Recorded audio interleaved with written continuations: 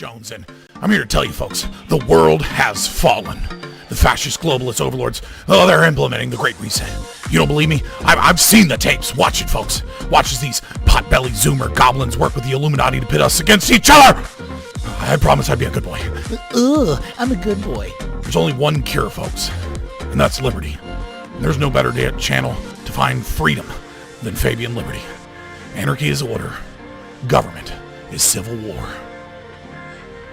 I just got 3 things to say. God bless our troops. God bless America. And gentlemen, start your engine! I got you, sir. I got you, sir. Let me get my shoes. Hold on, your head is bloody. So we gotta move to the top.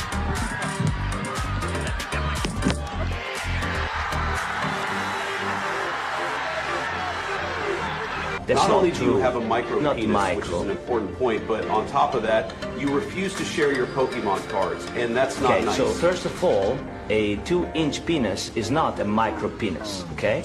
And for your second point, my Pokemon cards are all mine, and I don't have to share them if I don't want them. I work super hard to get them, and they're really special to me. So I'll keep them. No, you don't understand.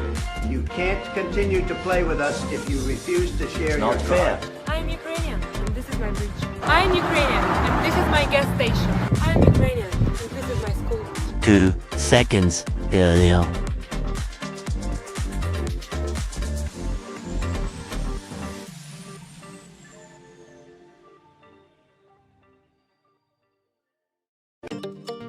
Would you let a Jew work out in your gym without paying if he claimed that the membership was promised to him by God 4,000 years ago?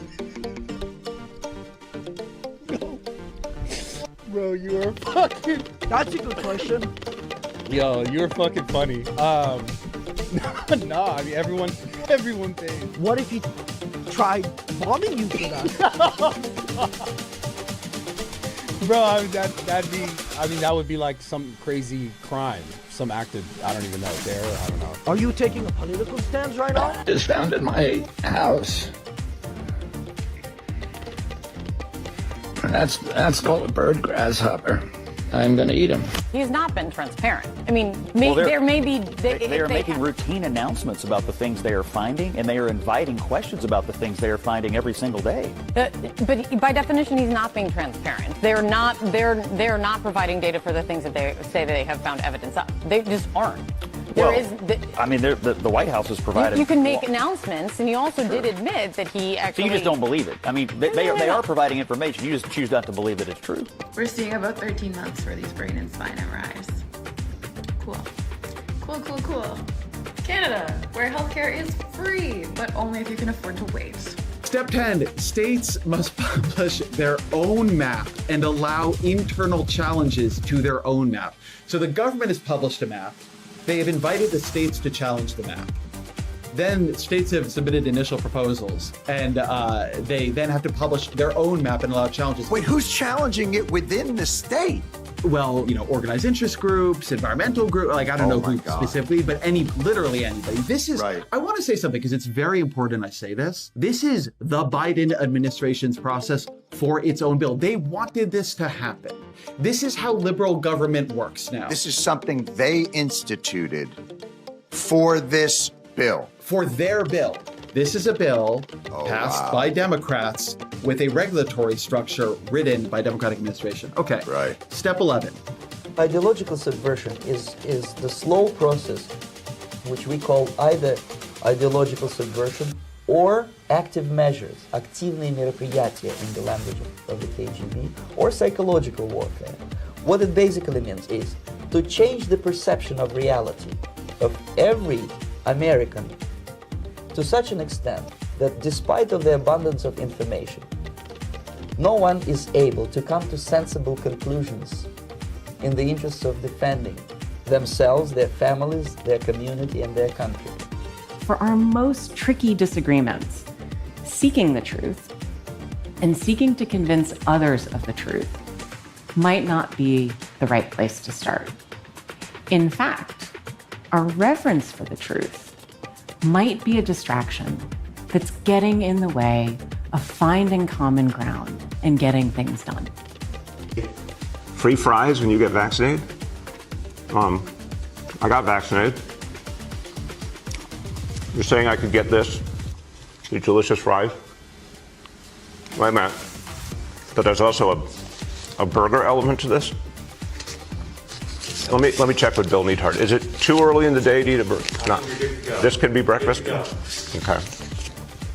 I want you to look at this and think about, again, some people love hamburgers, some don't. Really want to respect all ways of life. But if this is appealing to you, just think of this when you think of vaccination. Vaccination. I'm getting a very good feeling about vaccination right this moment. Thank you. When I win, I will immediately bring prices down starting on day one. Men to woman, or woman to men. Man to woman. From penis to vagina. In the shower, on a walk, the Dylan hour. Feeling sweet, feeling sour. I feel nothing. The Dylan hour.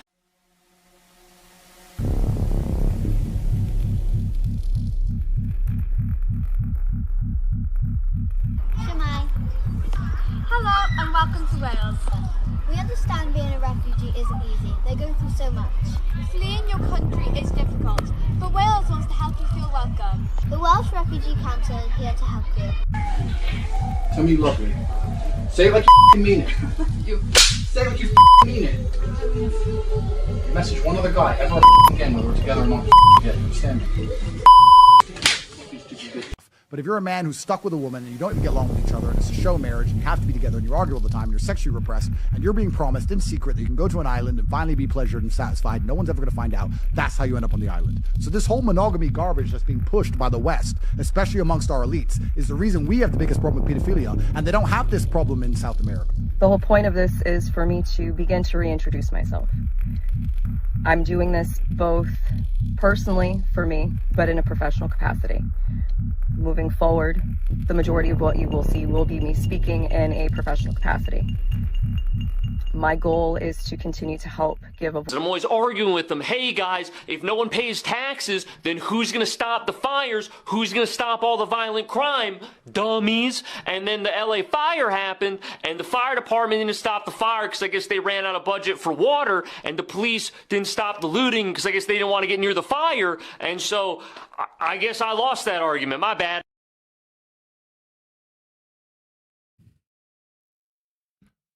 Woo!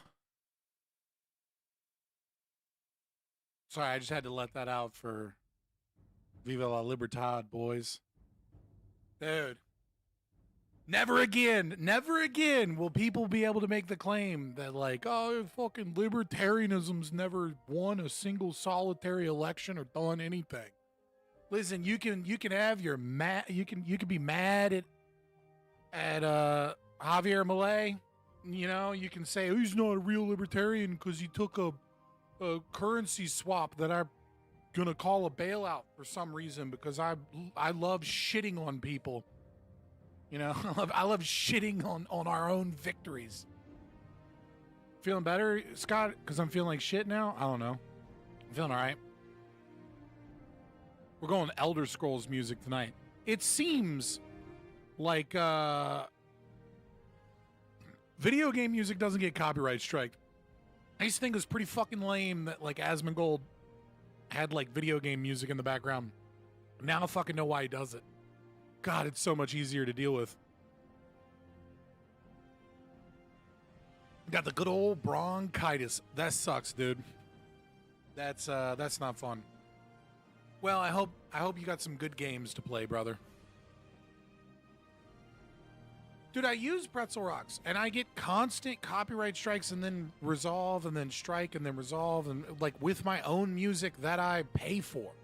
It's like, why the fuck am I paying for music when I have to fight it and I have to be like, no, this isn't fair use. Like, I own the rights. Like, I have the rights to play this music. And then it's like, it's on the screen. And then it'll eventually go away like 6 or 7 days later when some bot gets around to it. But more often than not, like, the copyright holder will just, because there's some nobody they'll just sit on it for 30 days while my videos are in like ad revenue hell. Can't wait for Arc Raiders in a few days. Not really my thing, but like I'm super excited for people to be excited. I hope it's good. I've heard good things about, you know, whispers about it. Dude, I almost bought the new Digimon game, but that shit's $70 and there's DLCs coming. Fucking $70 with DLCs coming? I'm not that into JRPG fucking creature battle shit. But I almost got it. I need to get Ninja Gaiden 4. I hope you're not talking to me.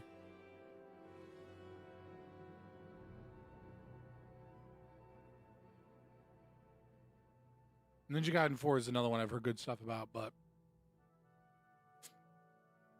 the Beta Decay game looks good. I've never heard of it. Ezio's family theme from Assassin's Creed. Dude, Assassin's Creed used to be so good. Dude, like I was looking at it the other day and I was just like, man, it is crazy just how bad games are now. Like there's some good games that come out for sure, right? Like, you know, but they're all like AA studio, right? Like Baldur's Gate 3 from Larian Studios, Claire Obscure from Sandfall, you know, Grinding Gears games, Path of Exile 2 was all right, but it got ridiculous, so it's not that good. You know, Chinese studios, obviously, you know, Black Myth Wukong. You know, there's been some okay ones, Kingdom Come Deliverance and stuff like that, but for the most part, like, dude, video games have just, especially AAA studios, they all fucking suck. Like, and this isn't like nostalgia. Like, if you go back 15 years ago, most of the games that came out 15, 20 years ago to 10 years ago in that decade are still fucking better games than what we get today.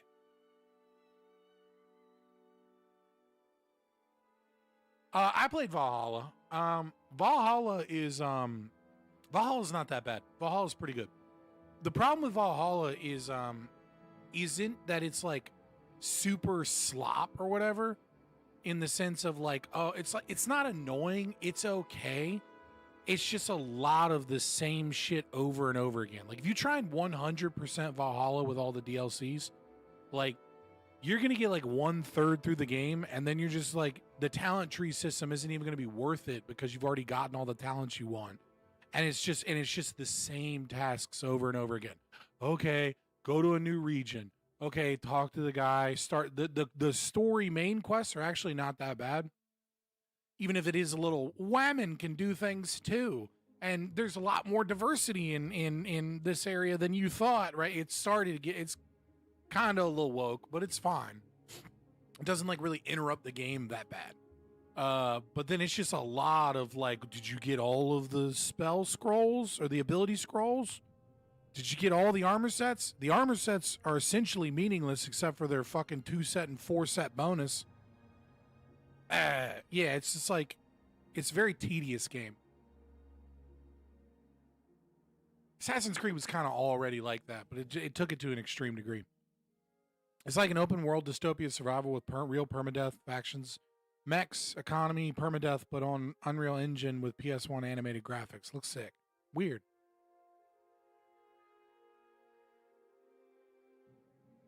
I wish new video game prices went back to $30 or less. I miss those games.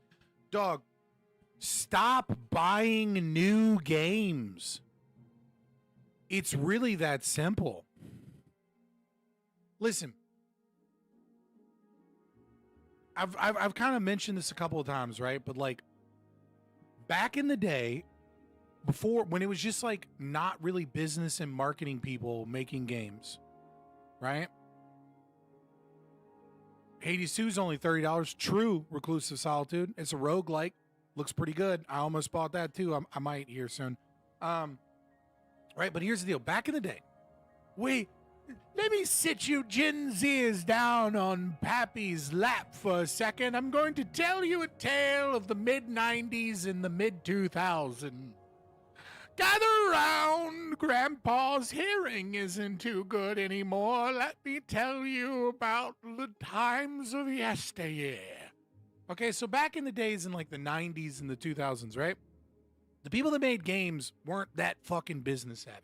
Publishers were, but the studios weren't that fucking great. Right? So here's the deal. I don't want to watch a video game trailer right now. It's going to get too distracted. I got a bunch of other shit, but I'll check it out later. Sorry, but that was cringe. I don't care. Whatever. Fucking hang out, don't hang out. Fucking sometimes I'm cringe.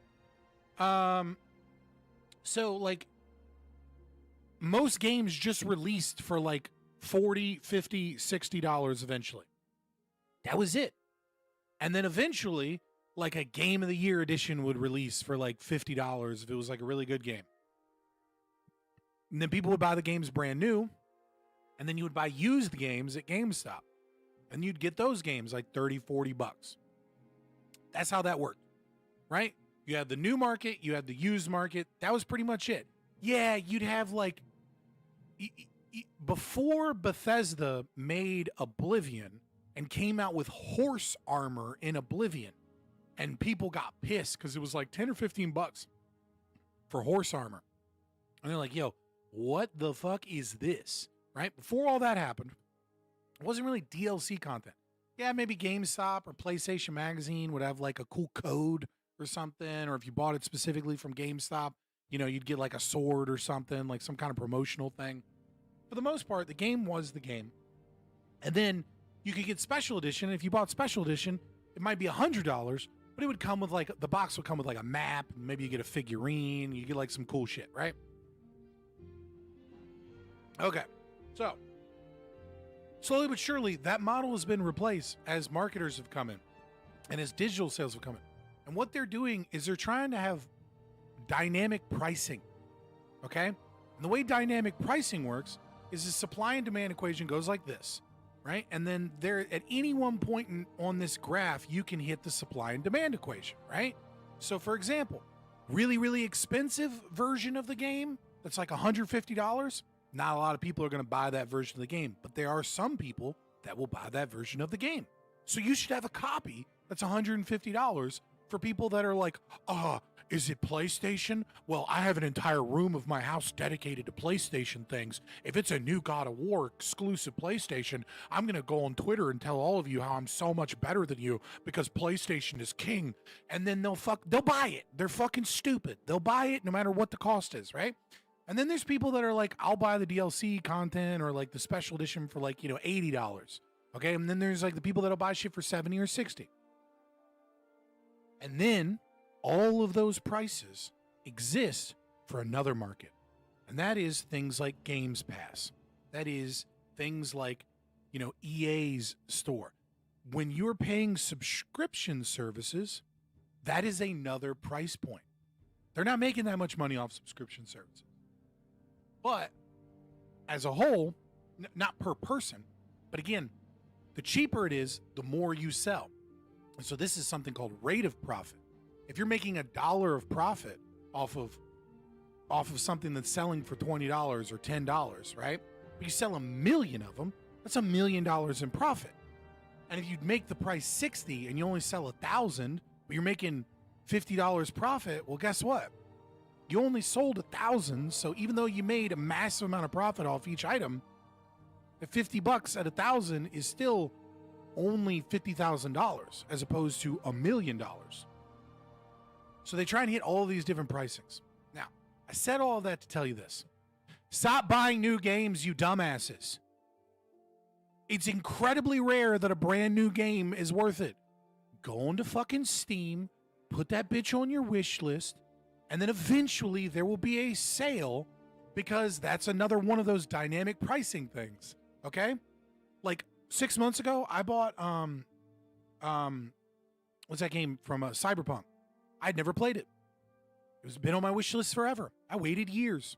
I got Cyberpunk and Phantom Liberty for $30 when it was on sale. It was like 27 and some change on sale. Okay?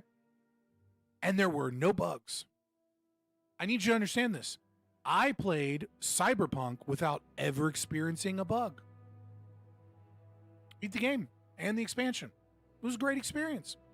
Yeah, there's some slop in there. You know what I mean? Whatever.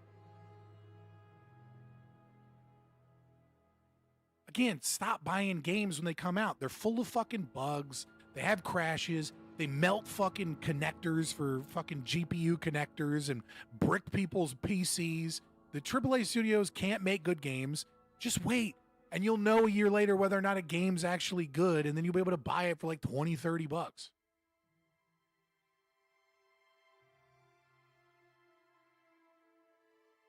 I did the same thing with Assassin's Creed Valhalla. I bought Assassin's Creed Valhalla and all of the fucking DLC, which is like fucking like $100 and some. I'm like, who the fuck's paying that?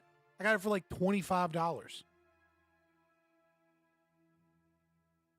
And then I didn't finish it because it was boring as fuck. It was not worth $25, to be honest. There's too much to do, but still, I'm glad I didn't pay like $100, you know, but just throwing that out there, it still wasn't good enough. You know, sometimes you miss some, right? But if I had spent $70, $80 on that, I would be livid. I'm not. I'm like, whatever, $25, it happens.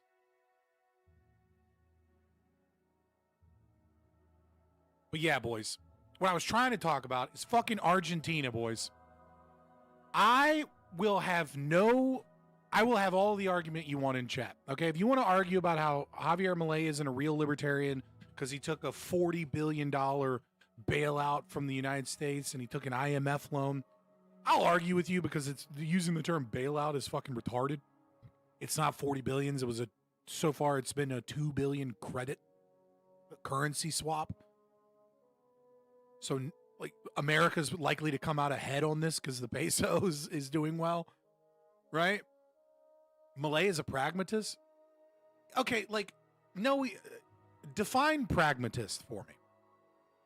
Because here's my problem. When I think of pragmatism, I do not think of Javier Milei going to the UN and telling the UN that their entire mission and concept is bullshit and it was rotten to its core from the very beginning because the idea of nations working together, should never have been anything other than a means by which to secure property rights and avoid war, and that they have been feckless cowards in doing so, and that all they do is make decrees for the global, the global hegemonic agenda. Like, that doesn't sound like pragmatist to me, right? So I want your definition of pragmatist. Like, when I think of pragmatist, I think of like, the liberal caucus, right? Like, I think of like, what's that guy's name? Oh my God, the LP guy. Oh, why can I not think of his name?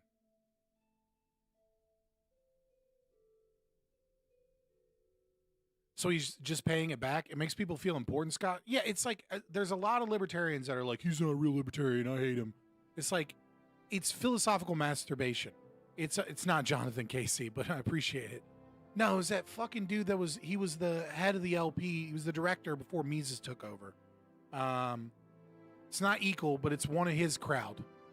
Both of those people are the type of people I'm thinking about when I think about pragmatists, but I'm thinking about Nick Sarwark, thank you. Like, that's what I think of when I think of pragmatists. I think of Prag bundle of sticks. I can't say it on YouTube, but you know what I'm talking about. Right? Prag British cigarette. But he kissed the wall. I don't give a fuck. I don't give a fuck that he likes Judaism. He'd be an idiot. He's in Argentina. He's selling shit to China right now, okay? You gotta fucking kiss the wall. You'd be an idiot not to kiss the wall. Every single one of you would be fucking dead in Javier Milei's position if you didn't kiss the fucking wall. Go kiss the fucking wall. Meanwhile, he's going to cut spending by 30%. He's going to cut government jobs by 30%. He slashed 30% of all government jobs, got rid of like 9 major government agencies, brought inflation from 258% down to like 30%. And it was only having a small spike in problems until the Trump deal went through, and the Trump deal wasn't even really anything to bail them out. They were terrified that a bunch of investors pulled out because they were terrified that socialists were going to win.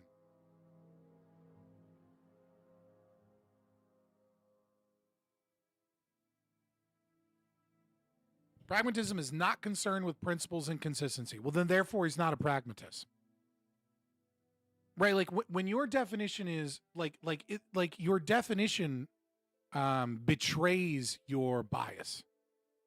Your second part of your definition looks fine. Pragmatists are concerned with doing with what works politically instead of being consistent to anarcho-capitalism.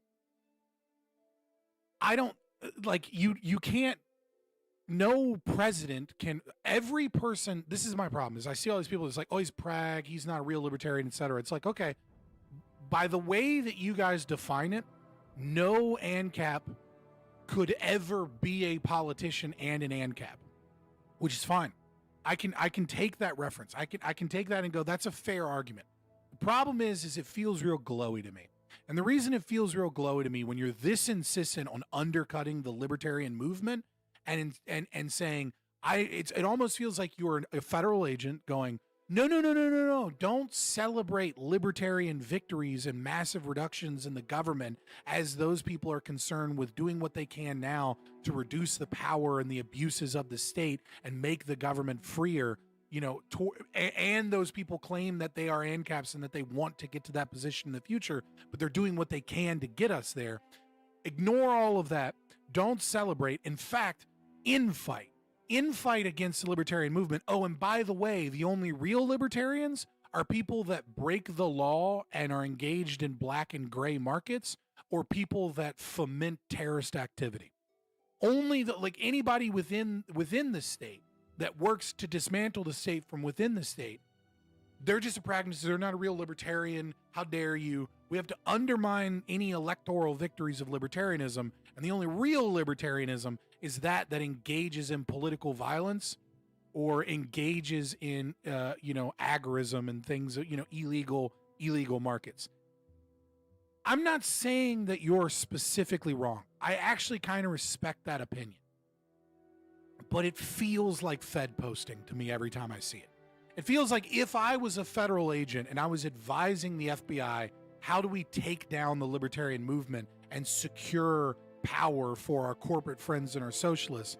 I would be like, well, what I'm going to do is I'm going to constantly interject myself into libertarian spaces and constantly say that they're not radical enough and that they're not right, that they're just pragmatists and they're not real, and instead celebrate political violence that we can then use state power to paint all libertarians as violent radicals that don't believe in liberty and freedom, that are actually just crazy psychos, instead of them being able to have any political clout to have movements that meaningfully get rid of our power. Feels like that Jack guy who makes the dude, I can't figure out Jack Lloyd. He's kind of a little all over the place. Like, he simps a little too hard for Israel, while at the same time acting like that. Like, Jack is genuinely, I think he's just his own person. Him and his wife, Philosopher, I feel like they're literally just their own person. I had like a debate with him once, and like, he didn't want to actually do the debate. Like, he just kept wanting to hawk his books, and it felt kind of weird to me. But at the same time, like, I don't get Fed posting vibes from Jack. I get like he's his own person and he's just trying to push his brand and push his message. Almost like he feels like he's alone on this ship because he has disagreements with other people. And so he's just kind of doing, him and his wife are just kind of doing what they do and putting out content and just kind of focusing on themselves in their own lane. And so it's like, I don't think he's just like a coalition building kind of guy. I think which is, I can kind of respect it. I wish he would have taken our conversation more seriously, but yeah, my audio's kind of quiet again. Yeah, it actually does look a little quiet. Sorry. Let me do this. That should be a little bit better. Maybe pull the compression down a little bit too.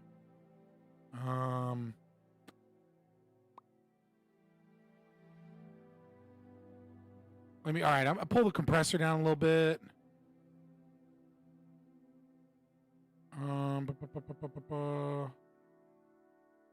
And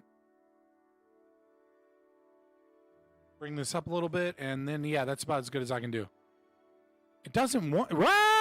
It's the compressor's still, like, way too much. Let's try this. Testing.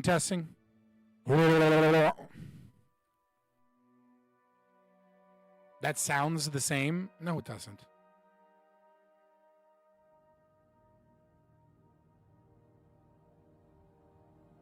We can do that. Any more than this, I'm hitting in the yellow consistently.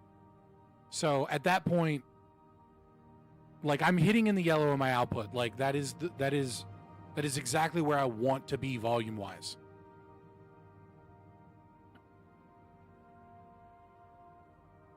Yeah, dude, we were talking about this. We were talking about Malay. Like, look, so before the midterm elections, LLA, so that's La Libertad Avanza, they had 37 seats in the Chamber of Deputies, which is like their Congress, right? They now have 101 seats. They gained 64 out of the 127 seats that were up for re-election. The Senate had 6 seats and is now 20 seats. So they gained 14 out of the 24 seats that were up for re-election.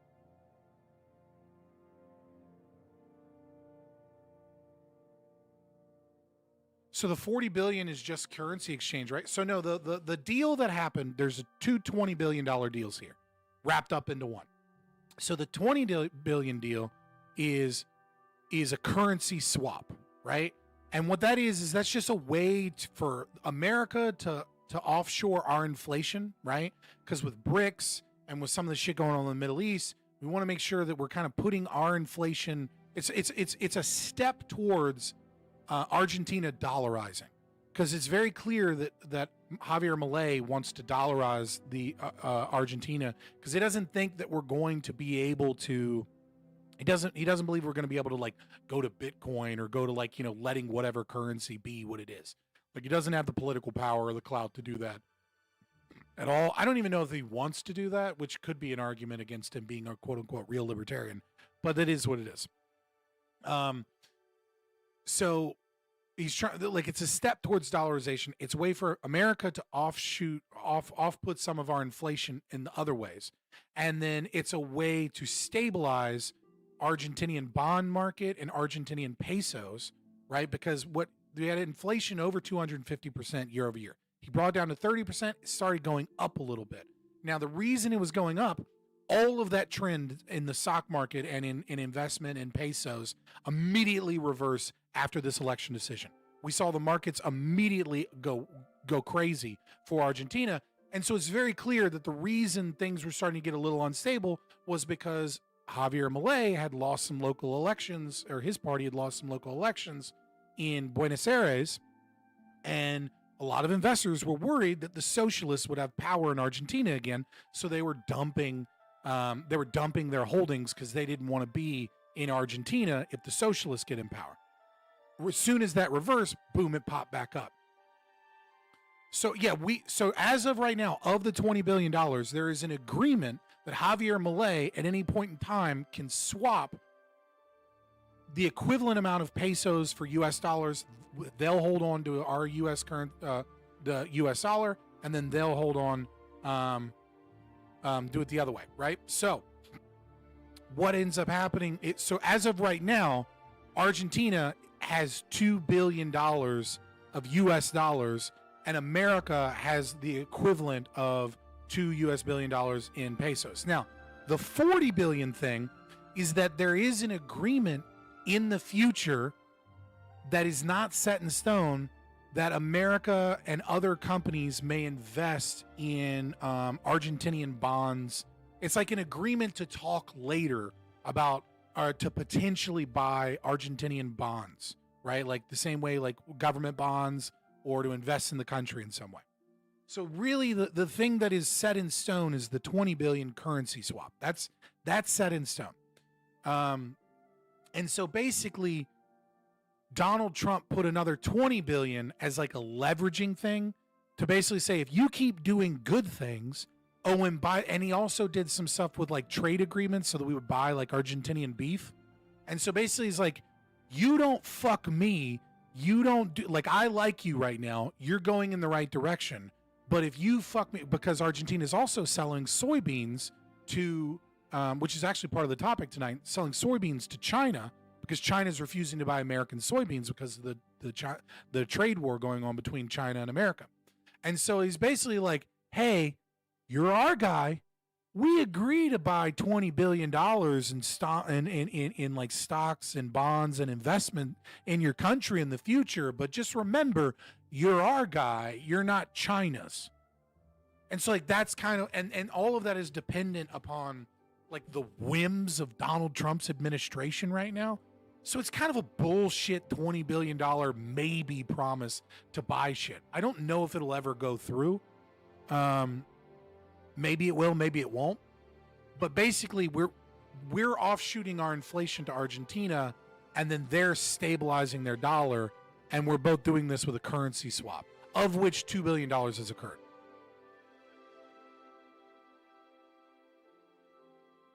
Basically, USA is pointing the gun at Argentina to make sure trade deals are enforced by the US standard. LOL, that just sounds evil. What the fuck is Javier Milei supposed to do, dude? Like, he's a little fish in a big pond. You know what I mean?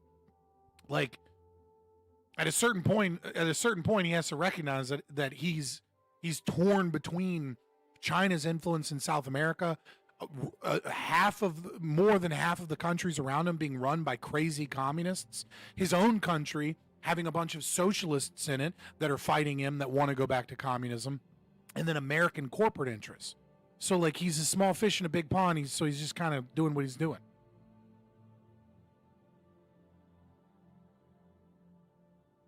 Shit, I hope they don't dollarize too soon.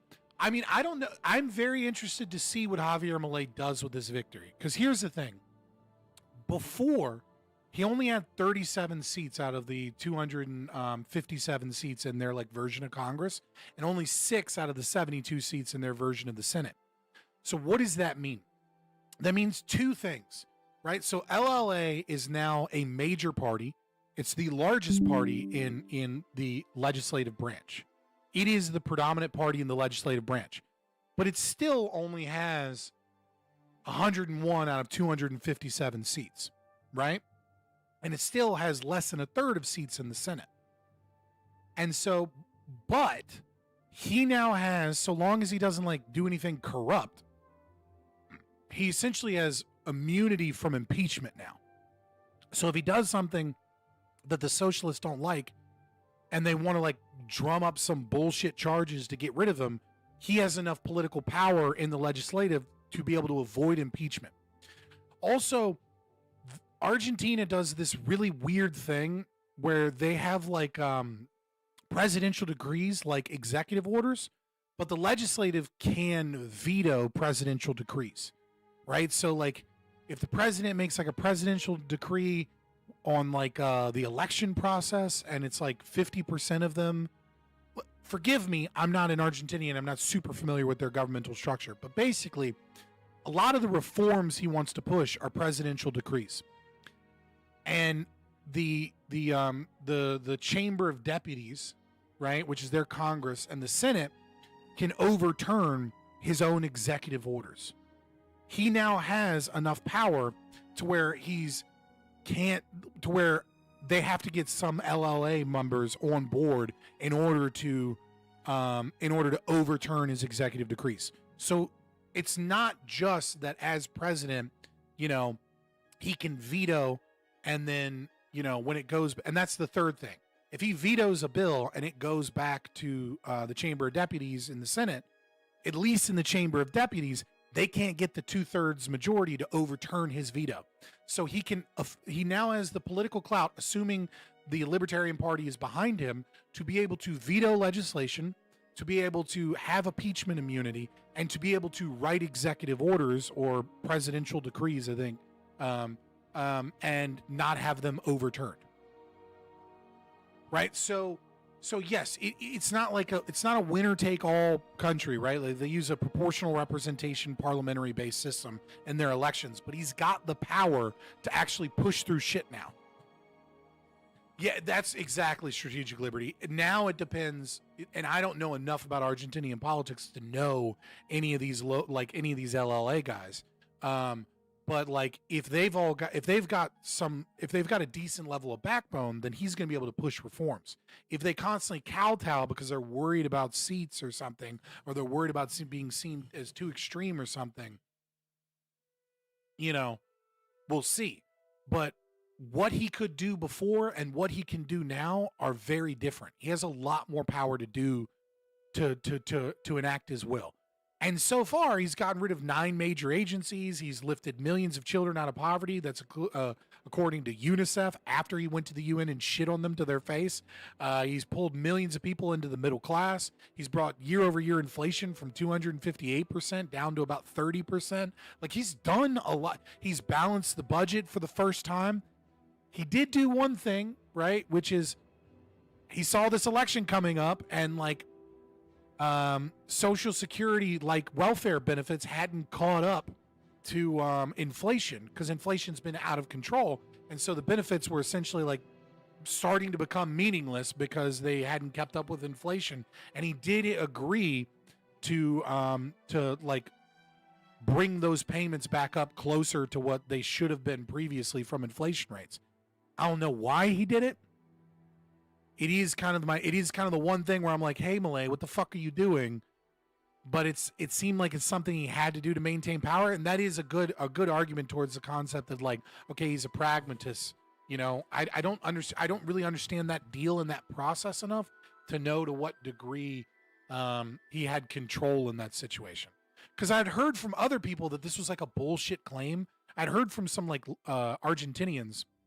But again, I don't understand it that government that well, and like I can't do my research that well. But like, I'd heard from some other Argentinians that like, no, what he's doing is that he didn't stop a system that was designed to do that from happening, and then he just said, "Hey, by the way, this is happening," in like a long speech. So that's like so that people would stop panicking about their benefits essentially going away because of inflation rates. And he was like, hey, we're getting inflation down, but like this is still going to kick in.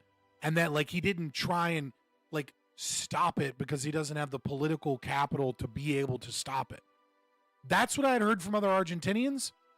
But the news media and everyone in the American side was reporting differently. I don't really know because again, this is not my area of expertise, and like to be able to meaningfully research it, I don't speak Portuguese, you know. Malay should decentralize the currency and deregulate more economy to open more jobs. I mean, hopefully he probably will. I mean, he privatized, he couldn't privatize the roads, but all of the roads in Argentina, all the highways were federal roads. And what he did then is did lease programs to corporations and let them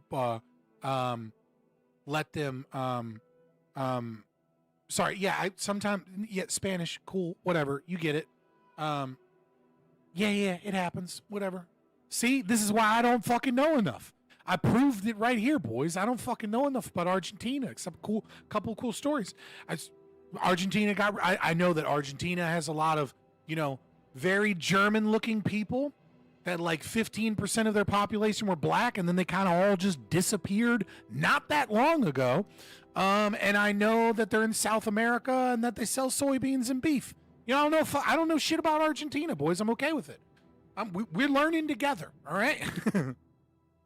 But he didn't nationalize roads. He did like lease programs with the roads that essentially like allowed corporations to bid for the rights to manage the roads and then take tolls on the roads, as opposed to like so that he could cut down like the government spending on like repair of infrastructure and highways, and essentially said like, hey, corporation, you can buy the rights to this road, and if you buy the rights to this road, you agree to like take care of the road and make sure that there isn't like bad potholes and shit.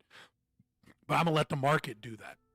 That's not free market capitalism, right? That's not fully deregulation. It's still a monopsony, right? It's, you know, one seller of you know, one buyer of the product, which is the government with their own property, but it's still moving towards market solutions. But it's almost entirely a dialect derived from Spanish. Yeah, I could see that.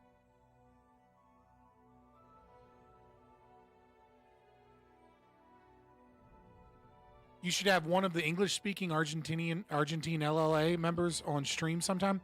Dude, if anybody knows an English-speaking Argentinian LLA person, that like, genuinely, I'm not even saying like, oh, shot in the dark. I mean, like, if you can find them on Twitter or something, help me find somebody that's like kind of a small level politician that might be willing to talk to American libertarians, send me their information. I will reach out to as many of them that speak English as I can, in the hopes of being able to have any of them on to like give me a better understanding of their government structure, what he's doing, maybe dispel some myths, right? And like be able to be like, no, that's not really what's happening, or this is what's happening, etc. I would absolutely love that. Like, I'm not going to be able to fucking talk to, Javier Milei, but if you can find like some fucking, chamber of deputies person, or like some, treasurer somewhere that's like, something like that, let me know.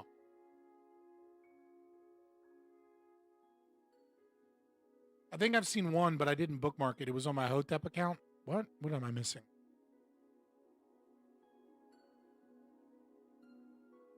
I've spoken to Argentinians before, and they don't all speak like that. All of them have different slangs. Brother, hold on. One second.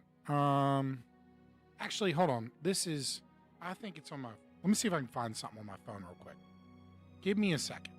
I got a lot of videos of my kids to get through, but let me go to elections.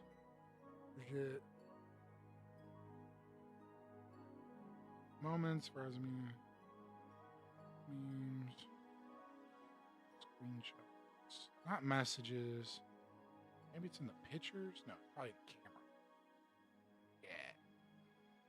See if give me just a second, boys. I'm gonna try and. Is this it? Yeah, this is it.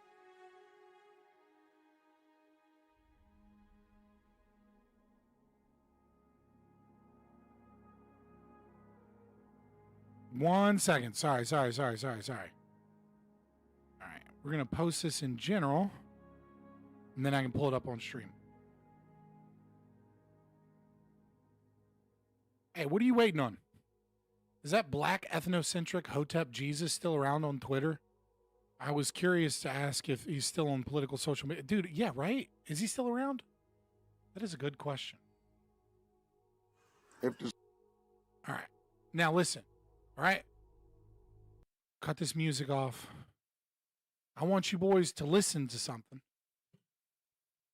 and understand that this person is in the same state as me. This is one of my friends and my father speaking, and they're out where my family owns property out in Appalachia. If the fan down in there, what he's calling a slinger, is working right. Okay, why is the audio not coming out? All right, let me download it. If the fan down in there, what he's calling a slinger, is working right, it throws the excess water onto the hot. Okay, I don't know why that was a thing, but we'll just pull it up this way. If the fan down in there, what he's calling a slinger, is working right, it throws the excess water onto the hot side of the coils and makes the water evaporate instead of draining out. Okay, so understand, that's my father speaking, and we do a little code switching because we'd been in the mountains for a couple days, right? So our accent starts changing. We start adopting the accent that, some of us grew up with over time. Okay, that's not Appalachia. Okay, that's my father who lives here in the city with me. Instead of draining out. Yeah. But yeah, it's not going to do all of it. It's still got to be fucking pointing backwards. Yeah. That's double rail. I told Daddy, did you fix it? I told him, I said, Jefferson had a slinger in it. He got slinging water all over my desk. I had slinging water all over the floor. All right. So, if you go to a different country in South America, all right, people are gonna fucking sound different. That was a couple 100 miles away from me, just getting into the mountains.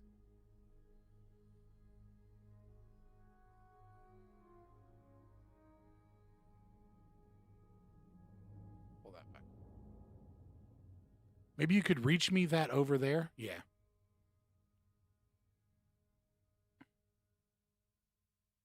That got no reaction from you guys. All right. Whatever.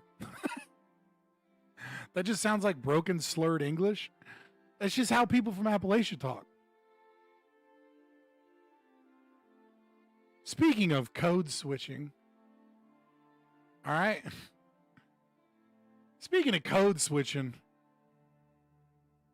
I'm just curious. Have you guys seen this? This shit is the funniest thing to me that I've seen in a while. This is some like 1990s shit. Did you guys see Gavin Newsom on this podcast? I need you guys to experience this with me if you have. But also, it was also about paying the bills, man. And it was just like hustling. And so I was out there kind of raising myself, turning on the TV, started, just getting obsessed, sitting there with the Wonder Bread and 5 stacks of, it's like the White Stack 5 story.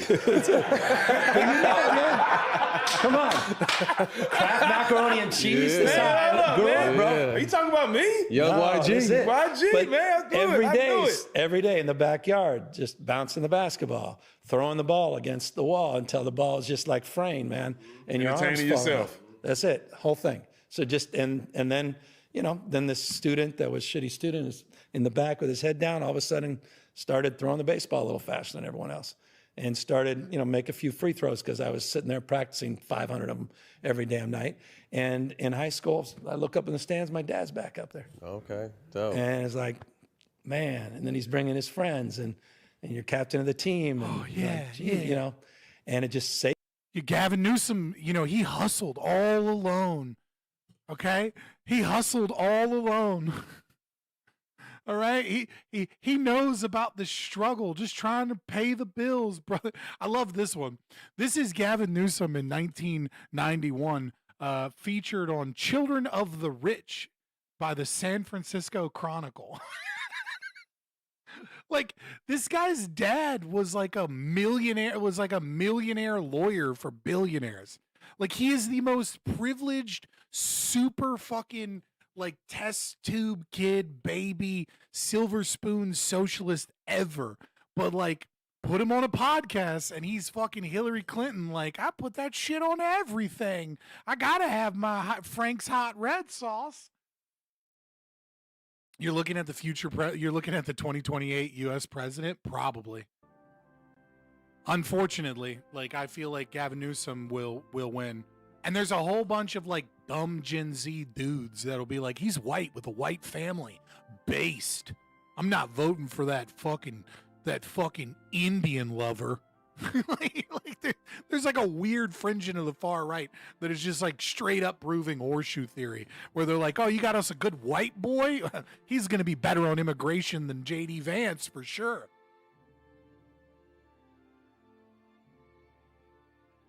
Fuentes actually said that? Yeah, I mean, I know Fuentes doesn't have any, like, Fuentes is just another grifting entertainer. I don't know why so many people seem to think that, like, no, he's not retarded. He's not retarded. He's a grifter. Like, 95% of all of these people just say whatever they think will sell well to the audience. And I think that most of them start off genuine, and then they start getting opportunities. This isn't true for Fuentes, obviously, because he got debanked and all this other shit, right?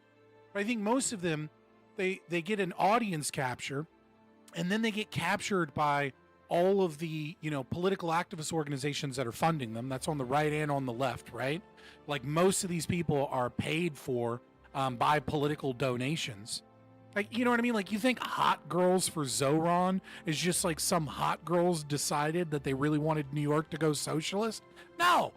Some fucking political activist organization started paying chicks a bunch of money to put on stupid t-shirts and fucking astroturf them everywhere so that they can be, driving the conversation, and so that people like me can get pushed down, because people like me, I'm not saying like individually, but people that are actually real and have their own opinions are a threat to those political groups, right? Because you don't want the conversation to be dominated by like people that are honest and have good philosophy. You want the conversation to be dominated by midwits, And so the overwhelming majority of these people are midwits, and they don't really have a strong philosophy when they go in. And so they get a little audience capture, and then they get a little captured from like where they get their money and funding from. And it's not so much that they're like, oh, I'll never say that because I'll lose all the money, but there's a self-censorship, right? There's a chilling effect that occurs. There's an understanding that you have to be careful about what you say. I mean, even I do that to some degree, right? Like, I'm not going to wade into certain controversies that's like not really that important to me if it might tarnish a relationship with somebody else, right? I'm going to give you a perfect example. I tried to understand what was going on with like Andrew Wilson and the Rotten Tomato. And I got all these conflicting shit. And I started looking into it, and then I was like, you know what? I don't want to know. Rotten Tomato has put on some decent debate panels for me, and whatever. I'm going to go on her show.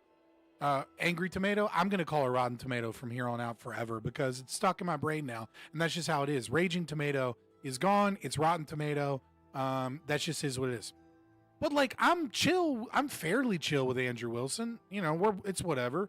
I'm definitely really chill with Rob Noor and stuff. So what am I going to do? Fucking dive deep into it so I can have a real opinion about fucking what she said or shouldn't have done with her. I don't know. I don't care. I'm not getting into it because I'm not going to burn bridges and be an asshole and be like, Raging Tomato is a piece of shit. She betrayed him. And I'm not going to be the other way around and be like, all these people are just, you know, fucking pussies about fucking drama or whatever. Like, I don't care. And on top of that, I'm incentivized to not care because my audience doesn't really care that much. You guys don't care that I get into the drama. And if I do get into it, I'm going to burn bridges with either one of these people for no fucking reason and for no fucking benefit to me. I'm pretty sure Andrew knows I'm not like one of his boys. So he doesn't give a fuck that I'm like on his side about this or that I'm, you know, that we lock arms together and you know, fight the good fight or whatever. And like, it'd be stupid of me to not be able to go on Raging Tomatoes show because I wanted to lock arms with somebody that's probably not one of my boys. It's that simple. The drama is real simple. Stay out of it if you aren't involved. Yeah, but there's a ton of people that their audience would want them in the drama. But that's a level of self-censorship. To be honest, I don't think Rob or Andrew care either. I don't. Yeah. Right. But there's like, there's a level of self-censorship there to a certain degree that I see in myself where I'm like, you know, yeah, I'm not really motivated to go into this because all I'm going to do is lose opportunity and viewers by like getting engaged in a bunch of drama that's none of my business. And so that happens. Nick Fuentes, I think, has a bit of audience capture. But mostly I think he's just trying to entertain. Right? Like you see him flip-flop, like he has no consistent moral philosophy. His philosophy is that of mini status. Might makes right.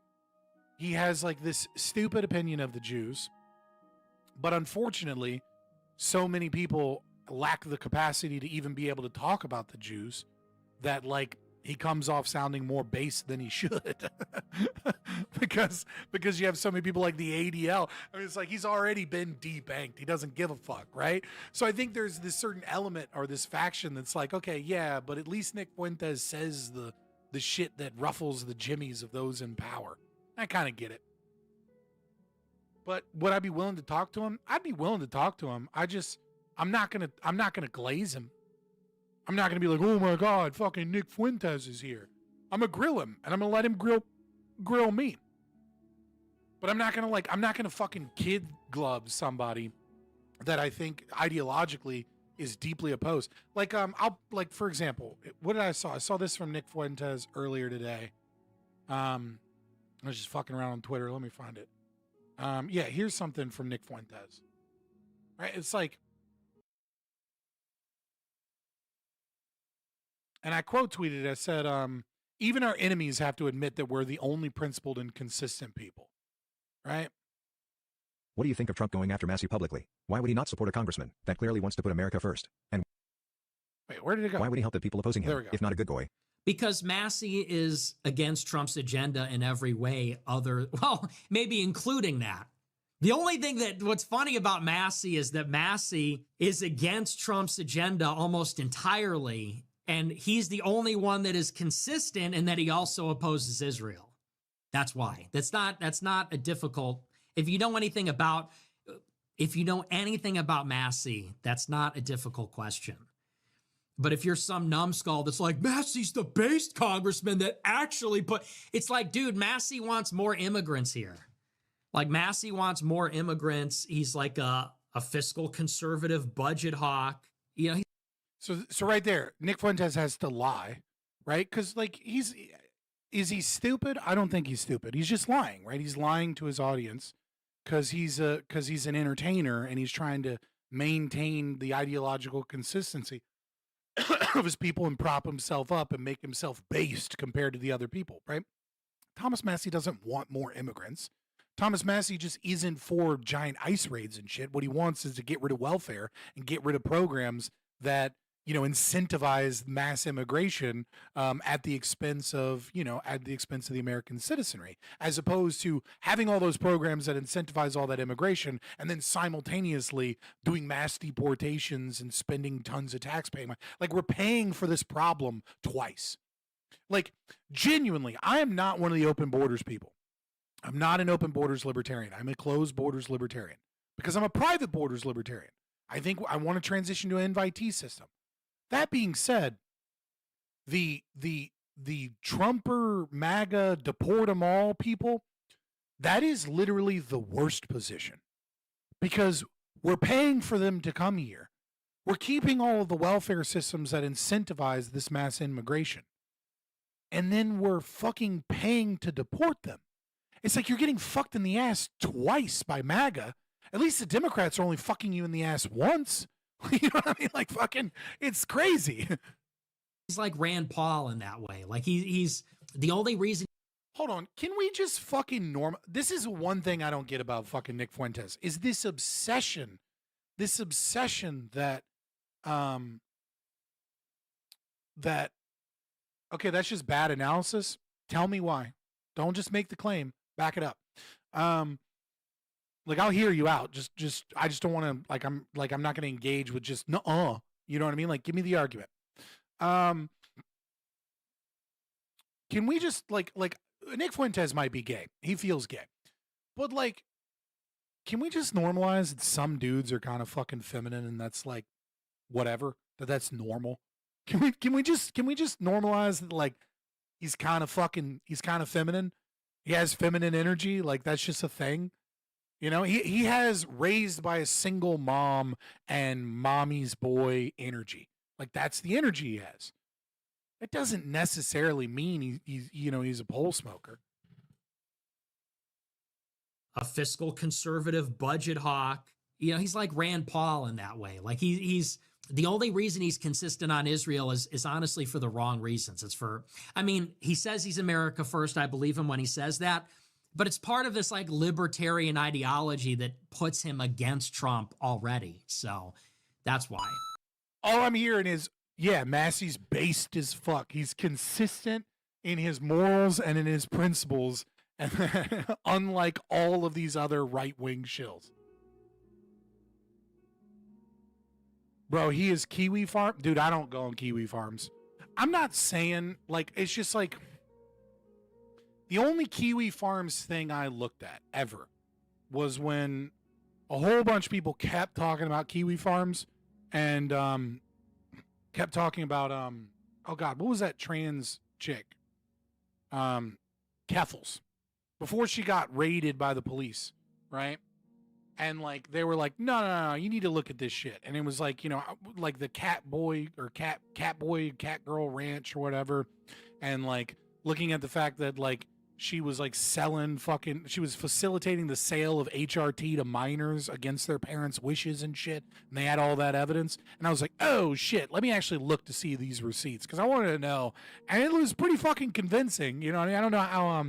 I don't know how fucking accurately I'm gonna take the word of like some fucking website when there's a lot of AI and shit can be faked or whatever, but it looked pretty fucking convincing to me. Like, I was like, okay, I'm pretty sure she did that shit, you know. And then, you know, then she got raided and lied about it, and then got a bunch of legal fee money on Kickstarter, and then moved to England, and then just didn't pursue any lawsuits and lied about it constantly, and kind of fell out of relevance after stealing $100,000 from her fans. Well, stealing in the sense of fraud. Okay, Andrew responded. Ignores cost per year. It's a single period analysis when in fact the cost per immigrant extends over time. If you want to break it down per where from, not all immigrants are negatives. Some provide a net benefit. Others are still, that doesn't have anything to do with what I said. My argument was overall immigration is a net negative. Illegal immigration specifically. And the welfare system is a net negative, but that it becomes worse when then we're also spending all of this money on like ICE raids that are very, very expensive and don't really accomplish that much, and like cost all this political capital and cost all of this money in other areas and disrupt communities and all this other shit, and that's like twice over we're getting fucked, when the far better way to fix this is to just reduce all of those welfare benefits, and we will get a higher quality of more productive immigrants.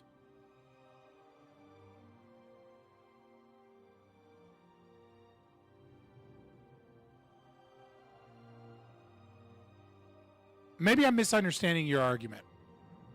I don't want it to distract too much from the stream, but maybe I'm misunderstanding. The raids and protests make content, bro. That is true.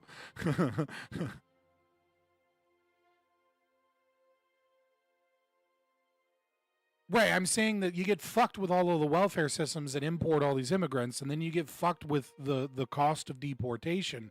But I don't mean it just like the exact cost per citizen to deport over a time period. Is it cheaper to deport them?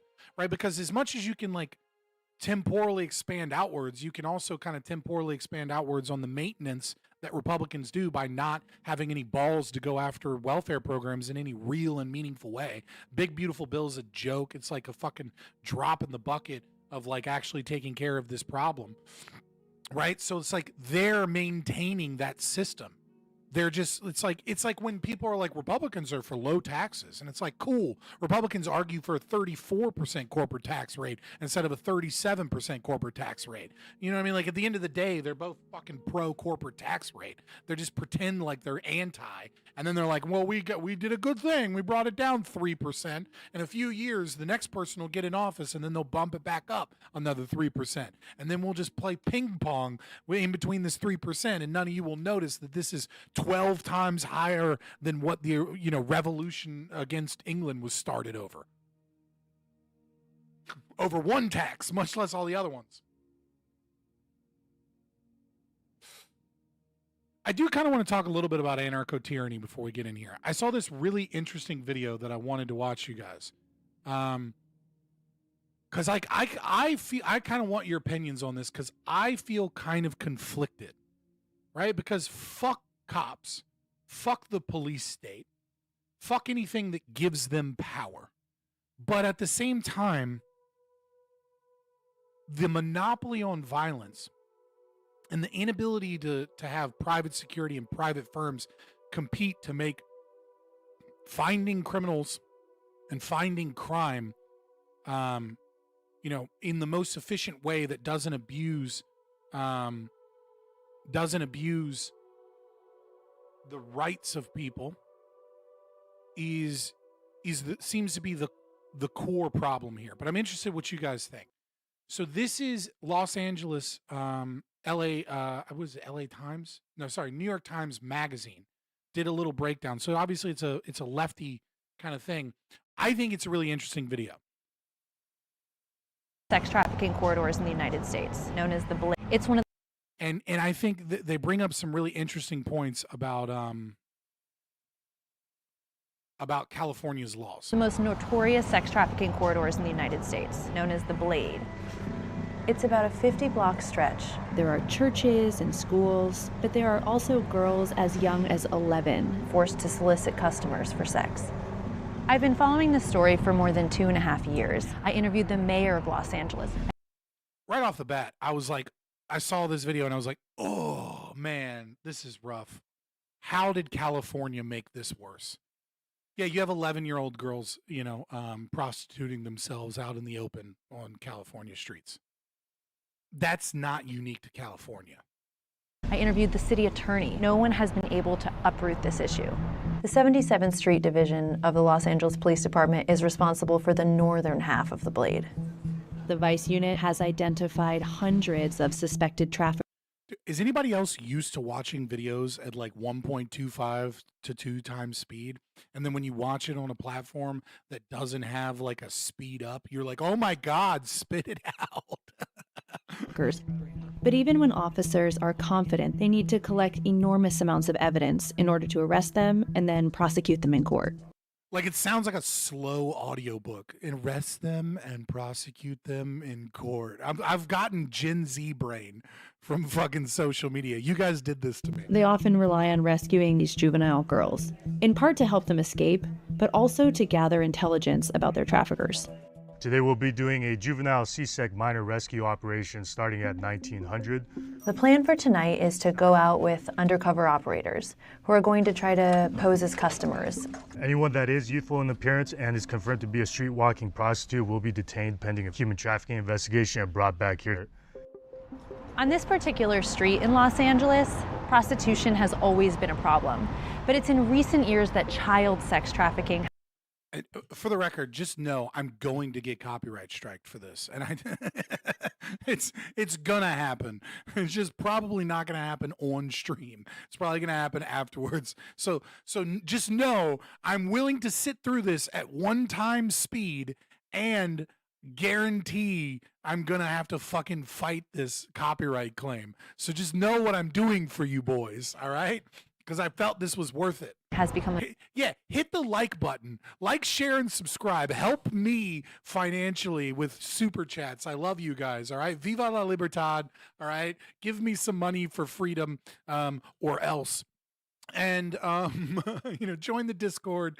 Be a part of the team, boys, because it's a struggle over here sometimes. A bigger issue. It began during the pandemic.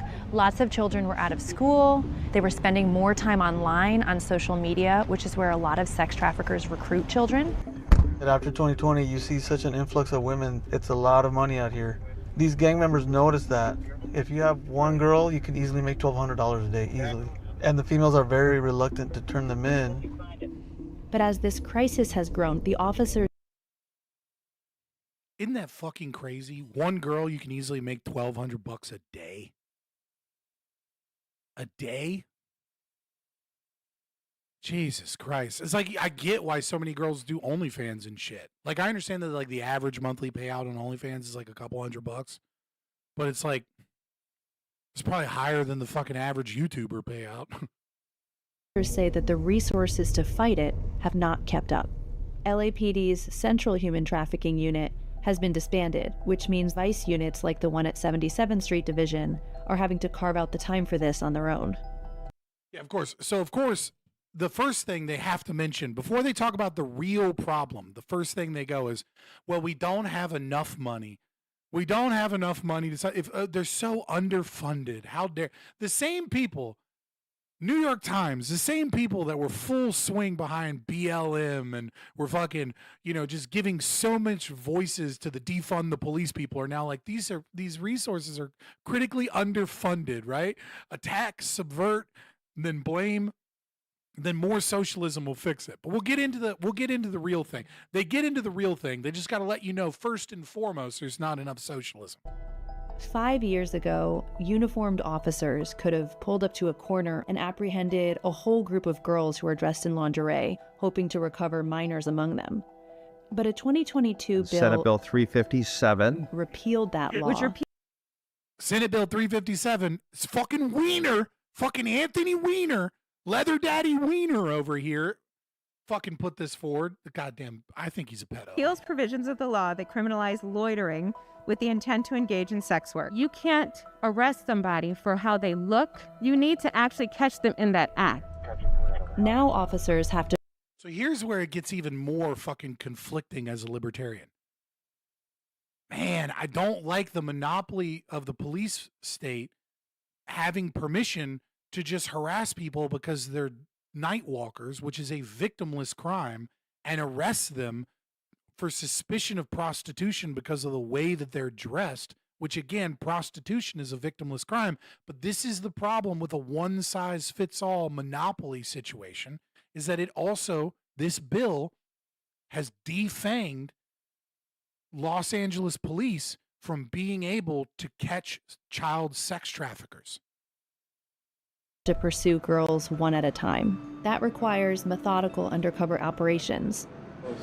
One of the undercover officers identified a juvenile on social media who's planning to meet up with him for sex. They're hoping to arrange a pickup for that girl. They have a possible juvenile detained. She's agreed to meet them at this corner, at this intersection.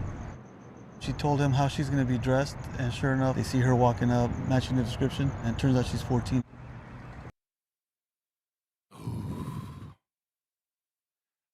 Dude, I'm gonna tell you guys, like, that shit hits different when you have a daughter.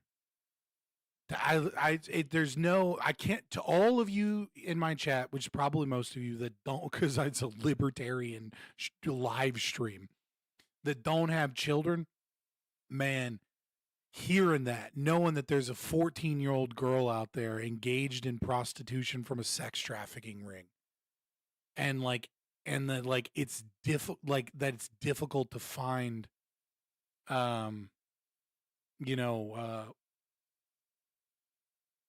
it's difficult to be able to go out and capture them so that they can help this. That shit hurts, man. The girl is temporarily handcuffed, but she's not being arrested. This is what the squad calls a juvie rescue operation. They're going to call children's services, and she'll be taken to get medically screened.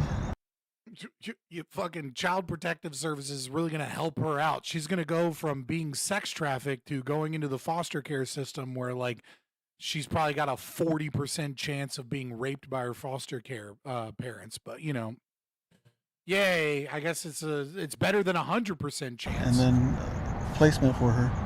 And they're going to make... Handcuffing a minor that's criminal?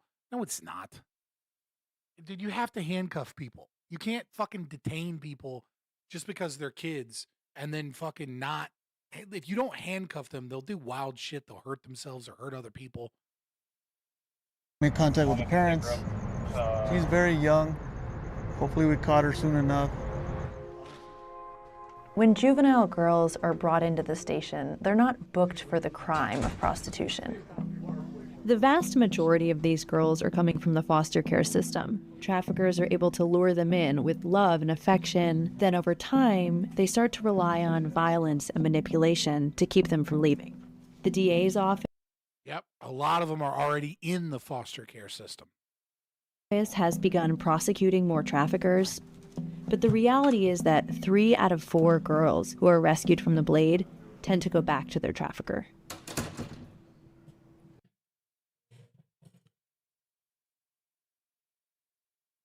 75% of them just go right back.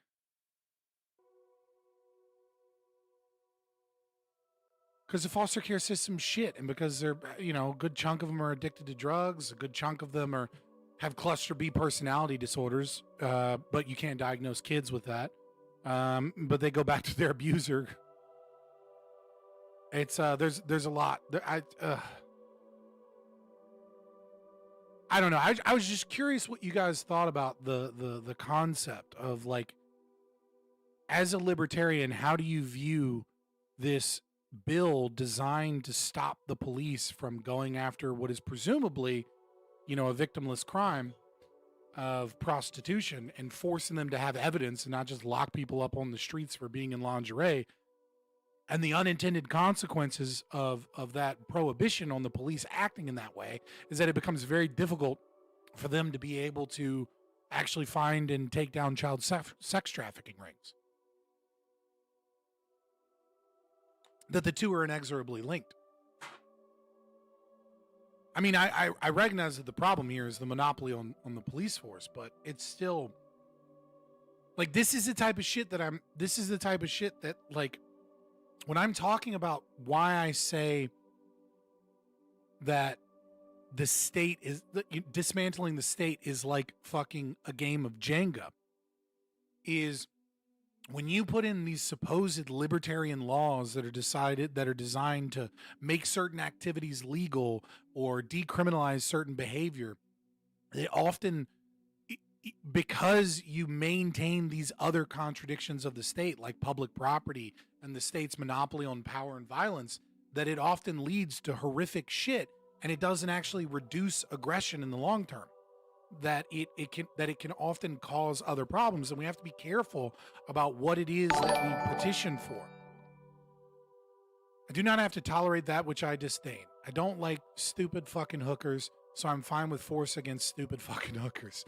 Well, see, Peacecraft, under a libertarian society, I would agree with you. We would just get rid of these stupid fucking hookers, right? Like fucking as soon as you show up, and then we just kick you out of town, and we leave you at the edge of town. And we say, if you come back again, bitch, we're going to brand you. So don't come back to our town. And then she comes back trying to hook again. And then we put a nice fucking P on her cheek that says prostitute, or a W for whore. No, we don't want to put a W on there because she might take that as a win, right? We'll put an S on there for slut. No, slut's not hard enough. We go with P. We're going with P for prostitute, right? And then we put a brand on that girl's cheek, and then we leave her at the edge of town again. If she does it a third time, then we make her pay some money. We take her property for violating and forcing us to get rid of her. It's only the problem is, Peacecraft, is statism requires that we cater to the whims of all these pro-prostitute, pro-hooker people. H for whore, they can't spell anyway. All right, fair enough. Right? It's your belief that statism is good that keeps fucking bullshit like women voting and a bunch of fucking effeminate dudes that are trying to get pussy being like, actually, we got to be nice to the prostitutes. Nah, fuck that. Freedom. Freedom means we fucking brand these whores when they don't fucking leave because we don't want them in our town. Only under libertarianism do you actually get to have a society that enacts your preferences, Peacecraft. We can solve the hooker problem by having exclusive deals with hookers and make them basically concubines. It's just, that's not a solving the problem. I lean towards don't detain without evidence of an actual crime. Strategic liberty. I kind of agree with you, right? Like that's the problem, is that like the problem that existed before is that you have no evidence of a crime. Well, you do have evidence of a crime. Let's be honest. If you're walking around in a high prostitute area, walking back and forth in fucking lingerie, that's pretty goddamn good evidence that you're engaging in prostitution. But it's not a crime against natural law. It's a victimless crime. Child sex trafficking, not a victimless crime, right? And it's like the alleviation of the state's ability to engage in one activity to protect one section of rights has this unintended consequence of them lacking the capacity to meaningfully stop sex trafficking. And the problem comes with the monopoly on power and violence that the state has, and the need to design one-size-fits-all laws in order to contain and control the actions of the police and the actions of the citizenry, right? And so it's like, once you understand that that's the actual problem, you have to kind of be smart about ways in which you dismantle the state. And sometimes defanging institutions from engaging in certain behavior doesn't help you in the long run get liberty. In fact, it makes libertarianism look like a joke that is permissive of horrific behavior.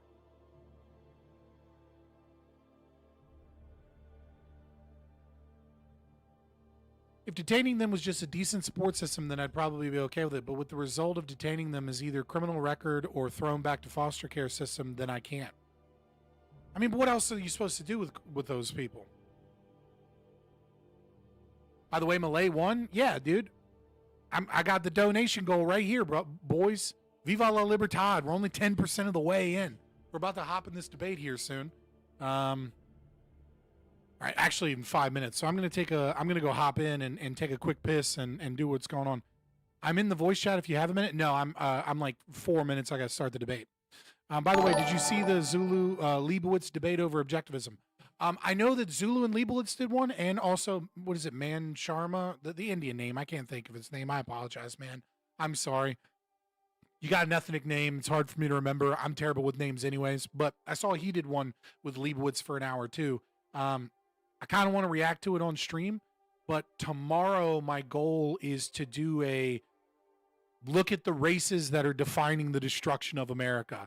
And so I'm going to do the debate with the Virginia governor race, where the Virginia governor refuses to say anything about the fact that Jay Jones, had those text messages where he wanted to, murder, a Republican's children and wanted the wife to watch and everything. And then like the Trumper fucking Spurg black woman that's running for governor.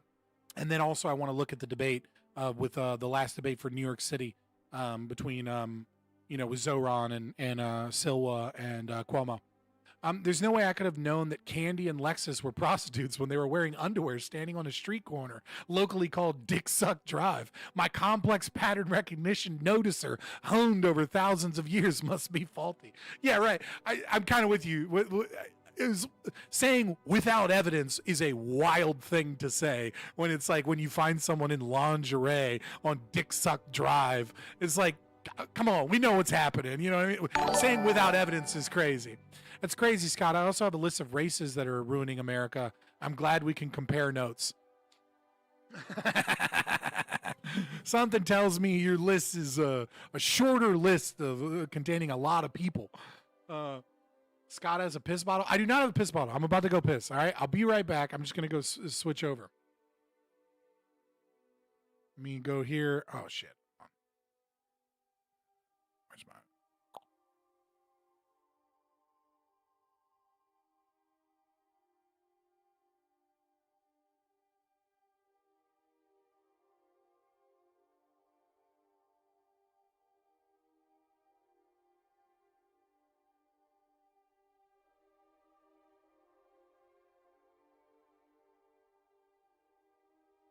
Dude, one of the greatest things about having quit porn as a streamer is that I don't have to worry that I'll accidentally open up something I shouldn't on stream. It's actually pretty awesome.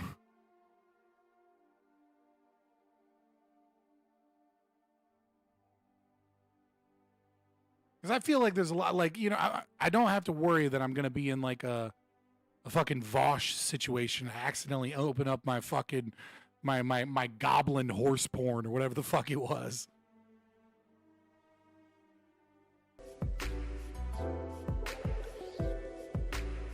Yeah, we're muting that fucking shit. All right, I'll be right back, boys. I'm gonna go take a quick piss and grab a drink.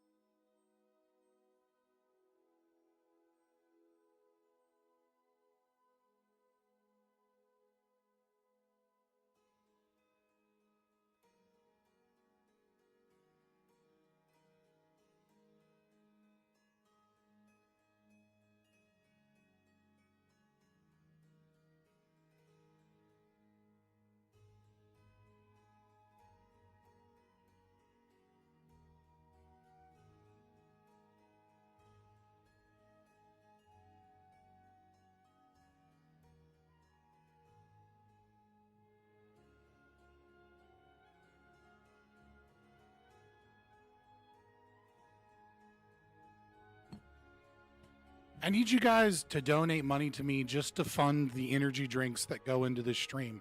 Not even to fund the camera equipment. I got like, like a probably maybe like $8,000 worth of equipment all together if you include like my camera and lighting and audio equipment and like my computer and stuff. But like I need you guys to fund my energy drink habit that keeps this stream going, boys.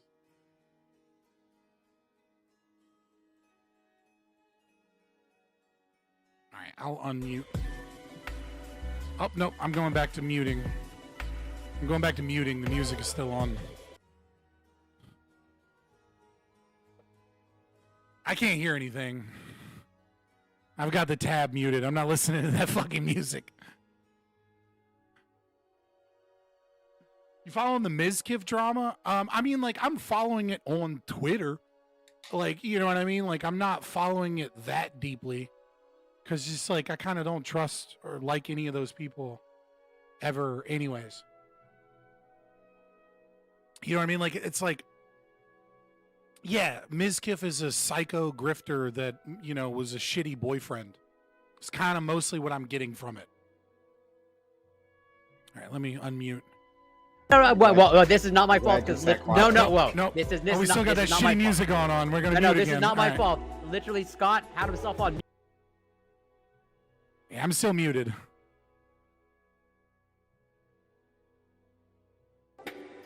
Oh, no, we're still going? All right. You can tell them about your day. I know. Food stamp crash out is just a wild comment to have without context. Like, I've been seeing it, but just saying, like, I gave up porn addiction to an energy drink addiction. True. Dance pop. That seems like Scott's out.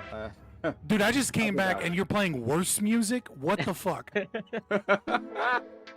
Dude, stop. Also, when you play music, everyone else can't play their own background music is also part of the problem. Yeah, well, I mean, I've yet to hear any music better than that lo-fi. Better?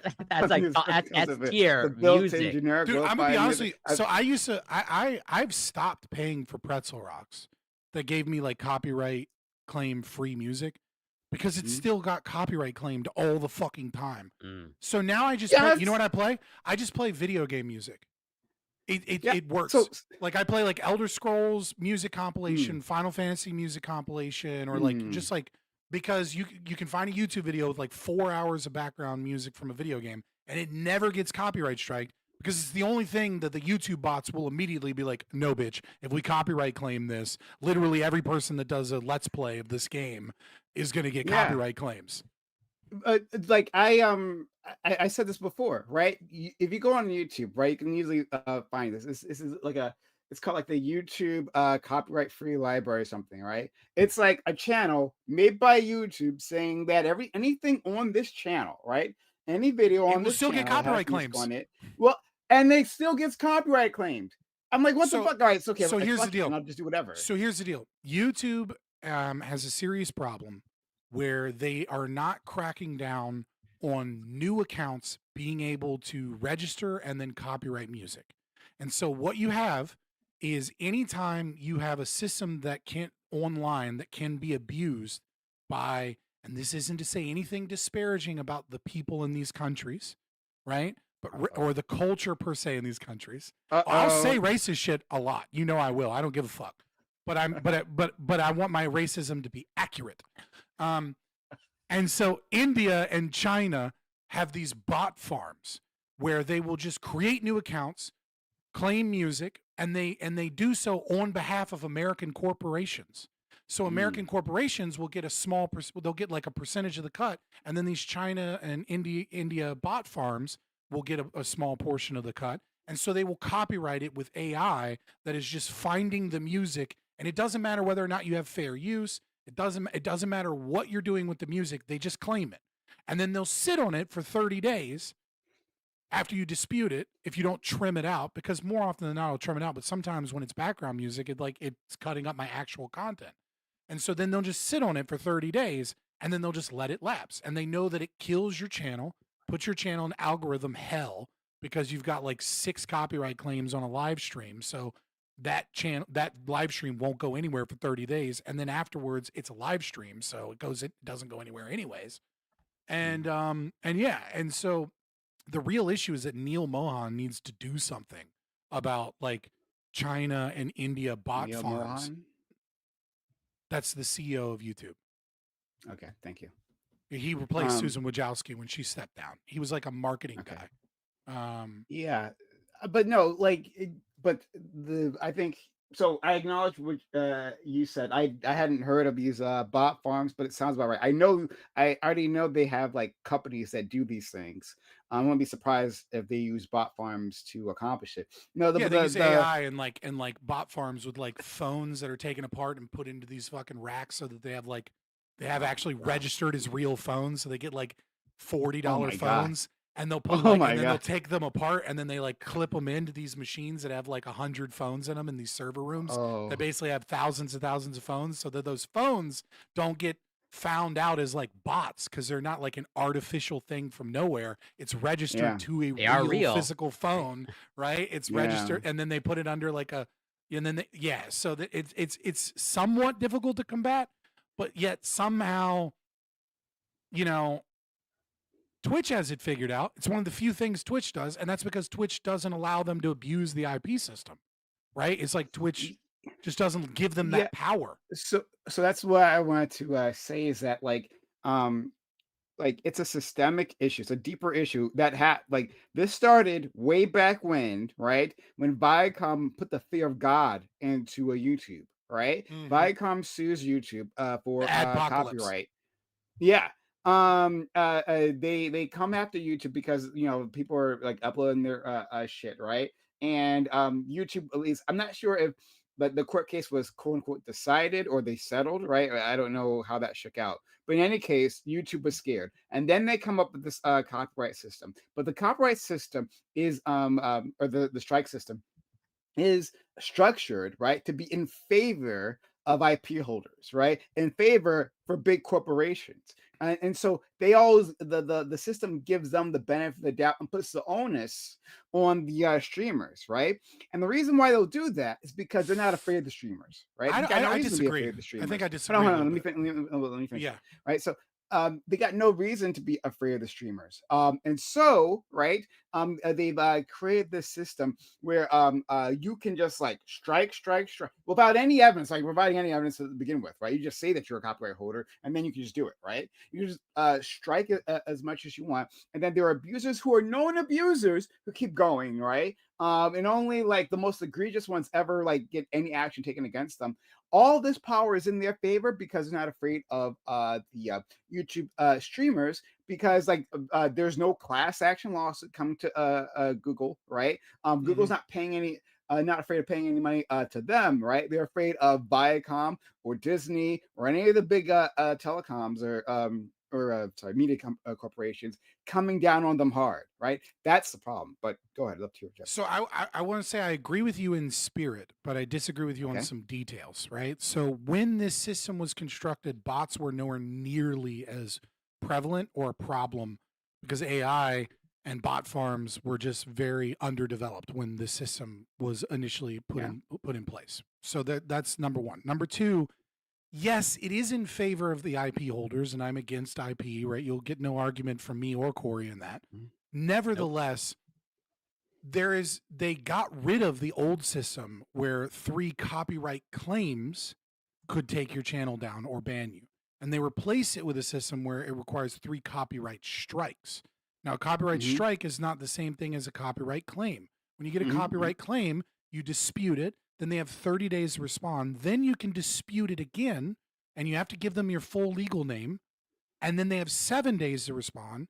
And in 7 days, their response has to be required proof that they are taking you to court. Okay? Which means you get your day in court. Right? If they refuse to file court documents or paperwork saying that they're actually going to sue you for your copyright, then the dispute goes away. And so I understand that most YouTubers, like, this is why I say I agree with you in spirit, but I just want to be like a little bit more precise about how it goes. for the overwhelming majority of copyright claims, the IP holders and the bot farms depend upon YouTubers' fear of being taken to court and not being able to win a court case. But more often than not, if you're doing actual fair use, it is an absurdly easy case to win. And it's like, and you can actually countersue. Like, it's like corporations do not actually want to go to court. Hold on. I agree with you, right? So as far as I know, Yeah, so like, we you're agree in spirit. accounting- I just want to be like more accurate with some of the Sure. details. As far as I understand, your accounting of the system is correct, right? However, one, like the idea of being countersued, right? But by some individual fuck all streamer, right? Not happening, right? How many, like, with the amount of strikes that you can get, right, or claims you can get, what streamer has the money to countersue a corporation, right? Like, and the result of losing, right, of losing is not just like being taken to court, right? The result of losing claims means your channel, your livelihood gets taken. I mean, No, I agree. That's like I said, I agree with you in spirit, right? I just want to be a little bit more accurate about some of the details, right? Okay. But I completely agree with you in spirit that it's set up in the favor of corporations. But I just wanted to be like as accurate as possible to be somewhat favorable to YouTube, because like it wasn't as bad when they first initiated it, because bot farms weren't like, it was predominantly actual copyright holders that were using this system, as opposed to like, and the other thing, you can't just claim anything. You have to register to your account that you are a copyright holder of that whatever that stuff, whatever the content is. And like, while that was kind of already an opening for abuse in the beginning, again, it wasn't that open. It wasn't that much of a problem pragmatically in the beginning, because there weren't bot farms that were just getting new phones and registering things to new quote unquote real accounts like left and right. Like they weren't like if you tried to register stuff that wasn't yours and you got caught, with like a false copyright claim, and then you lost your account and you lost everything, like you were kind of fucked, right? Because you had to make sure that account had to be registered to like a phone number and all this other stuff. But now that like Chinese bot farms especially are just registering these like really, really cheap Huawei phones left and forth, it doesn't actually affect them that way. Yeah. Something sounds like something, or looks like something happened, or I don't. Oh no, sorry. Don't worry about it. I'm working on something. No, but everything's fine. Keep going. I'll let you know when it's time to panic. Okay. Well, does anybody want to feel old and outdated? I have a small anecdote. I'm young and beautiful, so that can never happen. But go ahead. True. So I've shared my experiences like with Gen Z. Understandably, Gen Z. If it's not an app, in my experience, they have issues. Using it, which makes sense because like they grew up everything is an app. As in, I know pretty much like 80% of the time, if I ask for a screenshot, I'm getting a picture of their screen with their phone. But then it's sort of an interesting phenomenon that I've encountered recently, where I teach and tutor a lot of organic chemistry, and part of organic chemistry is like basically the three-dimensional orientation of like atoms in space. And one of the ways that is described, okay, and this is like a reflection of like understandably like we're now the digital age, and it's like since we're in the digital age, and one of the ways that it's described in textbooks of like the arrangement of atoms is clockwise and counterclockwise. It's actually unfamiliar to some Gen Z that I've encountered of like the clockwise. Oh, they don't understand how clockwise. Or it takes them an extra second. Like, what does clockwise mean? Because they're not used to a clock face. That's actually super surprising. I mean, like once you say it, it makes sense. But like that seems like something so embedded into society. Is hard to imagine somebody not comprehending it. I've heard it. I've heard it so much that like kids can't read analog clocks that like that doesn't surprise me. But I could see if you had you'd be like, wait a minute. To be clear, what? like, yeah, like they can read, but it seems like they do need like an extra second. So no. Students taking organic chemistry can read an analog clock. It takes them a second. But Gen Z as a whole, a lot of them motherfuckers can't read an analog clock. Well, I think I feel like school organic still chemistry teaches, is like Oh, sorry. Go ahead. And no, I was just saying, like, I mean, and I don't know. I taught for a bit, but I never taught like elementary education. I don't know what it looks like right now, but I imagine in school they still teach how to read analog clock. Like I'm pretty sure it's still going to be baked into like state standards in most places. It depends on where you are, right? Like some states, for example, are still teaching cursive, and then other aren't, right? So a lot of Gen Z don't know how to write cursive because they've never or read cursive because they've never been taught. Or like, yeah, But just signing your signature, right? yeah, like because most signatures are digital now, anyways. Okay, did you ever like? I know we had like the cursive thing, but and at least for me, it feels like signatures just happened. Like no one taught me how to do like a proper signature. I mean, I learned it I learned in third grade, how to write in cursive. So like, I feel like I wasn't doing signatures until I was already well aware how to read and write cursive. Maybe it was different for you guys.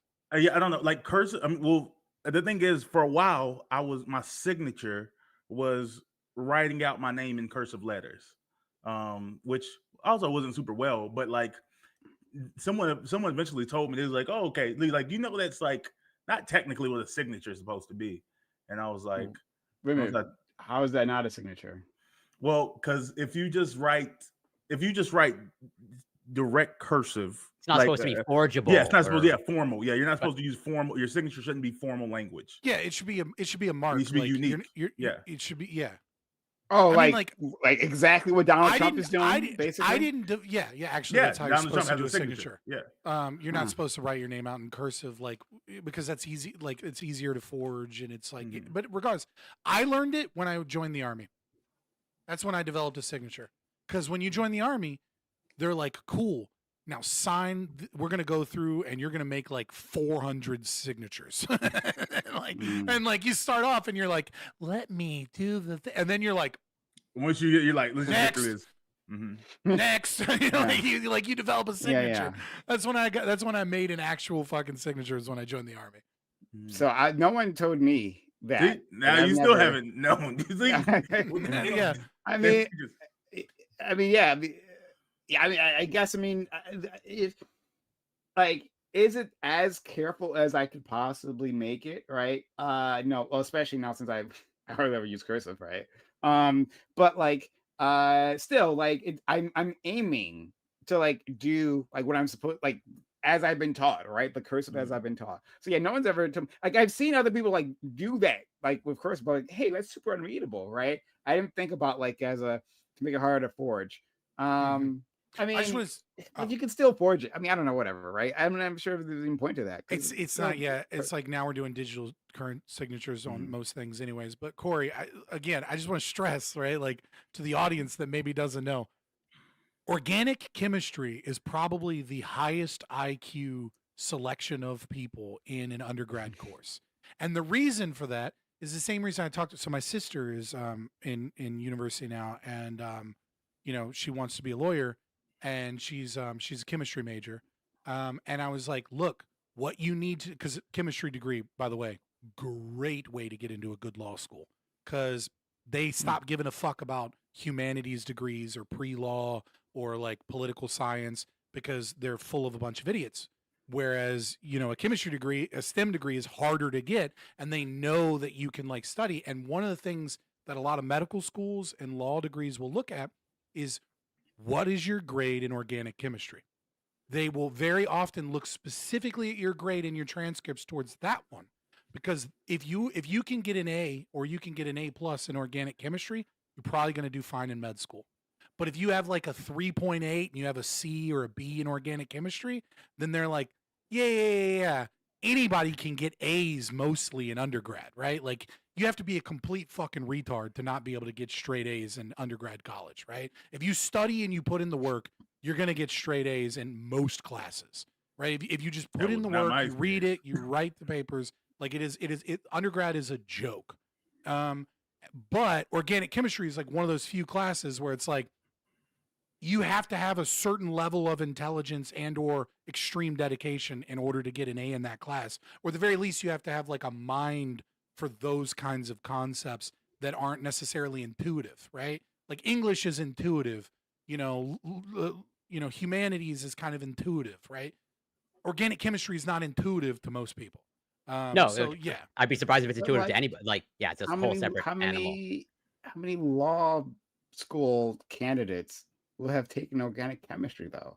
Like, Well, Well, I no, mean, it's it's one of probably not those going to be the things. It's majority, but it's probably something that sticks out. I have a friend that went to med school, and they but they got an engineering degree, because they said it stuck out better for them in transitioning. Like without even seeing it, what he's saying sounds true on his face, at least well, from so it's you know, not I about can no, I getting can into any understand that. law school, but if you're trying to get into like a prestigious university, right, you have to have something that makes you stand out.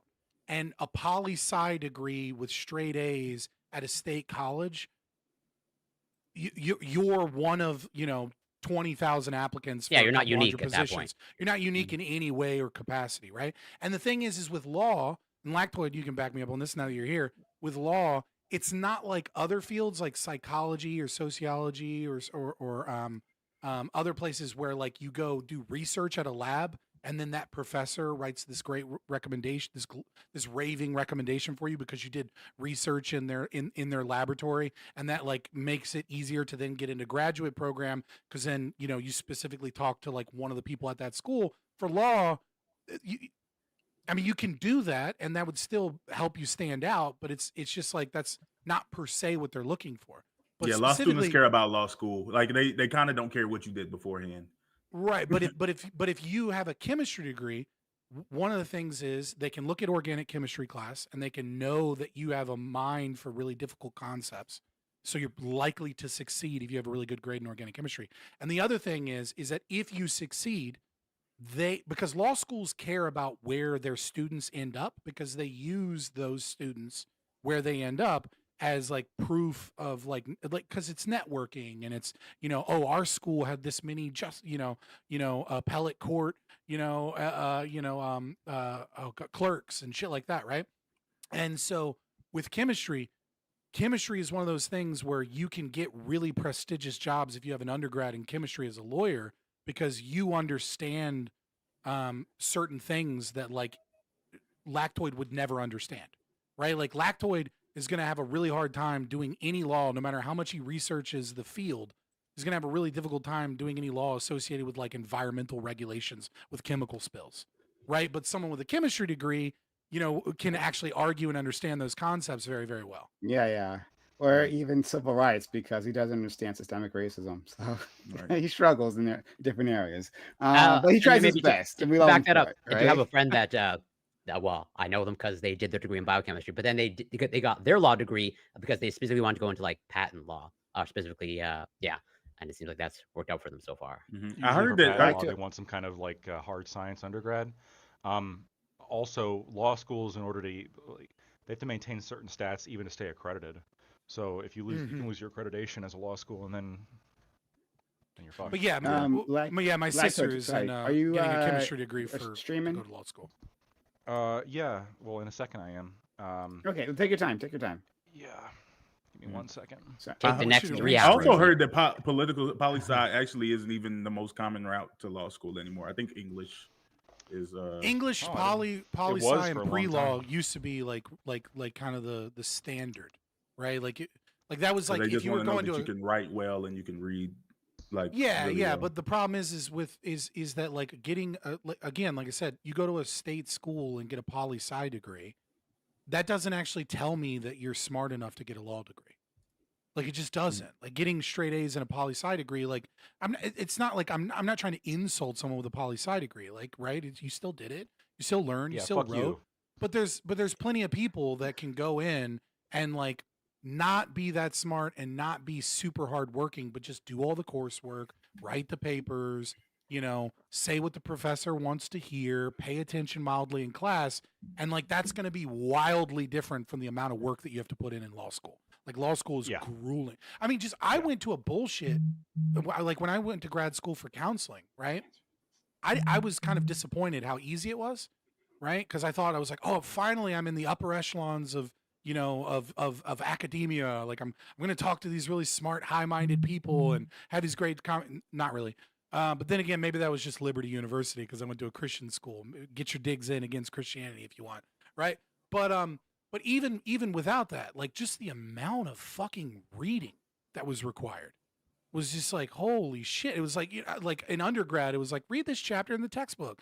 And then in grad, it was like, okay, read these couple of case studies, watch a couple of these videos that I sent you, read these 200 pages in your first textbook, and then read these 300 pages in this other textbook, and then give me a 30-page paper, a minimum of 20 citations.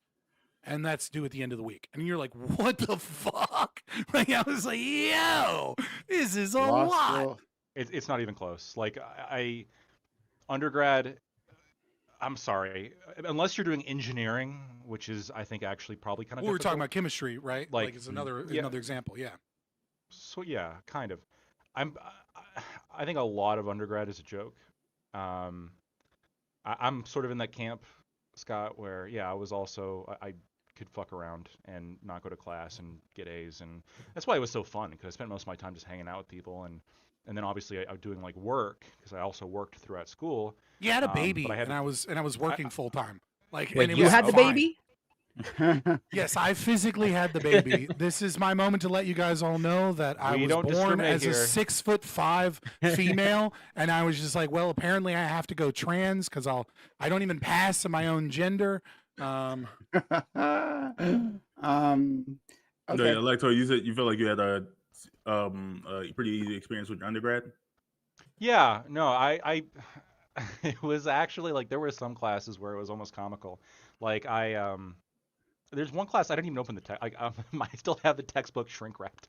I never did anything. Should have sold it. And I should have, but I kept it, and I just went to I went to the tests and like turned in the shit, which was like comically easy.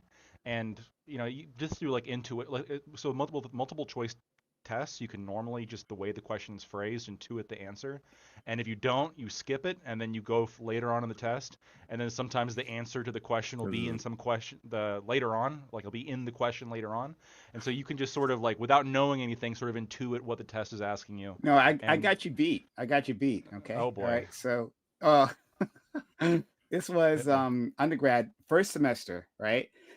This was a class just for one of my random credits that I had to get. It was a sci-fi book reading class, right? And I like sci-fi, right? You guys know that about me, right? But I don't like reading things like on a schedule. It's something I found out about myself, is that I really don't like to do that. And so I didn't do that. And so the professor, he says like, okay, so you're gonna read the books, right?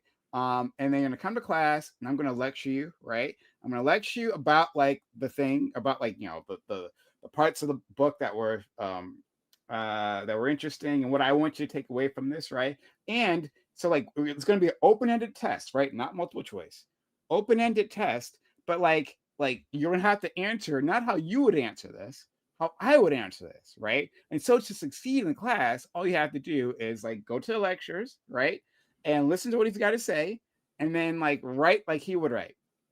Here's the thing: I wouldn't read the books, but I did go to class, but I would fall asleep. I like all the time. I have the same position, just passing out. Yeah. So I would fall asleep, right? And so like I would have like fucking nothing in my head, and then I would like do the test, right? Like I would like come in. I was like, well, what's this book about? I would ask my friend, like, what's this book about? He would give me like the barest rundown, right? Like he would give me less than what you get the blurb, like on the back of the book. He would give me less than that, right? The barest rundown. I'm like, all right, well, it would probably be this, right? A, right? And then like he would call on me in class, right? I had literally just been asleep. I had literally just been like, and I'm like in the front row. I'm in the front row. That's where I go. Why would you? You fall asleep. Why'd you choose the front row? It seems like I've done it a million times, right? But he pointed at me and he was like, "Okay, answer this question," right? Like he posed a question to me. I caught the question, right? And I'm like, da da da da da, and he's like, "No fucking lie, no lie, lactoid," right? He stops the class. He's like, "Did you hear what Prime just said?" Perfect answer. Perfect answer. Yeah, I mean, I think my aha moment of just how bad undergrad was, was when I was in my capstone class for my psych degree, right? Because I got a psych soc with a religious studies minor. And so I'm in my capstone class for psychology, and the teacher, the professor, it's like 80 people, I want to say, maybe like 90, somewhere around there, right? And she's like, "Who here has ever read Plato's Republic?" For the record, it was like the history of psychology. And so I raised my hand, and one other guy raises his hand, and she was like, "Okay, who here has ever heard of Plato's allegory in the cave?" And again, it was just me and him.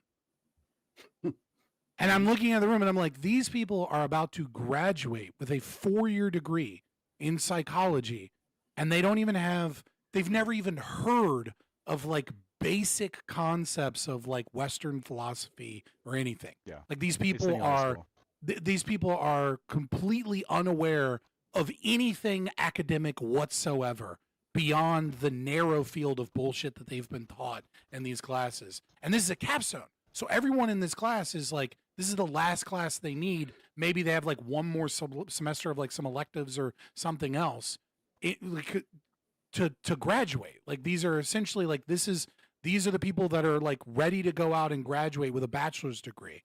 Meanwhile, if you go to the doctorate program, it's a doctorate in philosophy. It's a PhD, right? Like you should, and you've never even heard of like Plato's allegory in the cave. Like they don't even, and I was just like, oh, okay, this is all bullshit. This entire thing is just a way to gain money and gain credentials so corporations can have people that are in debt that like think that they learned something, but they really didn't learn shit, so that they can then prove that they're dedicated to getting into debt, to getting a 9-to-5 cubicle job. Like this is not a fucking education. So now, maybe I'm law an school idiot. hits you like a truck, though. I Law feel like school is pretty different. everyone Yeah, here for is sure. like, "Oh yeah, this was super easy." Honestly, and honestly, my undergrad was rough the entire time. It also adds in that I was a full-time athlete, and I'm sure that probably had some factor in it. But in other ways, I feel like because I was a full-time athlete, we had mandatory study halls as well. So you think that was like, oh, you were required to study. Of course, how often were you like super diligent in there? Were you in like a really, really well-funded student athlete program, or was it like, I'm not trying to be insulting, right? I just know like there's a certain level of like requirements and resources for like D1 athletes in like the school's basketball versus like, the cricket team, you know what I mean? Like, no, I mean, I played D1 college football, like, so okay, yeah. I mean, so that's like, I didn't know that. So you get a lot of resources, and you also get a lot of demands, right? And you also have to spend a lot of time, right? Like you're spending a lot of time leaving, right? Yeah, but we have a lot of meetings. And having We to have catch a lot up, of catch up on schoolwork that you places. missed. You know what I mean? Like that does change things for you. But so yeah, it was I got through it. I definitely had some classes. It was like, oh, okay, you can just kind of like, I'll show up when I show up and get through this. But honestly, my major classes ended up being a lot easier than than a couple of my prereqs. And I think prereqs are stupid. I think the concept of them are dumb. But I had I remember there was 2 classes in particular. I had tested out of all of my math classes through my ACT, thank God. But they still required you to take one. Like you had to take one class in college for as a graduation requirement. So I tested into like calculus 2, and I remember that my teacher's name was Mr. C. He was an African, and he said that no one had ever made an A in his class, and he planned to keep it that way. And it was like fun for him. Like Those are the worst professors. But he wasn't mean. Pro tip to everyone going to college that may be watching any of the streams right now. Listen to me. In order to the new rules, in order to be able to, get federal student loans, is that full-time students require 15 credit hours, okay? It went from 12 credit hours to 15 credit hours. Okay? This is what you all need to do unless you're in like your last 2 semesters. Sign up for 18 credit hours. Do not listen to the professors that say you have to have your textbook on day 1. They're lying to you. They just don't want to fucking deal with kids not having their textbooks. Don't buy any textbooks. Go to the first class of every single one of those classes. Wait until you find a teacher like Bam just described, then drop that class. Okay? You drop it after the very first day. You're not going to get charged for the class. You still have 15 credit hours. Then you go buy your textbooks, and you'll never have to deal with one of these fucking professors that's like, I don't fucking give out A's in my class. I promise you, if you do this one little trick they don't want you to know about, I promise you, if you do this, it will significantly increase your GPA. Just trust me. After my on this. second semester, I think whenever I like, we had to go visit our advisors or whatnot. But really, I picked all of my classes based off of rate my professor. It was like, oh, okay, what does rate my professor say about this teacher? Do we hate her? Do we love her? Are you there? Are they difficult? Like, and in some classes that were difficult, I really got a lot of value out of. Like, I wasn't afraid of difficult classes, but I didn't want it to be difficult for the sake of like busy work. Like, I wanted people like that were actually genuinely shaping me as an adult, which I feel like college did to some degree. But everybody's experience is different. So with law school, it's the thing that sucks. It's curved. The grading's done on a curve, and so there's only so many A's that are available in each class that you can get. There's only so many B's, etc.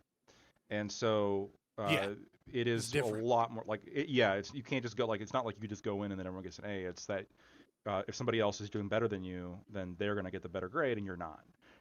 And so this kind of fosters a hyper competitive environment where it discourages people working together, and it really encourages, like, you got to fucking work for it.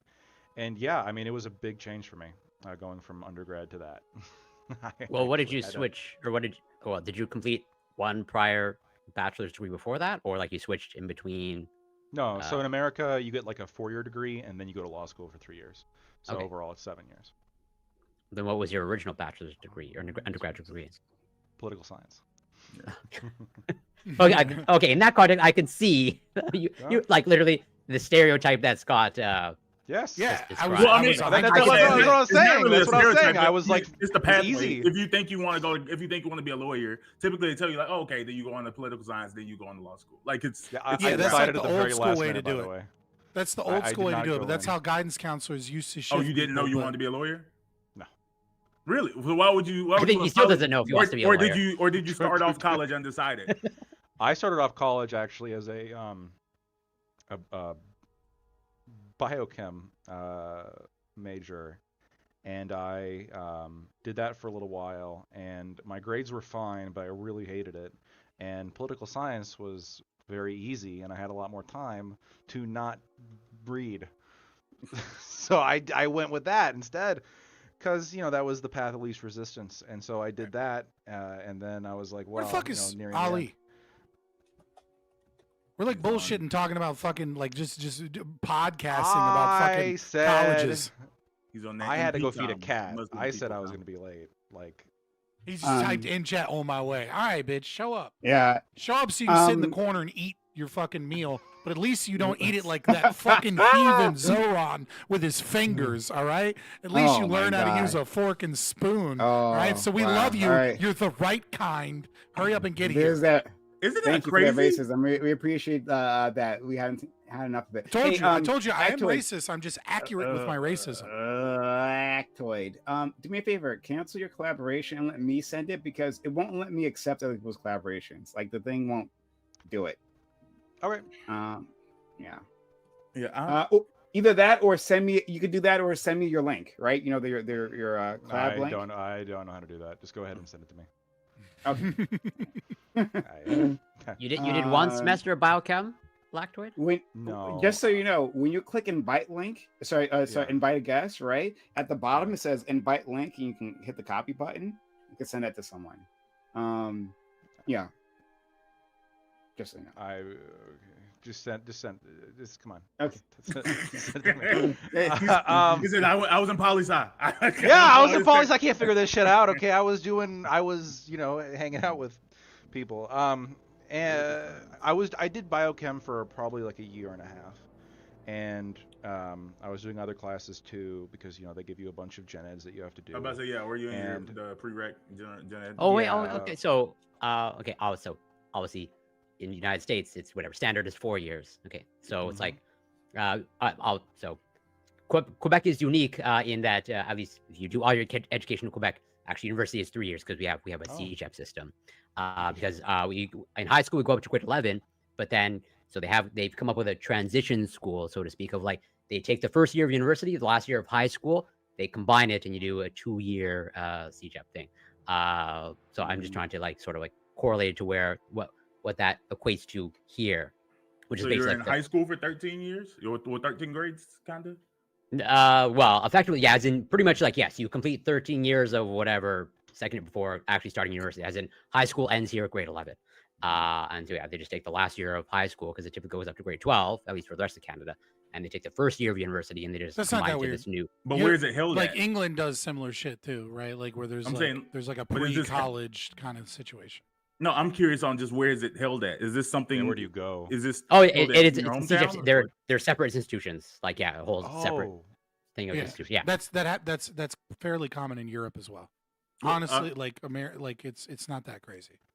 No, it's not about it being crazy. I'm just curious on what it qualifies as. Like, are you like, do people like, oh, I'm an adult and I live on my own and I go to this transitionary school, or do I still live at home with my parents? Yo, that's like an American specific thing that we're like, you're 18 now, get the fuck out of the house. Like that's not really like What I could say that's is not really I a thing teach- anywhere else. I Canada's teach and tutor a lot Americanization. of CEGEP students, and they are pretty much all university at home with their parents. Yeah, like, and the same thing is true in Europe. But yeah, I got was an at home. economics degree for my associates, and I took accounting, and I was like, there's no fucking way I'm getting a bachelor's in econ after knowing that I have to take more accounting classes. You want to talk about I Lactoid, hit accept. That is the worst shit ever. It's like, hey, I would you liked like it. to have It's hours hard. of basic math? And I was like, yo, fuck this. Get home and it's like, what's 72 plus 13? What's this? It's like just like fucking like adding up fucking like sure, maybe there's some difficulty of like depreciating assets, but like the fucking basic accounting classes, I was ready to start a shotgun doing that shit. Is It that was like, part of my why am I double doing majors? this? But But econ was one of my double majors. I actually, I super like that. I like I like only the reason micro I didn't and the go- macro I didn't lean econ all the way. classes.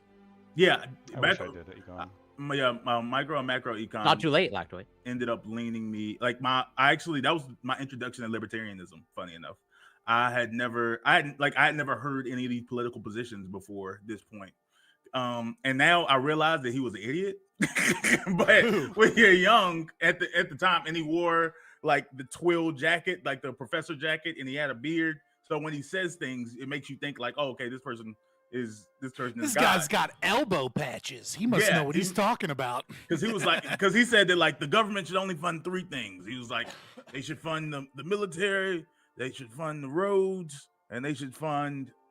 Oh God, I can't remember what the third thing was. But then I asked him, I was like, oh, what You're about? right. That guy's an idiot. The government shouldn't fund those 3 things either. Well, he wasn't an Fund ANCAP, he was zero libertarian. things. But he, I was like, what about mail? And he was like, UPS does mail better than the post office. And I was just like, oh, okay. But now I realize the UPS doesn't do mail better than the post office. Do you know why? Do you know why the post office delivers letters to your house? So there was 'Cause that's their there was an job. no, They're paid to. no. So for the longest time, the postal service never delivered anything to homes or like apartments or buildings. Right? It was all you had to go to the post office to get your mail. And then an anarcho-individualist, who's kind of the forefathers of anarcho-capitalism, Lysander Spooner, who wrote the Constitution. No treason, Constitution, no authority. Sorry. Which is a great read, Constitution and No Authority. He started a competing business with the post office, which was did a subscription service, and then what he would do is he would go to the post office and pick up the mail on your behalf, and then take it home, and then a bunch of wealthy people and people in power that could afford this subscription service, especially. He started questioning the need for the post office because this was so efficient. And the post office was like not doing this, so the government came after him, made his business illegal, and then started delivering mail to your house.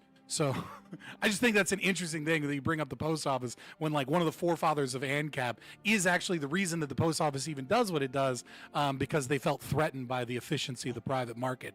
What if somebody lived? What if somebody lived 100 miles away at the top of a mountain? Do you think he would have paid the same subscription fee to deliver? No, it? of course not. I think that's part of the market mechanism.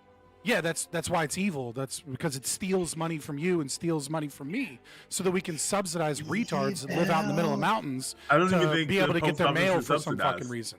I think the post office is self-sustaining. This post office has claimed to be self-sustaining for like the last 40 fucking years, and every time we actually look into their budgets, it's a goddamn nightmare, and we realize that they're getting money from a bunch of other sources. But yes, they do supposedly gain money in that, but even still, self-sustaining is kind of funny when UPS, it's illegal for companies to compete with them in certain services, such as bills and letters and things that they're not allowed to do. Now, granted, to be fair, right, just to be fair to your argument, it's also true that companies use this, and what they'll do is they'll charge you to deliver shit, and then if you live out in the middle of nowhere, what they'll do is they'll ship it from California to the local distribution center, and then they'll drop it at a local post office so that they don't have to drive out in the middle of nowhere, because it's absurdly expensive to deliver mail to people that live out in the middle of nowhere, and then they'll make the post office do it because the post office has to, right? So like there's a give and take there on that account. But yeah, no, I think this is just another form of welfare, right? It's a form of welfare that you tax productive people so that we can make the post office a right that everybody has, and then people that live out in the middle of nowhere have to then, like, we have to service them, and we have to have people that work for the post office, driving out to deliver 15 packages a day because they're going out to the middle of fucking nowhere, when in reality, right, homes should be even cheaper out in the middle of nowhere, and one of the reasons that your home should be cheaper should be this market mechanism of like, yeah, you're probably gonna have to pay good money to get mail delivered out to the middle of nowhere. We should let the economy handle that. $10 from Alexander Wynn. Thank you for the super chat. He says, doesn't this have something to do with the fact that mailboxes are federally protected for delivery of mail? We wouldn't have the same protection in a private company, right? Well, yeah. I mean, but that's kind of part of the government creating laws that make it right. Like that's the government regulation saying this is our monopoly. Only we can use this box at the side of your road, and it's illegal for FedEx to throw a letter in your fucking mailbox, right? That's the government's fault that system exists. How is that like a protection from a private company? Like, I fail to see the protection of that, unless you think there's CCTV footage and drones everywhere making sure nobody's fucking with your mailbox. I assure you there's not. That's the other thing I don't understand. Like, if you stay in, like, if anyone's lived in an apartment complex where you have like the shared mail center things, they'll definitely throw Amazon or whatever else in your box. Like, because that's the post office. So what's happening is very often, so I've worked at UPS before, right? I worked in like preload and then did like driver helper and stuff. And like I was the only one not doing cocaine there working on the slide, because that was an intense fucking job at a distribution center. You get up center. at like 4 a.m. and you don't know what time you get up each day. They hit you up, They like, just be like, today it's gonna be busy. Be there at 2 a.m. And you're like, fuck, man. So you're there at 2 a.m. and then you're just fucking putting boxes in cages and organizing them. Like, I always worked the slide, and it was like anyways, so that's a lot of times you're getting Amazon or UPS or FedEx things that, like I said, that are going across the country to a distribution center, but then for whatever reason, their computer spits out that it's going to be cheaper or that it's going to be more efficient to just have the to pay for them to then pay the postage of the post office, but it's still going to be in that same container. But if you pay attention to like your Amazon package, it'll have like a random sticker on it or something from the post office, or a scan from the post office, because it's being dropped off in bulk at the post office that day. $10 from Alexander Wayne. Yes, well, if somebody puts their hand in my mailbox, it's a federal crime. If somebody steals a $500 package, I have to prove there was something in the package, even if the person was caught red-handed. Cool, I guess. Like, I don't. I guess that's a form of protection. I mean, have you ever dealt with I'm like? pretty You ever sure had there's problems still with the laws post against office? that. Like, I'm pretty sure there's like specific porch piracy laws in like most jurisdictions now. Yeah, I don't know Because where it he becomes such a lives or big what those issue. local laws That's are. true. but I you guess, know what I mean? yeah, Like maybe where he lives, you have to actually prove the value of the item, or maybe Which would be maybe where he crazy. lives, right? But maybe where he lives, the jurisdiction is like, okay, we need to prove that this is like grand theft larceny, or that it reaches a certain value dollar limit before like we put the resources to it or something. You know what I mean? Like I don't know, but I've Well, this dealt is with why the post office traps before, should be and they're legal, fucking horrible. Like there is a Traps private should be like, legal, for solution sure. to this. Yeah. Like you simply have enough people like rig packages to like like spikes shoot out or whatever. And exploding might be a little bit much, right? I don't want like collateral damage, but like maybe some kind of like guillotine. I don't know. Figure something out that'll actually like Just a prevent spike people. maybe comes out of A the spike. chest. I'm curious if the person's gonna put their head in the I had package. my dad booby trapped our basement. What is because this? people my dad booby trapped our basement because people wouldn't stop breaking in, because I lived in a really bad neighborhood, right? Like, to describe the best way to describe my neighborhood so you know where I lived was that Gavin, one do some time moment. well no, this is just true. I grew up poor as fuck. But Did you play basketball and eat macaroni and cheese? no, I didn't eat macaroni and cheese. I didn't play basketball. Okay, I was a nerd, but I still grew up poor. And he didn't do cocaine, at least during UPS times. Not during. I mean, hold not on. during Pause. your I PS was, hold on, time. pause. I still did cocaine. I just wasn't Yeah, yeah. doing cocaine to get I through the shift. specified. I specified. Yeah. You know what I mean? Right. Like I wasn't like doing lines in the bathroom real quick so I could come back with energy to do more packages. I was like, what a waste of fucking cocaine is actually what I thought at the time. But anyways, so like in my neighborhood, like one time we had like a drive-by shooting, like across the street, and then we called the cops, and they were like, "Was the shooting done?" And we're like, "Yeah, they left." And they're like, "Cool, well, then we'll send somebody over in the morning. We don't go to your fucking neighborhood at night unless we have a bunch of cops and resources, and there's an actual present danger." Like, we're like, "Well, what if someone's dying in the house?" And they're like, "We're not sending the cops to your neighborhood at nighttime. Like, that's not happening. Sorry, goodbye." And I was like, "Oh, fuck!" And that was when I learned as a child that that they don't necessarily have a duty to protect.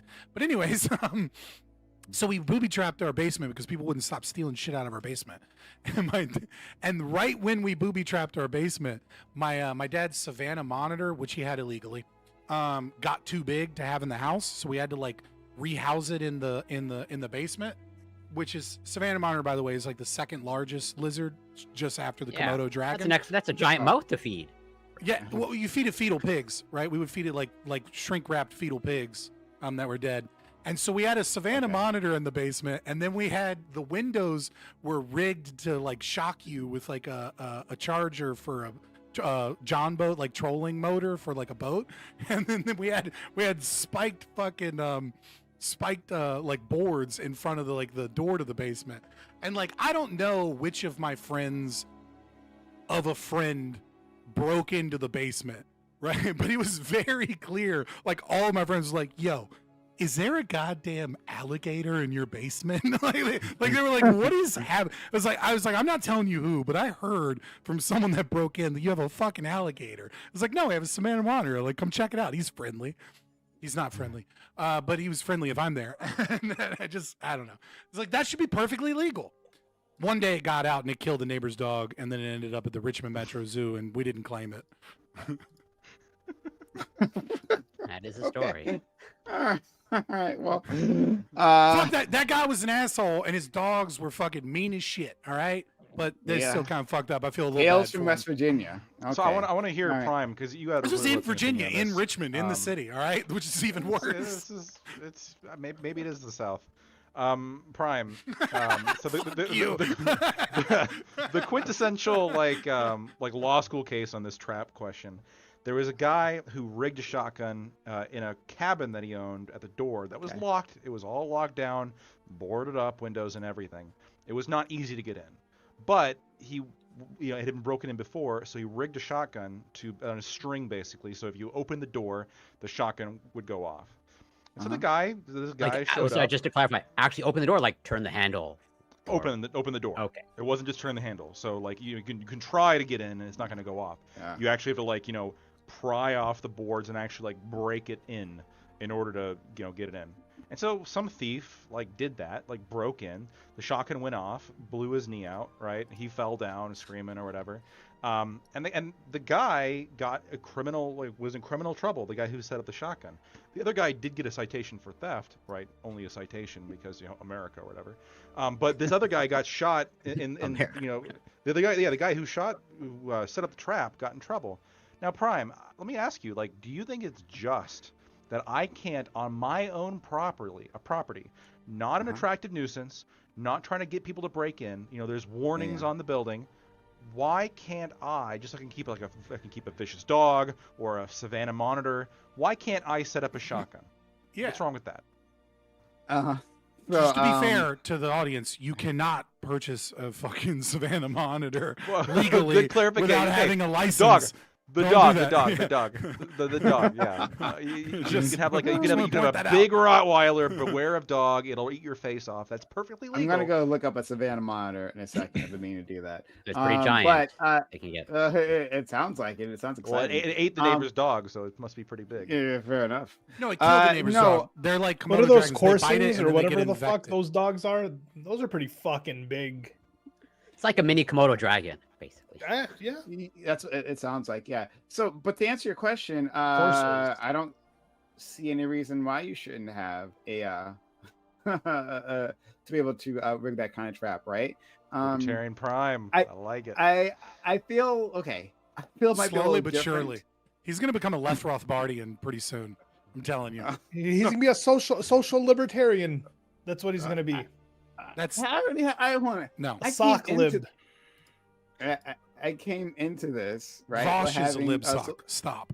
So, you know, social libertarian, like values, right? You know, we talked about that before. But in any case, I would say it gets a little dicey if we're talking about like rigging a package that's on like the steps, right? Like that, or the porch, right? Like that would seems, I don't know. Like, look, if someone's stealing it, like, I mean, well, fair, right? You tried to steal it, but like, that also like tells me like a kid might come around and mess with it, right? Like, you know, like wants to fuck around with it. Like, oh, there's something. The kid, I've thought about the kid thing. The kid thing is rough. You would have to, maybe if you made the package heavy enough that like a normal kid couldn't pick it up. But then like, what if you had like a really strong kid? I don't know. Yeah, or a team of kids. Yeah, although at the same time, I feel like they would never steal a package again if there was a bunch of them. You could just, you know. Well, maybe kill one of them. There's just a bunch of like maimed children walking around. It's just like, if you set an example, right? I think the guy with the stink, the glitter bomb guy and the stink bomb guy, that guy had a good idea. Aren't package thieves like mostly kids? No, I'm not. I don't Well, think it's going to be mostly like under 18-year-olds. Yeah, I mean, I know I've had my shit stolen. Everyone here, I'm sure, has had their shit stolen. But you know, there's people who they'll just like drive around in a car, and this is like what they do, and they'll like run out, grab packages, and so they have legislation that like makes the penalties harsher or whatever. People still do it. I've still had shit stolen. I don't know. I think it'd be good to, you know, at the very least, maybe like, yeah. So at the very least, perhaps a compromise, because I'm all in the spirit of compromise. Non-lethal traps, right? So maybe like when you pick it up, like pepper spray shoots out in your face, bombs. or something. You want. Yeah. Like pepper spray. Like it's not gonna kill you or like permanently maim you, but it's gonna suck, right? I think it's reasonable. Why don't we just build more like how we build houses with mailboxes now? Why don't we just build houses with more lock boxes? But it can be something you scan. Like some people do that. Some people put their own boxes. Yeah. I mean, stuff like that. That's fine, but we're just talking about the rights of the individual to be able to protect their property. Sure, right? but I agree with you that is. If we could do something that prevents it, like prevents people from having to like kill people, we do have. there are special like lock boxes that people have where like only the Amazon delivery guy or whatever has a way to get into. So like there are some countermeasures for this, but like even then the thing you presented doesn't work for every configuration of home. Like so it just doesn't work. Especially I think there's apartment complexes. Well, apartment complexes, if they make them now, almost always have an Amazon Dropbox. I think section. there's a deeper question here about like why we are becoming increasingly more comfortable with everything having to be locked away to prevent crime. I think that like when I go to I went to Food Lion the other day, which I don't normally go to, but it was just like grabbing something and it was like on the way. And they have all of the laundry detergent locked in cages. And I'm just like, I don't know, intuitively, right? I want to recognize that, heuristics aren't always, accurate, right? They're just the best means of what you have in a given situation without doing the research or whatever, right? So I don't know what the rates on, theft of laundry detergent were 20 years ago or something, right? But intuitively, there is something disheartening and blackpilling and damaging to the fabric of our culture and the psyche of the people involved when you have to get permission from a store worker to unlock your laundry detergent so that you can purchase laundry detergent. Because regardless of whether or not what the crime statistics show, I think this shows without a doubt that we are very rapidly losing the high trust society that we once lived in. And I don't know to what degree people put stock in, Robert Merton's Merton's broken windows theory and things of that nature. But I think that there is a downstream effect that's really, really not good, right? A lot of them when we are living in the society where we have to be like, well, okay, people keep stealing my packages. Well, then we'll just create ways to lock our packages up, as opposed to living in a society where you can throw some shit on a porch and have a reasonable degree of certainty that no one's going to hop in their car and steal shit off of your porch. Yes. Go ahead, Brian. So okay, just two quick things, and I want to get to two super chats, and then I'm gonna go to our friend Corey. One, I just would kind of expand that to this idea of losing the high trust society. Well, that's only for certain people. Other people, they never had that, right? Like they've been in neighborhoods where bars on the windows. You go to neighborhoods where I've lived in those neighborhoods, forever, right? What I mean? It's still different. Yeah. And you go to neighborhoods where you go to the convenience store and then they got the plexiglass in front of them, right? And then you go to other neighborhoods for exact same stores and then they don't have that, right? It says something about your environment. It says something about how you're expected to interact with others, what they think of you, and not to, this is not an insult to the store owners, because there's actually lots of crime. There's a reason to have the bars, right? So I'm not denying that. Just saying that affects that as well. So hold on, let me get these super chats out of the way quickly, and then we'll go to Corey, and then we'll move on. Alexander Wynn. Not only do I have $10, not only do I have to prove the value of the package, I have to prove there was anything in the box to begin with, which means they have to find the item on them. It's horseshit. Okay, interesting. So I guess that's for the police to take it seriously, or the police to make it a crime, I guess, right? To prove there was something in the package, which is interesting. What if they steal an empty box, right? But I wanted that box. That box is delivered to me. It's full of air, right? I wanted that air. What if, what if Belle Delphine came back, right? And she farted in that box, right? And she sent me the box. That's what I wanted. That's coming. That's next on the conveyor belt. To be fair, that would be a product that you bought, but I feel like maybe you just let that one go. You know what I mean? Maybe we don't involve the police. Maybe we don't let everybody know what we're doing. You know what I mean? No, Scott. I gotta call the police and I gotta detail and you know what I mean? Maybe you just chalk that one up to a defeat and fucking move on, buddy. You know? No, I'm gonna explain to the that is a product with value. I imagine it would be a low standard of evidence though, for at least opening an investigation. Now, them actually tracking down the person, probably not high, but I imagine they're not. filing a No, report. I've actually been mugged right? And I actually went to the police headquarters, whatever, I don't know, station, and given a statement, right? I remember like I'm like, okay, go through this book and try to look for guys who are familiar, right? And like the guy, the officer in charge, wasn't even like talking to me, like, you know, trying to get information out of me, just like, oh yeah, just go through this book or whatever, and like pick out who might be the guys, right? And then I was doing that, right, while he was watching football or something, some sort of sports thing. And then like I left, I was like, oh, I'm done. He's like, oh yeah, go, right? And of course I never heard from them, right? I actually got mugged and assaulted. And so like, I don't know, man, like it doesn't really matter. I'm sorry that happened to you. Otherwise, it's like, That sucks, but like, where's the incentive of a police to do anything about it? Like, this is the problem with having police that aren't a paid security firm. The private police would be on top of things, Prime. Yeah, because you'd lose their contract. They wouldn't make money. Someone change their profile to a fucking lizard. You should have hired Blackwater. Oh my god. Okay, FQ. Is that a Savannah monitor? Is that So, an honor? pretty close. Yeah, pretty close Is to that it. an I believe. honor? Scott, do you think so? Dude, this is when I was like Vox. 10, and you know, I'd have to like look. I'm not that good at like looking at pictures of memories from 25 years ago. I'm assuming it is. Yeah. It probably looks like a fucking dragon in your head. But anyway, yeah. FQ. I looked at some pictures Yes, it is. recently and was like, oh, they're not as big as I remember. You know what I mean? Like, it's like, Yeah, because as a child, that thing was Oh huge. yeah, I see the exact picture he pulled it from. Yeah, it's a Savannah monitor. She, FQ, very I queen. would gender them like views.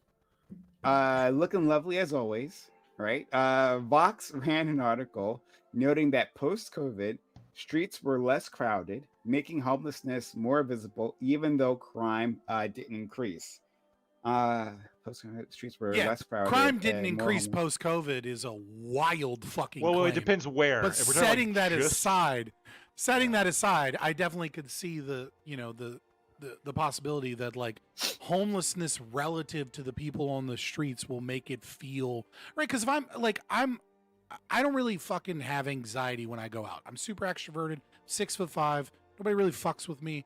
But like, yeah, if I see one homeless person and I'm in a crowd where I can see 100 people around me, or 2 or 3 homeless people, like it probably doesn't, I don't think anything of it. But if I see the same 2 or 3 homeless people and I'm on a street and there's like 3 people on the street, all of a sudden, like, yeah, my anxiety and my thought about homelessness is going to increase because relative to the population, it's going to feel like more of a problem. But yeah, I guess it's just more evidence of how the government fucked us all up psychologically with their authoritarianism, and lockdowns and horrifically unscientific legislation and procedures that they did during the COVID crisis. Yeah, so like I'll comment on this quickly, then I'll go to our last super chat for now, hopefully. And also we'll go to our friend Corey because Corey's been waiting. But just quickly on this, yeah, like I don't know about the crime. The thing about crime is like depends on what you're talking about and like what they're asking about, right? Like specifically what crime they're asking about. But there's like an idea, right, that when things are disorderly, right, somehow that there's like a general chaos, so there must be more crime, right? Homelessness is an example of disorder in your world, right? And so when it seems more prevalent to a person, like that, they'll think like, oh my God, this neighborhood's falling apart, but like it's literally just as safe and nothing else has happened. So that's a thing. So I hear you definitely on the homelessness. And that's like it's such a quick win, like an easy win for a politician, right? If you can just clear out the homelessness in a neighborhood, you don't actually have to make the neighborhood any safer. You could just like move them, and people are like, "Oh, my neighborhood has improved so much," right? Yeah, so, it's removing trash, environmental cleanup during like snows and disaster, and removing homelessness are the homeless encampments are the 3 things that you can do to policy-wise to gain the most in local elections, right? Because everything else is submerged. Nobody, like the average American is way too retarded to vote on anything, right? They shouldn't be able to vote. It's crazy that we let retards vote, and by retards I mean all of you. And like, but even still, right? Like even like it's a very very small. Especially those amount of people. poli-sci majors. especially them. No, no. Especially, I should get at least 2 votes. At least the normie I think they have to take retard civics. has, at least the normie retard has learned experientially and hasn't been fed propaganda and bullshit, right? The poli-sci major is more likely to have the wrong opinions. But anyways, just to piggyback off what you said, if you can clear homeless encampments, get rid of trash, and get rid of, quickly get rid of like snow or like environmental things on the roads and stuff like that. That is like the biggest way for people to be like, oh wow, this politician, he's doing stuff. Alexander win $5. Need to go back to the old penalties for theft. People only get 2 chances, and the gloves come off, and the nubs appear. Hell yeah, dude! Fucking branding for horse thieves, taking fucking fingers and hands. Let's go. Let's go. I do hate it. Guess what? Irina wouldn't have been stabbed if motherfucker didn't have nothing but nubs. That's all I'm saying. All right. So there's that. Well, what? Those hands might have been replaced by hooks. You don't know that. The hooks. Yeah. Yeah, she wouldn't have sat next to a dude with hooks. She'd have been like, "What the fuck?" Like, We don't know that hooks. either. That might have been her fetish. But I wanted to give our friend Corey a chance, and then maybe we'll move on to like the actual topic. Well, I just want to maybe quickly expand on what Scott said, which I agree with in terms of like, what does it say about our society if like everyone needs a lockbox for the packages? And what I would invoke is, we've had conversations about, school safety. And that's one of the points that I push back on of like, there's a lot of, let's say, people bring up like, well, we should essentially just turn schools into like prisons, so to speak, like metal detectors, all that stuff. And like, I think the research, or at least limited research that I've seen that let's say bears out is that when you actually like take those, implement those safety measures, like whatever, increase cameras, metal detectors, school safety officers, that actually induces like the kids don't actually feel safer. It's like, what does it say to the implicit message to the kids of like, oh, what kind of school am I going to? Or like, what type of society or neighborhood am I living in that my school is effectively a prison? And I can see Just how bring that degrades dads. trust. We just need to put dads in schools. I don't know. Like it's I'm not opposed to one it. of the things that Couple we of just dads kind of we fixes a cover lot. up. I don't know. One of the things we just kind of moved past is the fact of like, we used to kill a lot of people. Like there used to be killers and like little kids dying in towns is like super normal in the 60s, 70s, and even more so before then. Like we do things, we make a lot of safety measures now, but I feel like we've dramatically brought down the number of people we kill as in response to it. I feel like in the older world wasn't not better. the 60s we just and didn't kill 70s. people as much. Not the 60s and 70s, but the mid to late 80s and the early 90s and throughout I'm the not 90s. talking about absolutely. I'm not talking about like the crack epidemic or like wars. I'm talking about like how we used to hear about people having like, oh yeah, there's a killer on the loose in the neighborhood. Who's Right, but relative to today, crime rates and violent crime rates were significantly lower in the 60s and 70s. The 60s and 70s, however, is the beginning of a very large increase in crime, and therefore kind of what we're talking about here, right, is that it's all relative to what you know. So the 60s and 70s were so much significantly worse than the 40s and 50s that people began to panic and sensationalize. Also, the media started to change. Because obviously you don't have the 24 news hour cycle or anything like that, but like more and more like the shocking truth of the serial killer, yada, yada. Like, so it became more part of the cultural zeitgeist to talk about crime and fear and anxiety. Women started going into the workforce, right, which was probably the major cause for the satanic panic, because they're no longer home with their children. Rather, they're at work and they're having to trust their children to strangers. And they're letting their kids be raised by other people instead of raising their kids themselves.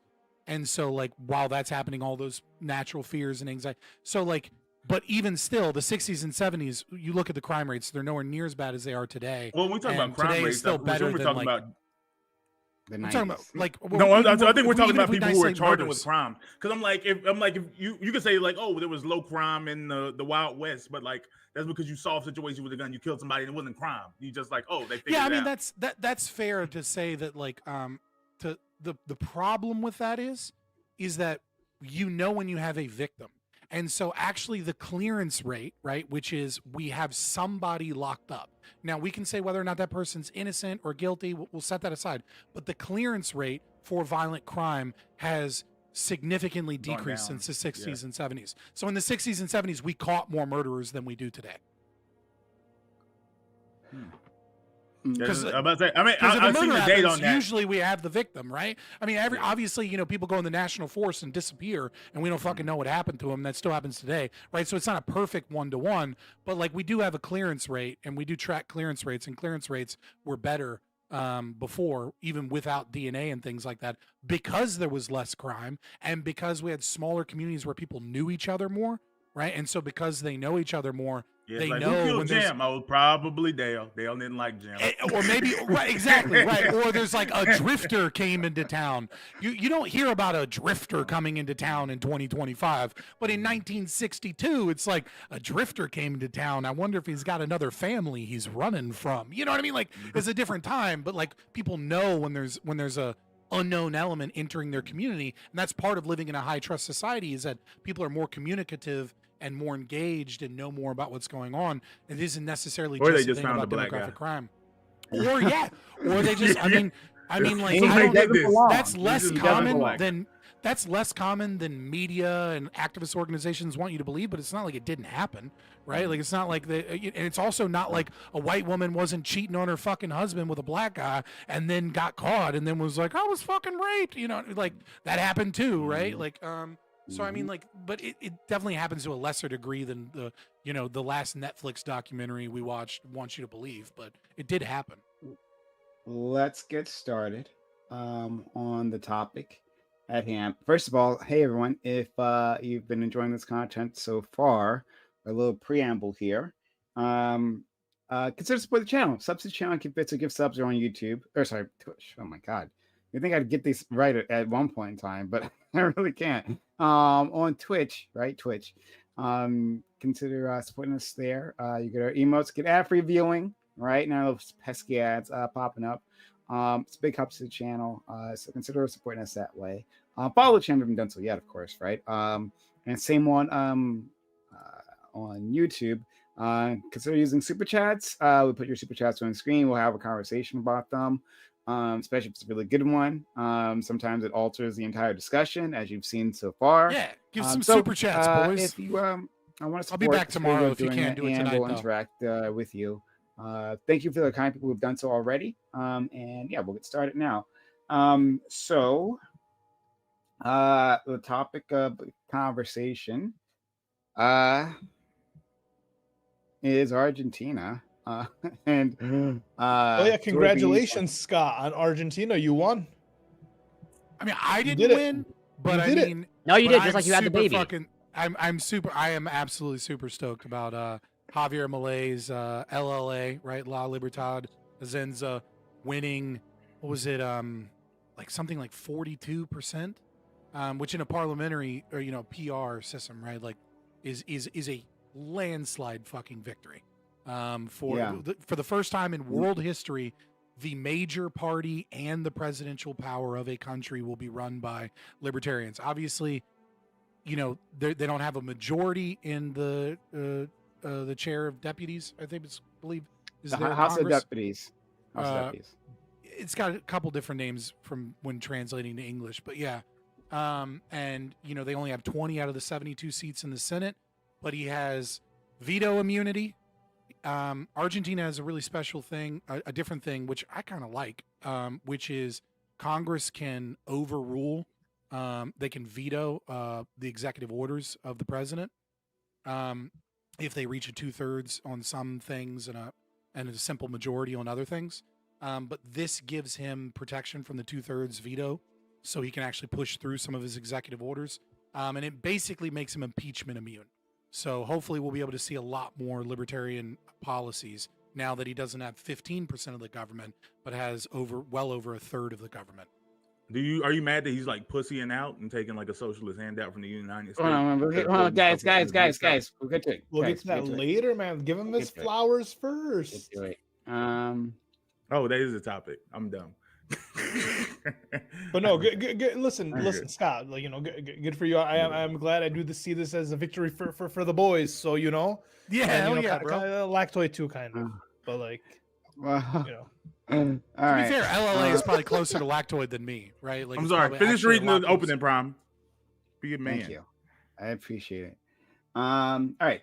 So the topic today is U.S. soybean farmers are in crisis.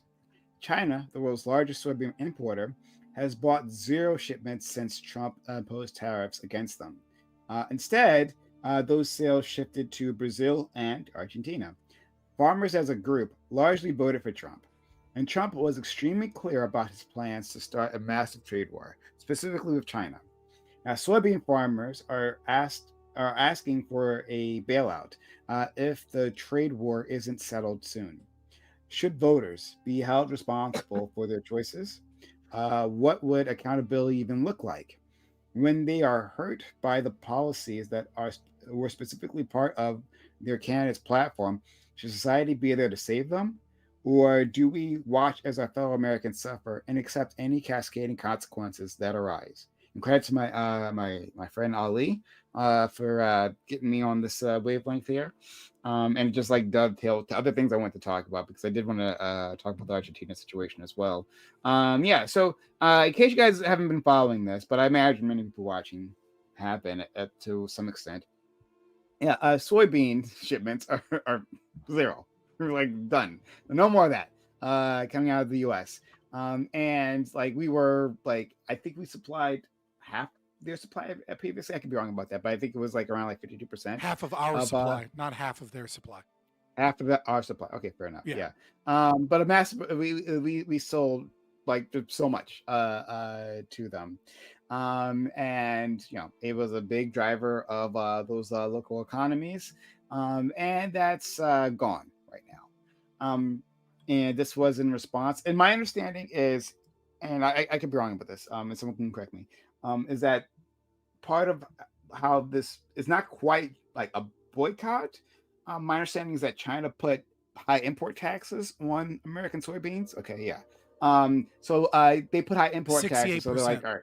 It's a 68% import tax on soybeans. Thank you. Yes. So then it became not economical, and so they started looking to other places. Well, Brazil came had their arms open. Please, we're here to do business. And so now they're getting their shipments from Brazil and to a lesser extent Argentina. But like this is like a huge issue, right? Like because even if the trade war ends tomorrow, right? That doesn't mean those customers necessarily come back, right? Especially if it's not tomorrow and this lasts like into like the next year, right? Because if they order another shipment, well then okay, now we've established a trade route, right? We've established trust. Like you successfully sent me a shipment, you've established trust. Now you're my business partner. Why do I have to change back, right? It costs money to change partners and all that, right? To break those trade routes. So, like unless those American soybean farms are offering some sort of a better deal, it'll be hard to get those relationships back. So this could be permanent damage. Soybean farmers are mad, right? Some of them are asking for a bailout. Should we do that? Should we bother with that? Because Trump was not shy about this trade war, right? He said it was coming, right? Like this, like there's other things he was quiet about. This he wasn't, right? He was very loud about this, and then and he did the thing, right? He delivered on his promise, and now these people seem to be upset about this. So I want to hear your thoughts on this. Let's start for our good friend Lactoid. All right, I got a couple things to talk about. The first thing is, yay, Argentina. I'm highly supportive of the outcome of this election. I think it's great. I think their main opposition party, the Peronists or whatever the fuck they're called, they suck. Boo to them, and yay to Milei. So good outcome. The $20 billion loan that's going to be paid back with interest. Looking forward to getting that money back. That's going to be good.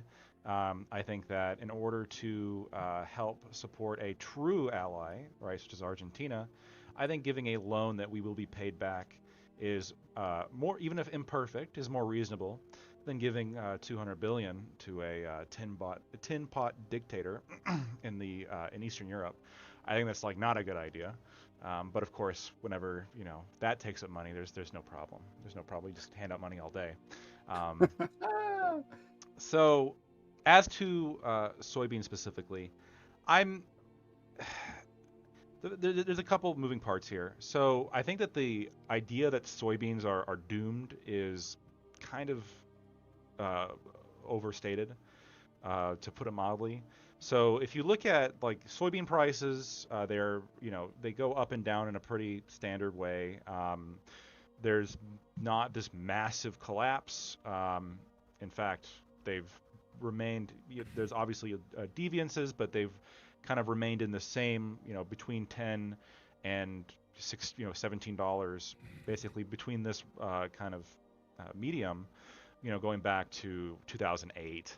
And then before then, they were sticking around between $10 and looks like $4 or something, and they basically stuck around like that back into 1975. If you look at soybean futures, the major drops in soybean futures was happening in 2024, before the election. So they had a massive spike following COVID, as obviously demand was much higher than supply, and now they're kind of going back down. They were lower. The future pricing was like considerably lower even in 2018 and 2019, and then obviously going back even before 2016. So to line the current state of soybeans up to any specific president or any specific policy or any specific action right now, I don't think that's super fair. As of today, soybean futures are up slightly, because there appears to maybe be a deal coming down the works, and I don't disagree that China buys a lot of soybeans, and so maybe that might increase it. But it's not like that. The actual soybean farmers or the people investing in soybeans are thinking that soybeans are done. They're doing relatively well. I guess not well, but decently right now, and better than they have in the past, even before shit like this is happening. So do I think then that the soybean farmers, we should all point and laugh at them, ha ha ha? Well, I mean, you can criticize the tariffs, that's fine, and to some extent, yeah, there's going to be like temporary price shocks that are associated with any kind of policy, and that's absolutely true for tariffs. I don't think that soybean farmers are going to be, or I don't think that it's every single time there's going to be some kind of price fluctuation to say, oh well, I bet you regret everything that you voted for now. I think that in probably 6 months, the soybeans are going to be fine. The farmers are going to go back to how they've been operating. Yeah, I think this is overstated, again, to put it mildly. Thank you. Scott, please. Yeah, so it's in the banner, but it's not really in the topic. But so I guess I'll just address it quickly. I'm sure we'll talk about it some. Hell yeah, Argentina. Super happy. Obviously, I just said that like right before the topic started. This like, I do find the way the media is reporting on Argentina to be like, and this deal to be like, it's very funny how like when certain things occur, it's always convenient, especially the liberal media, where they magically become libertarian when it allows them to like attack Trump or attack the right. And then, anytime it's for any of their other socialism, they're very pro-socialist. It's very funny to me, right? Because like from a strict libertarian perspective, you could say that, this was a bailout for Argentina. But I challenge anyone to find a deal for currency swaps, which is what we're dealing with here, right? Reported by the media in the last 20 years as a bailout. You're not going to fucking find. Maybe you will, right? And I'll eat crow live if you can find a currency swap being like talked about by all these media organizations as a bailout when it's not what a traditional bailout is, right? Now, obviously, Argentina did get an IMF loan a little while ago. You could consider that a bailout. And from a strict libertarian perspective, you might consider a currency swap as a bailout. But we have a $20 billion deal.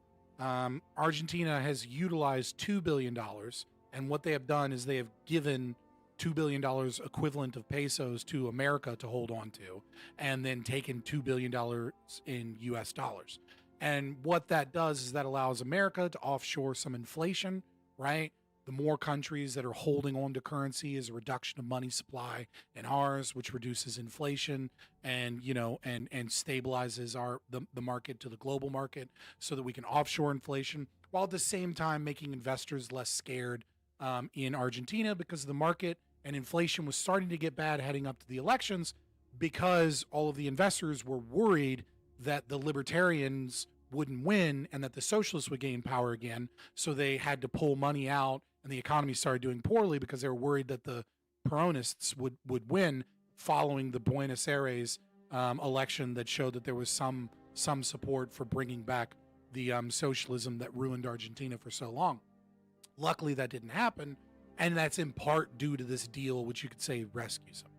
In terms of the soybean thing, which is the actual topic, right?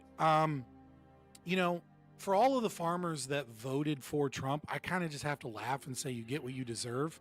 Like it's just kind of funny that you thought starting trade wars from this guy that was running on tariffs was somehow going to be good for you, especially when your main business is exports. Like, it's just like, I kind of get some people that are into domestic manufacturing being like, hell yeah. But like, if you're an export business and you voted for Trump, I'm just like, dude, you get what you deserve, you fucking retard. Right. But also I kind of did want to, just to piggyback off of what you had said, Lactoid, absolutely.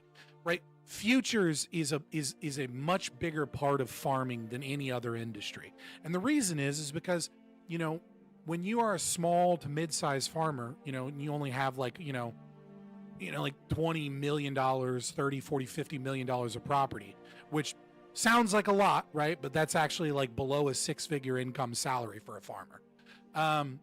When you live and die not by by getting futures, right? By selling your product before your product actually comes to fruition. And you let the big brains at hedge funds kind of figure out what the market's going to do, because that's their specialty. Your specialty is growing the shit. Also, so like the futures will probably get some type of deal or something. There's this like idea of, will China stop buying, American, like maybe it'll never return kind of thing. Well, two things to that. Number one, if that was likely to occur, then the futures would be down, right? Like if that was actually a significant threat, then you wouldn't have, you wouldn't have the investors that are experts in this, right, maintaining money in that, most likely. I'm just saying, like, obviously that's a bit of an appeal to authority, but it is evidence that the people that know what they're talking about seem to believe that isn't necessarily the scenario. And the reason most likely for that is that there's a difference between Brazilian and American soybeans. American soybeans are actually slightly more expensive than Brazilian soybeans, right? Brazilian soybeans are produced with like land rent systems. They're subsidized heavily by the state, and therefore they're cheaper to purchase than American soybeans. And Brazilian soybeans tend to have more protein in them, right? So if you're making tofu, or you're making things that you're selling to vegans, or you're trying to do some protein supplement or something, you probably want Brazilian soybeans because they have a higher protein yield. But American soybeans have less moisture, which kind of affects the price, right? They're easier to store, and they have more fiber, but more importantly, they have more soybean oil. And so if you're making soybean oil, which a lot of cooking and a lot of things are doing, you need American soybeans more than you need Brazilian or Argentinian soybeans. So even though they're the same product, they're not the same product. And so this is hurting China to some degree as well, because even though they're buying this cheaper thing, they're not getting the quality product that they want. They're getting a different product and then having to like do less efficient systems. And so this is just why tariffs are a bad idea. It fucks over China, fucks over America, it fucks over farmers, it fucks over everybody. And so if we don't get a deal soon that maybe in the long term benefits us more than what we were doing before, then this is just another L for Trump. Let's go to our good friend Corey. Yeah, I'll probably keep it brief. Where I echo Scott's sentiment, although a little bit not quite as harshly. Where it's like, yeah, what are your expectations? Assuming, let's say, majority of farmers voted for Trump, but I don't actually know if that's true. But if in fact it is true, then yeah, what is the expectation? At the end of the day, do I think that they should be bailed out? my answer is no. And I'll say the rest in the opening. I'll leave it there for now, or rather, in the open panel. That's interesting. Okay, thank you. Let's go to our friend Ali. And Ali, thank you again for being so kind as hitting me up. Ali does it all the time. He hits me up with topics, right? Gets the juices flowing, because sometimes they don't otherwise. But Ali's always just trying to help out the show. So I just want to give him a little special shout out. So go ahead. Ali gets your Thank you. juices flowing. Hey yo, That's what I do. That's what I'm here for. All that soybean oil. Yeah. I mean, this is, I don't know much about fucking soybeans, and if the farmers they need a bailout, I don't know, fucking bail them out. I'm this whole idea of like holding voters accountable for their vote I don't like it, because we say all the time that these, voters are idiots. The average person's a moron. Scott was calling them retards earlier, and he was saying all of them. No one should be able to vote. But the fact is, like, we do, right? And I'm just like, I'd like to see people be less fucking obsessed with their team, obsessed with their side. I was kind of hoping this would happen when the Democrats lost, right? When they lost to Trump, right? I didn't think they would turn around and blame the voters, right? I thought they would look inwards and talk about like things they could have done to improve, but rather no, we just get infighting. And so yeah. So we just got infighting. I thought that was nasty. Listen, I'm new to this politics thing, Scott.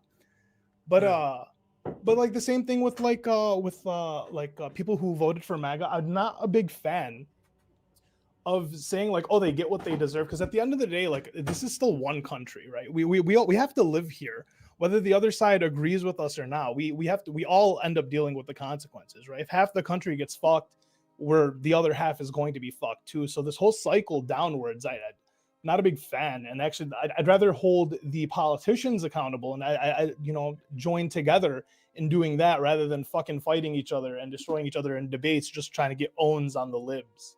That's kind of where I'm coming from here. Oh, okay, and thank you for that. Let's go to our good friend Bam. Yeah, I don't completely disagree. I disagree on everything except for what matters.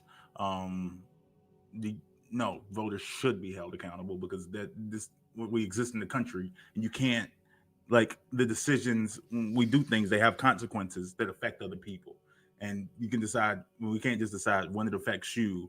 Oh, wait a minute, this thing shouldn't be this way. Like, everything shouldn't be this way. So yes, in ways and means and abilities that voters do F around and find out. In most cases, I believe, yes, they should feel and understand those consequences, because it's the only way that you can learn and grow. Sometimes you just got to touch the hot stove. In regards to our farmers in particular, no, they should be bailed out. And it has nothing to do with them. It just happens to do with the fact that they're in an industry that is worthy of protection for the interest of the United States as a whole. And like, as many times as messed up as it sounds, because it has there's like a negative cycle that it ends up creating. Anyone involved in the farm industry, really agriculture across the board, anyone involved in agriculture, anyone involved in banking, anyone involved in let's say food production. Like, there's a few sectors within the United States economy. The tech industry is actually becoming one of those sectors now that the economy is so heavily based upon, and it's necessary for some of these people's self-good, that it wouldn't be in anyone's interest to see them fail. So that's just a reasonable reality of it. Like, airports is another thing. You can't have airports just fail, like, because people need to travel. But as far as just the concept of what these people voted for, are they farmers? Absolutely. I understand that they're also humans that don't vote based off of necessarily strictly their occupation, because most people don't vote strictly off of their occupation. They voted because they wanted to get out who they considered to be the bad people, and that's that was the government trying to shut me down again. Yeah. Yeah, they voted for who they thought was the bad people, who they believe are trans people, immigrants, and black people. because that's what society's told them, and that's the way that they move. And they've always voted Republicans because their daddy voted Republican and their granddaddy voted Republican. I can just You done? clarify Wait, no, something I'm jumping in real quick. So the only people who I just want should to feel clarify something. what I heard, Bam, was the only people who should deal with the consequences of their vote or suffer the consequences of their vote are the average people, and not the people who are rich enough to evade by getting a bailout. So if you're rich and you're in industry, you don't have to suffer the consequence. But if you're an average, everyday person, you should suffer the consequence. Yes, largely. If you want to simplify it, yes. But I'm about to say more broadly, it's not necessarily about being Why'd rich. you bite that bullet? It's about being in an industry that's more that's necessary for the existence of for the prosperity of the United States. So they can make whatever decision they want, and we all have to deal with it. But then they should get bailed out because they're industry, and so they're not culpable for their vote more than the people who don't have. It's them failing makes lives worse. Let's say we know when we talk about the 2008 financial crisis, like some people argue that we should have let the banks in the United States go under, and it's like, well, of course we shouldn't have let the banks in the United States go under. Let's say because we should have let the people go under. True. Letting the banks go is sorry to be clear. Okay. The argument that some people might have said some people do make the argument that no. Yeah, I agree. Yeah, some people made the argument that they're here. The banks just okay. The banks just right. What the fuck, man? Too big to fail for everyone. What the fuck? Sure. Oh, hold on. No. To be clear, I want. Well, you know me. I want to break up the banks, right? I want to break up the banks. I want to the investors take a haircut on their investments, fuck them, right? But the more logical argument that people were making, right? And this was an option. This was an option Obama had on the table, that's presented to him. He didn't take, right? So instead of directly paying the banks, instead you pay the home owners, right? The ones who had the loans, right? You pay through them. The banks do get the money, right? Because they got they want. The homeowners want to pay back their loans, right? They don't want to destroy their credit, right, by defaulting on their mortgages. So it goes straight to the banks, but it less efficiently gets there. And the banks still lose out on a certain level of investment. But the banks don't necessarily go under on that situation. And the homeowners, right, get to keep their homes. But they shouldn't keep their homes. That the homes, them having the homes was the problem. But that's not. But someone who loves, I'm saying that they can't afford the homes is the problem. Bam's kind of base today. That's a good point. No, it's not. That's not the problem. It's actually it kind of was the problem. No. The problem before was them getting the homes, right? Like the problem before is that they can afford the homes. They can't afford it. But the problem before 2008 was that they got the homes in the first place, right? The problem during 2008 and after was that all of a sudden all these homes are going to default, right? That's the issue. So that's the thing that we should have been trying to. But why are they defaulting? And the massive economic crisis that comes when you toss hundreds of thousands of people out of their homes all at once, right? That was the big fall. We avoided that, right? While still giving that still gives stimulus to the banks. And then so it stabilizes the banks and it stabilizes the homeowners. It does all of that, right? But the investors aren't so happy with that. And that was a big kicks the can further down the road. The people still can afford the mortgages. Okay, sorry. We'll have to talk about it later. Sorry. It's gonna I'm not even a right wing thing about it. I'm saying that next month. Let me go buy this New Jersey home in the ghetto for $250,000 that needs $800,000 worth of work. I mean, the mortgage could be paid off. So we're gonna buy everyone in the United States a home? No, not all of them, because not all of them failed. So Prime. So can I clarify something? Just about this, I really want to clarify something too, 20 minutes ago. Yeah. You know the bailout, the 2008 bailout was a loan, right? That was paid back to the government with interest. So? Are the homeowners going to do that? Are the homeowners going to do that? The homeowners were going to pay their mortgages. They wanted to pay their mortgages. You were just saying that they were going to pay homeless. That's crazy. That's crazy. They weren't going to pay their mortgages because they weren't paying their mortgages. The money. the money isn't the problem for me, right? It was the mass economic devastation that happened, right? Of the people. I don't give a fuck about the banks, right? That's a secondary order thing for me. They It shouldn't have was got given the people loans, who were right? Correct. I already said that, right? A lot of them shouldn't have gotten the loans in the first place. I agree. There was a scam to get them into those loans as fast as possible. But whatever. Let me clear this up. Let me clear this up super quick. What was the interest rate on those loans? Everyone's got to clarify something. I think Corey still needs. What was the A interest rate? million percent. I don't know the exact. We did make a profit. I don't remember the exact interest rate percent. Right. And then let's compare that to asset inflation on the housing market before and after. You know what you'll find? The value of housing houses crashed. collapsed. Yeah.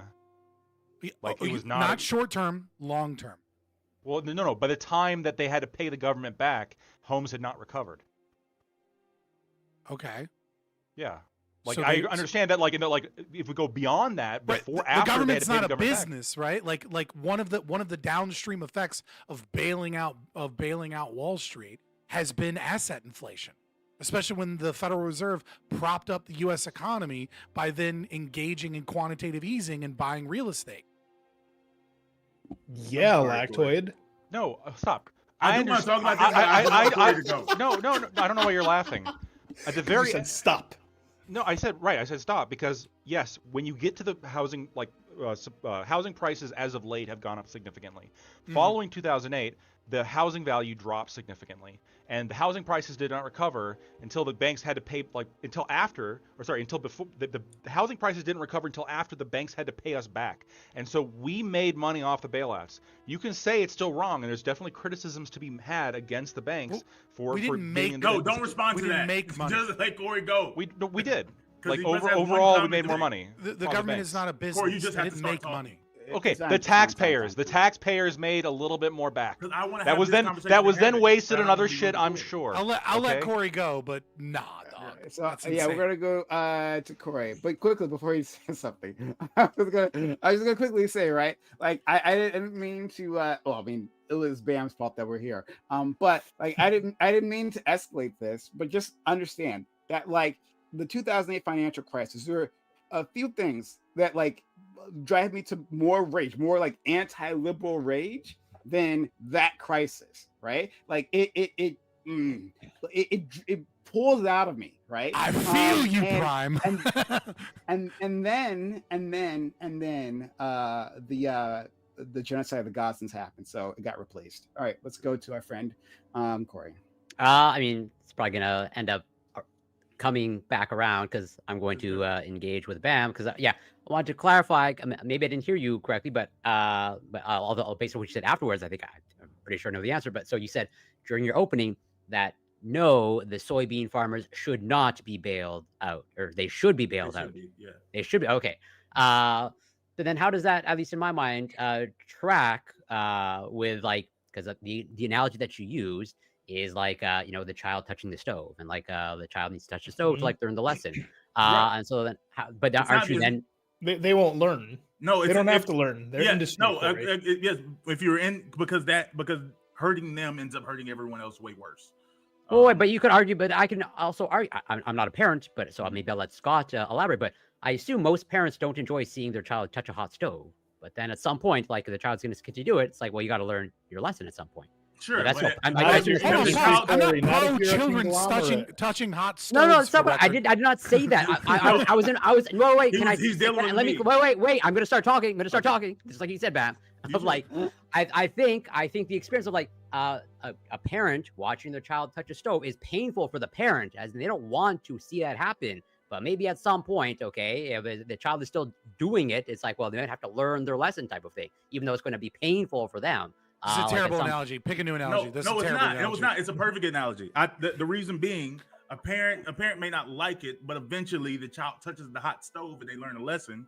But a parent's not gonna keep letting let a kid run out in the road over and over again and say, well, eventually they got hit by a car to learn. Well, you think soybean farming is the analogy to a child dying? Yes, I think okay. recovery. I think recovery. Yes, I'm saying I think that support for bailouts for anyone regarding the agricultural industry is necessary because once we lose that industry, it's really, really hard to come back from. It's a reason like the government has an interest in protecting anything related to our food. couldn't you arguably say that just about virtually anything? Like No, whatever, there's certain- microchips or microprocessors, and national security, and like just like anything with to do with the military manufacturing. Yeah, I didn't say it was just He soybean. said I literally he said said yeah. industry. He said I all said yeah. industry. But you could extrapolate to any of like every If you industry make then. money, to be if bailed out. you're a grocery store owner. If you do something with like, I don't know. What about the auto If you sell bailout? fitness Was that- pills, was that- like was if that- you're like if you're like, oh, I'm in the fitness industry and I sold a pill that ended up fucking people over, then like, oh, your industry, you can go under, like, because like your workout videos aren't in the interest of like U.S. national security. Like there's industries that exist that As long as don't you're a need to be large bailed enough out. business, Corey, you know, if you serve mass people, then you have to be bailed out, and you should never suffer any consequences. So like You I can suffer assume, consequences, I but you assume still should be then bailed out. that the auto bailouts you were in favor of as well. Yeah, for the most part. I would say I'm less so when those are more related to employment more so than like the idea of the United Americans wouldn't figure out how to have cars other places. Well, yeah, but you shutting down any industry is going to, just like with your supplement, like that's going to put people out of a job. No, it's not enough. What? They'll be fine. Oh, okay, so there's some sort of it's scale. Yeah, it's going to be a scale. There's going to be a threshold. And I feel like, and I think that's like real life. The government does make decisions based off of that. I think we all subscribe to this So to this some is- extent, right? Like if all defense manufacturers were going to go to business, like when global tensions were kind of high, I think you guys would want to stop. Subscribe to what? I said like PewDiePie. global, like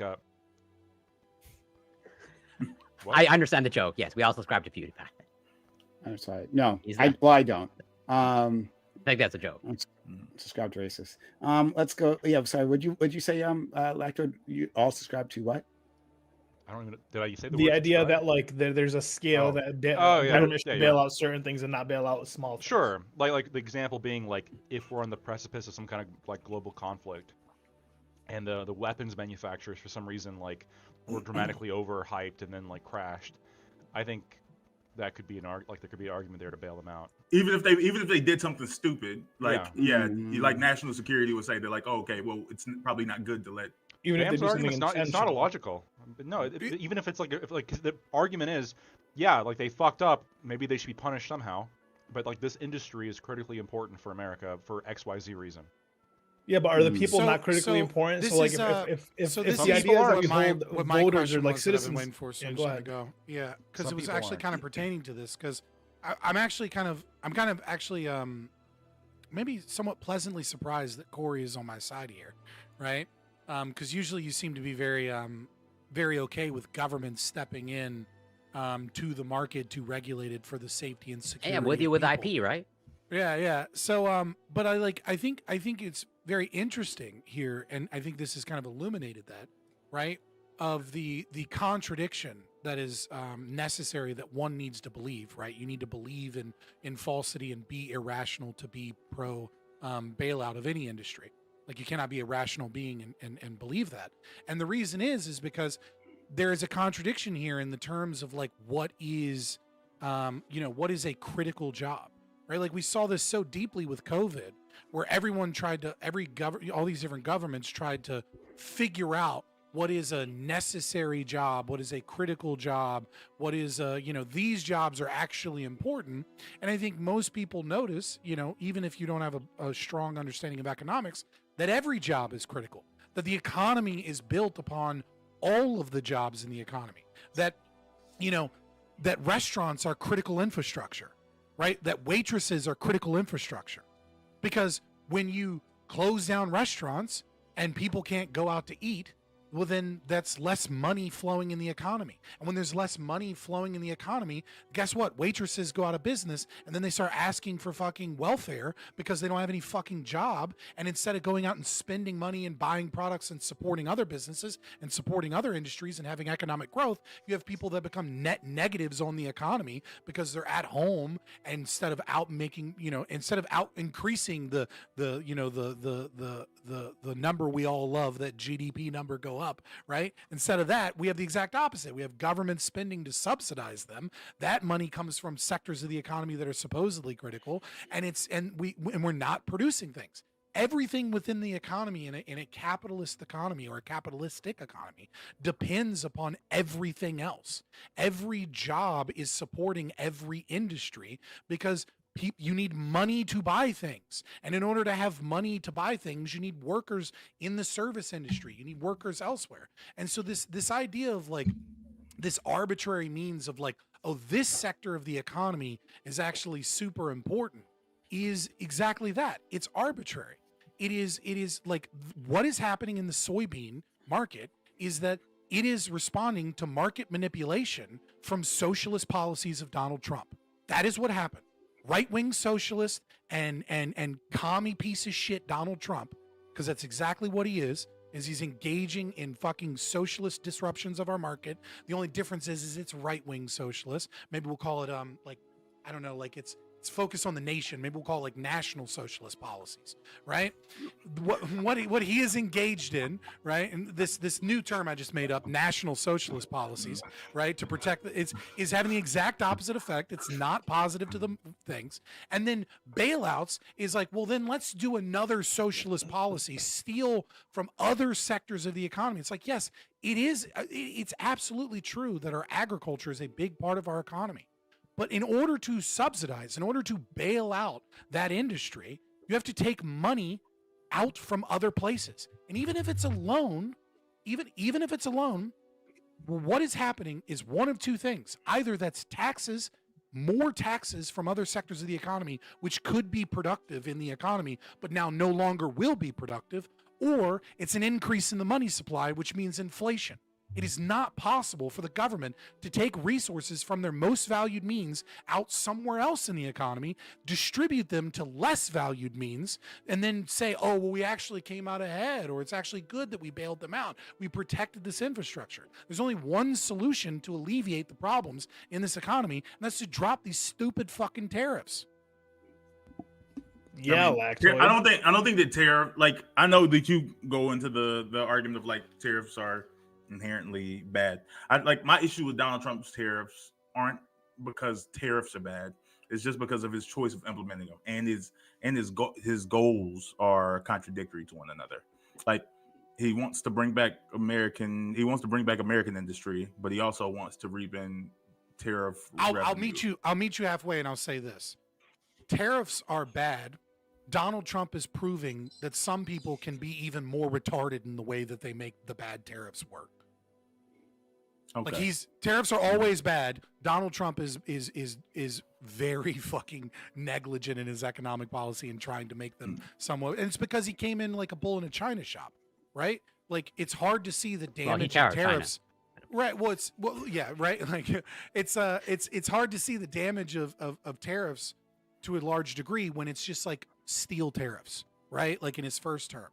Like, you don't really see a massive impact because it's a small sector of the economy. Obviously, there's big consequences. But when you come in, you're like, I'm going to tariff the world, right? Then it becomes very obvious how damaging tariffs are. And the implementation can be even worse than targeted tariffs for trade deals and things like that, which maybe you could argue from a consequentialist perspective potentially has a long-term success if it means free trade in the future and better deals, et cetera. And in that trade-off, but the way he is doing it is they're always bad. They can be used to force better things as a negotiation tactic to get free trade. Sure. But the way he's doing it is just doing it like tariffs are good. Ben. Oh, yeah. Go ahead, man. No, you're good. You're good. We're good. I just wanted to ask you, like, so from what I understand, let's say, for example, I think Blockbuster roughly at its peak was like, 100,000 employees, give or take, and, had thousands of stores. Let's say if it was like twice that size, like, would you at some point be in favor of like bailing out Blockbuster just to preserve those jobs in that industry? So or keep like 200,000 people like employed? That alone isn't a sufficient enough factor. Like there's a world where the answer is yes, but there's other things that change. Like everyone in America is working at Blockbuster. Well, yeah. In that world, absolutely. But you want UBI, basically. You would want UBI. No, I'm saying, like, if that's the scenario, then yes. If this is the only job, then yes, we should probably do things to keep people in the only job. But I'm saying the things that, like, it's not just the number of people working in the industry, although that's also a factor. It's also where is the world heading on this thing. Another one of the main reasons Blockbuster was like, oh, okay, this is going out of business, is because we also the cards were on this, like, what is it? The cards are on the sign. I don't know. Whenever you can look out to the future and realize that, like, okay, we're also going to a streaming industry. So this is a natural, like, I guess a natural death. Like, we're going to transition out of this. So this is an industry that can fail versus right now we use, somebody brought up maybe it was you was talking about chips or food. Yeah, it's like, oh, okay, we're not in a place where we're still going to need these for as long as we can foresee. Well, I'm pretty sure you can survive without soybeans. I don't know for sure, but I'm highly confident. Aren't you vegan? Your ass isn't surviving without soybeans. I'm pretty sure we use soy in a lot of stuff, actually. But yeah, but I don't think that still refutes my claim. Like 1,000 fucking ingredients. No, but having more food, like, overall increases food availability, which lowers price, makes it more accessible, reduces shortages, of course, yeah, more affordable, et cetera, et cetera. And I think, I don't know, I agree with Ben. Well, that's to the Scott's point of the restaurant industry. That's critical infrastructure. Well, I don't agree you can go down the chain. I don't agree. Like, I think that there is. Do you have an argument against it? Well, yeah. So one of the examples of, like, I think critical infrastructure is like situationally dependent, kind of like Bam said, where, like, okay, like, war happens, all of a sudden there is, like, an invasion. I think that it might make sense to, like, either fund or perhaps even, like, reduce regulation or reduce taxes on, like, the weapons manufacturers in a way that might hurt like OnlyFans creators, right? Because now we're in the situation where, like, the Chinese are coming in waves and they've occupied Oregon and Washington, and the OnlyFans creators, like, maybe they might make the whole process a little bit, like, easier, I guess, for some people, the fact that we're now being occupied by the Chinese. But I think the focus of the nation, like, the critical, like, focus should be defending ourselves against, like, the Chinese. And so you would want to give but do you have an argument against what I said? You haven't made an argument against what I said so far. You've just given vibes. No, this is not vibes. Sometimes situations arise where you have to give. I felt vibes, Blacktoy, just FYI. Okay. Well, so my argument is this. I'll clean up my argument. Stop trolling for a second. Well, hold on. Let me finish real quick. My argument is very straightforward. If there are, like, situations can arise in which you might need to favor one industry over another because the consequences of not doing so could be catastrophic. Yeah, it's a claim that, like, would you disagree when it comes to war? I absolutely disagree. So you want him to I will make my argument. I'll make my argument very clear, right? So my argument, or my claim, right? The market is God. Not the market is God. Though it is smarter than central planners, no matter how smart they may seem. But my argument is that it is my claim, is that it is an arbitrary distinction to label one critical and not label the other as critical, because the complexity of the market is that the entire economy revolves around every industry participating within the economy. And that, what do you mean by arbitrary? It's arbitrary as in it's chosen based off of, like, well, we feel this is critical. We feel that this is more important. But the reality is that the market and price mechanism is actually showing what is most valued by those within the economy. And so what it's saying is I have preferences beyond those engaging in the economy. So it's actually, in a way, you could say it's anti-democratic, because it's going against the will of the people to say that I know better as the central planner where your money should go because we have a threat that's more important. Whereas you give like a kind of like an example, which is fair, right? To say, like, well, what if China invaded or something? And it's like, well, how much of our economy should be going towards OnlyFans? But the fact of the matter is that you're kind of taking other things being equal is kind of like snuck into your argument. And the problem is that wouldn't occur. If China starts invading, we're going to see a radical shift in the economy in what people spend their money on, right? If I own a business on the East Coast and China's invading, Florida, and I'm in fucking, Virginia, all of a sudden insurance companies are going to change their insurance rates. Different businesses are going to change how they defend themselves. Different people are going. The economy is going to shift based upon what is occurring. What if the market what isn't is that occurring? fast? Is it faster? Market is faster than the government. No, we can't. Okay, stop. We can't rely on fucking Geico to, like, properly respond to the Chinese invasion. I'm sorry. The example that I gave you that you call arbitrary, first of all, you can using your definition of arbitrary. Which I don't know. I don't think that's actually the definition of arbitrary. But going off of your definition of arbitrary, what we're saying is yes, we do feel as though as is the case with all policy, right?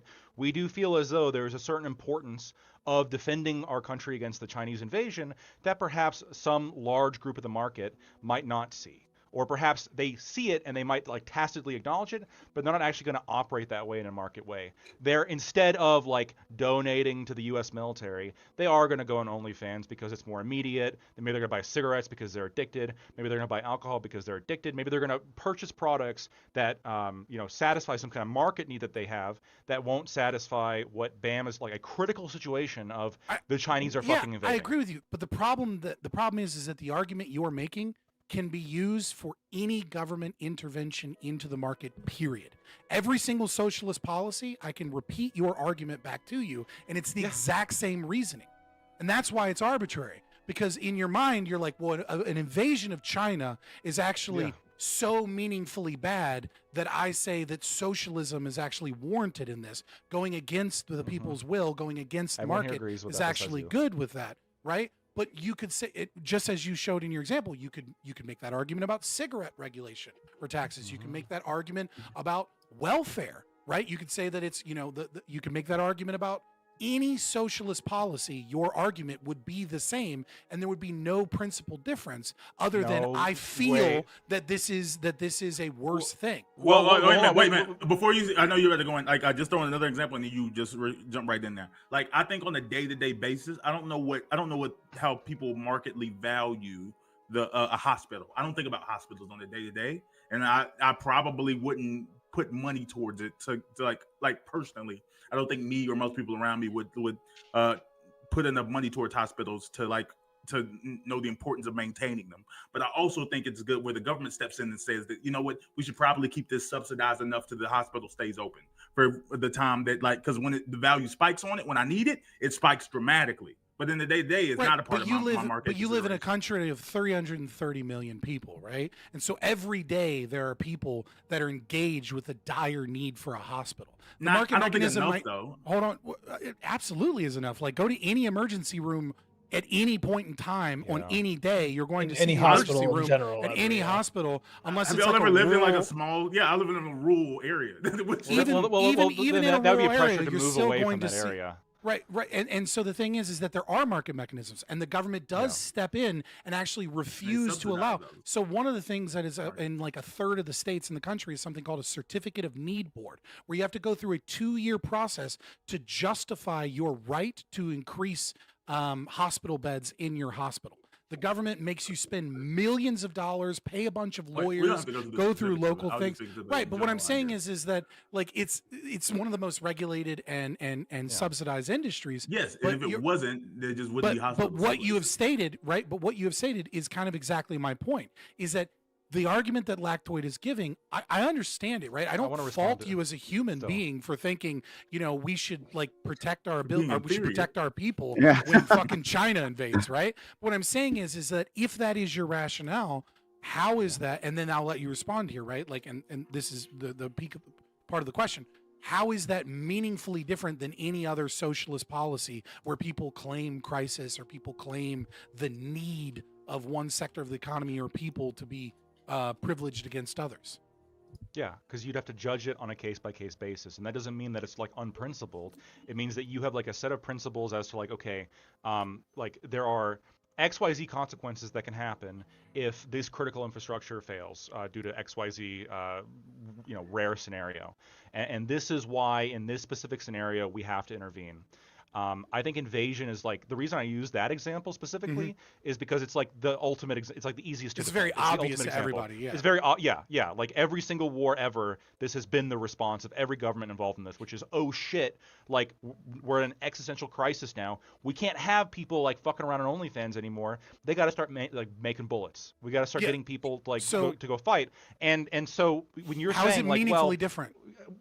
It's meaningful because the consequences for one are like of a sufficient threshold in which like I think like, oh shit, all of us becoming communists, maybe it's worth like decreasing the amount of OnlyFans workers. Now, you're right.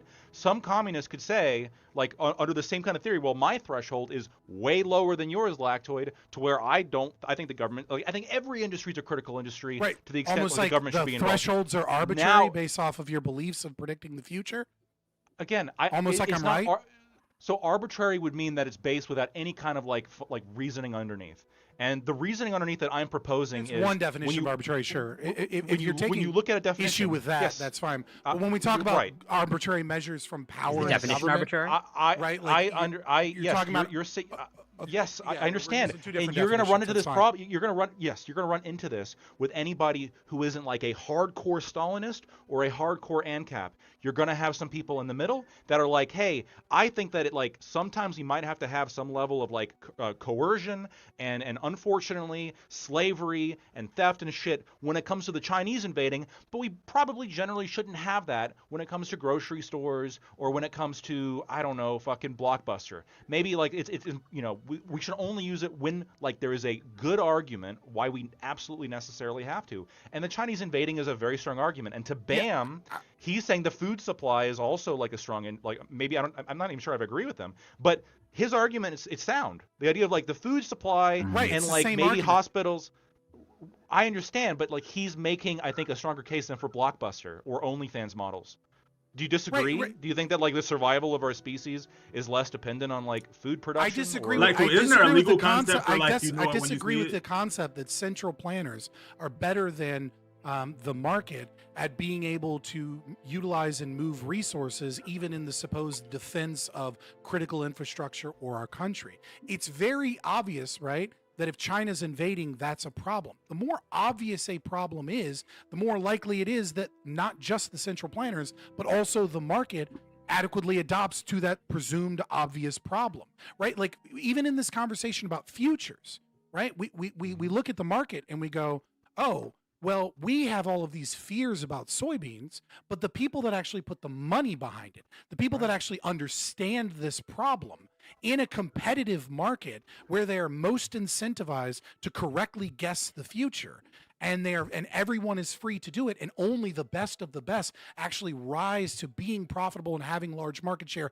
at being able to do that, are saying that the people that are freaking out about the soybean market are wrong.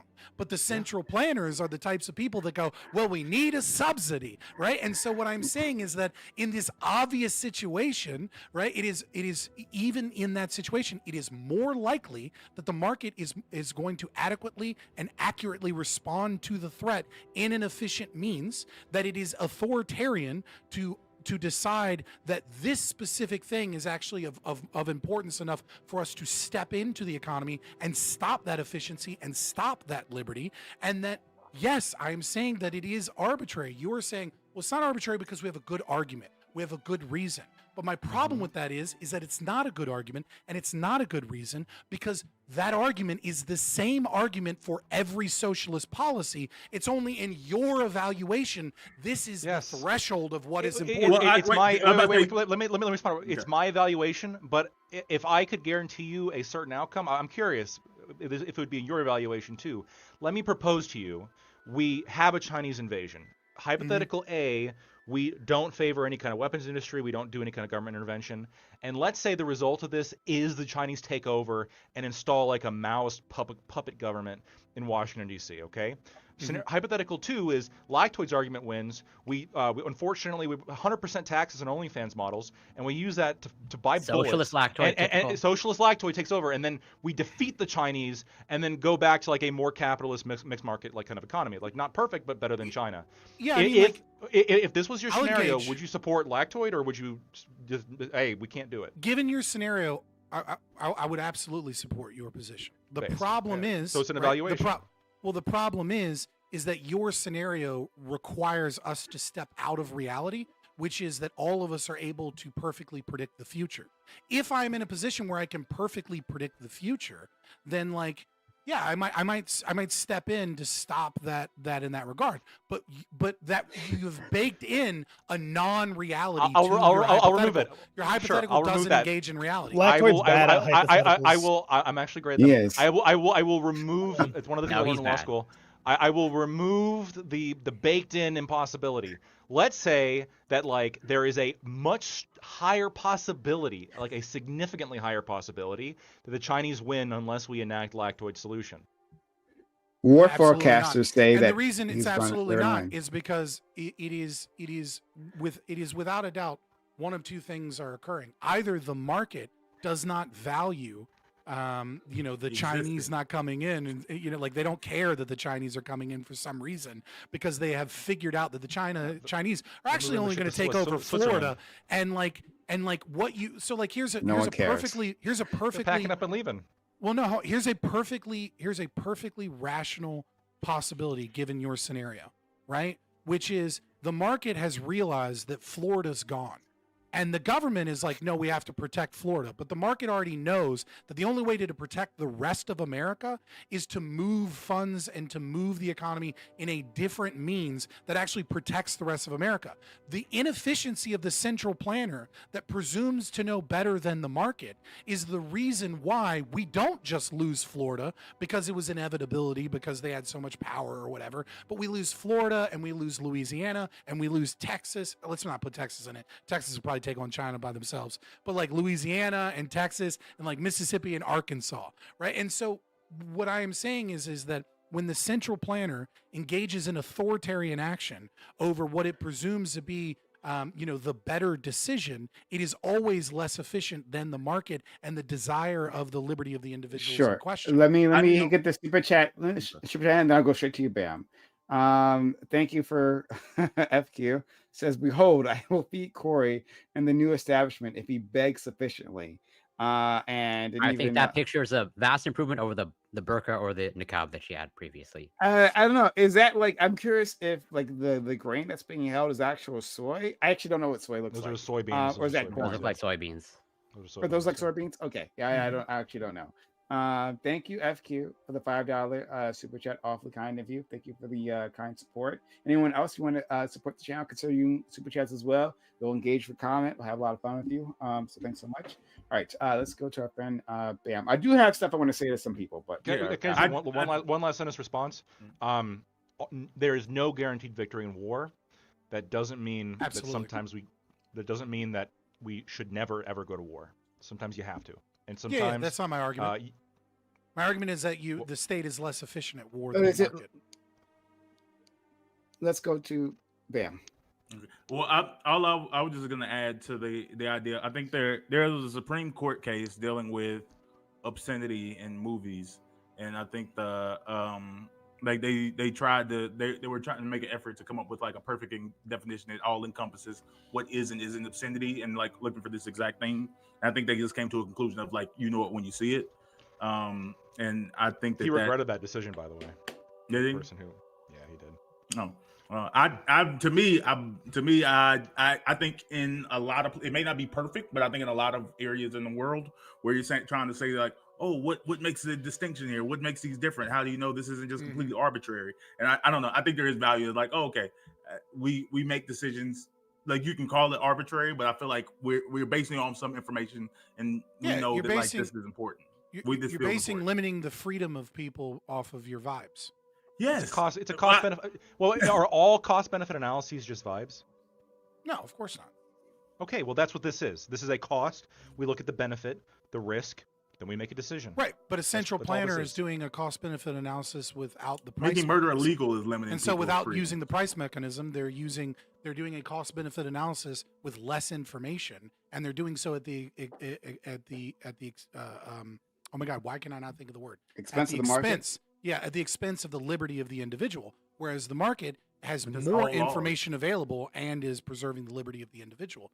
I don't know if the market always has more information available, especially when it comes to like international events. An individual business, an individual person making a business decision absolutely could lack information compared to a central planner. But when you take the totality of the market and the price mechanism holds vastly more information than the state holds, and every bit of information that the state gains to try and to make an informed decision costs money in order to gain that information, and does so at a less efficient means than the market.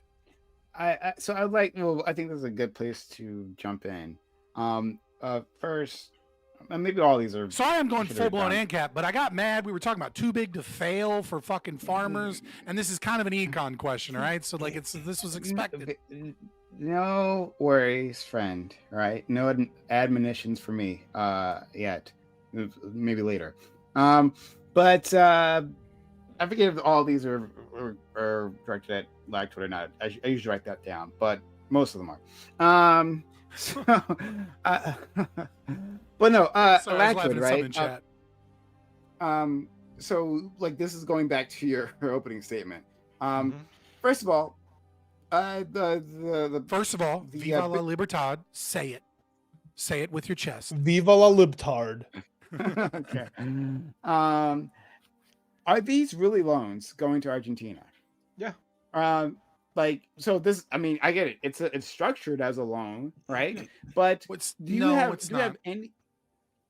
It's not really a loan. It's kind of like yes, it's a currency swap. We're getting paid back. Currency. We are getting paid back. I don't want. No, you're correct. I don't want to give. We're not getting paid back. We're right? immediately getting paid the equivalent value. Now you can make the argument that we're losing. What's the interest?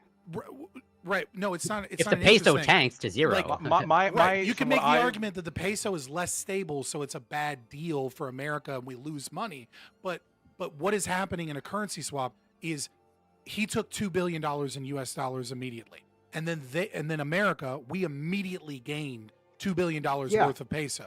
It's not a loan. In that what is this for? Yes, I know. Yes, but like first of all, there's a repayment involved, correct?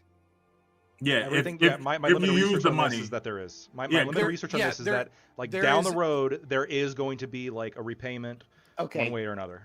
Well, I'm about to say to clear this up for you. To clear this up for you, what's happening is they're holding on to the 20 billion because their currency is unstable enough that they're believing that the other countries aren't gonna like accept peso as their repayment for their debt. So in that case, that a country says we're not accepting your currency as repayment, then they would activate the loan and use that 20 billion. They would activate the currency swap. Currently, he has $2 billion, and that is just a means towards pushing towards dollarization, which he ran on, which is holding more U.S. currency and being backed by U.S. currency as opposed to, isolated with the Argentinian peso. And also, it's, as Bam stated, it's a means of comfort for investment because they feel a little safer investing in the country because they know that you have some currency that isn't having runaway inflation. But of course, it all depends on the future, right? Milei brought year-to-year inflation from 258% down to 30%. So there's also kind of a bet that like Argentina actually loses in this. Sure. Right. So, hon, I already looked into currency swaps. So I'm not coming into this blind. But like there is an exchange of money, right? A principal being exchanged.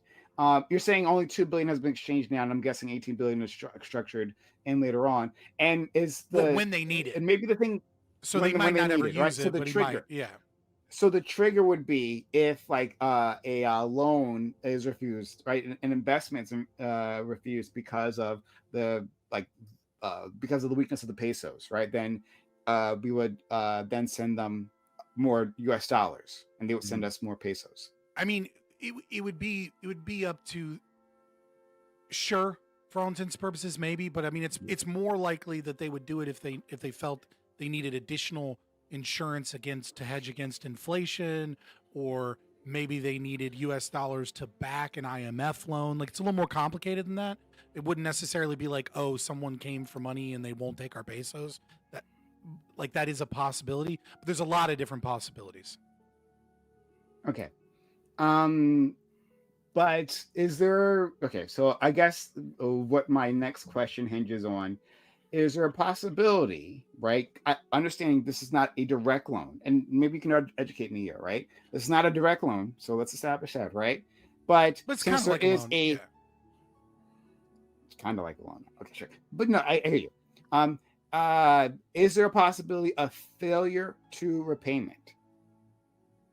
Well, I mean, is if the the case with all country loans. collapses, Yeah. you know, or like, I mean, he could have, it could turn into collapses. like Weimar Republic, and like there isn't enough Argentinian pesos to pay back the loan because the currency like defaults in on itself. I mean, sure. it's like, well, the U.S. well, could just stop requesting repayment. We did yeah, that's possible. Two things.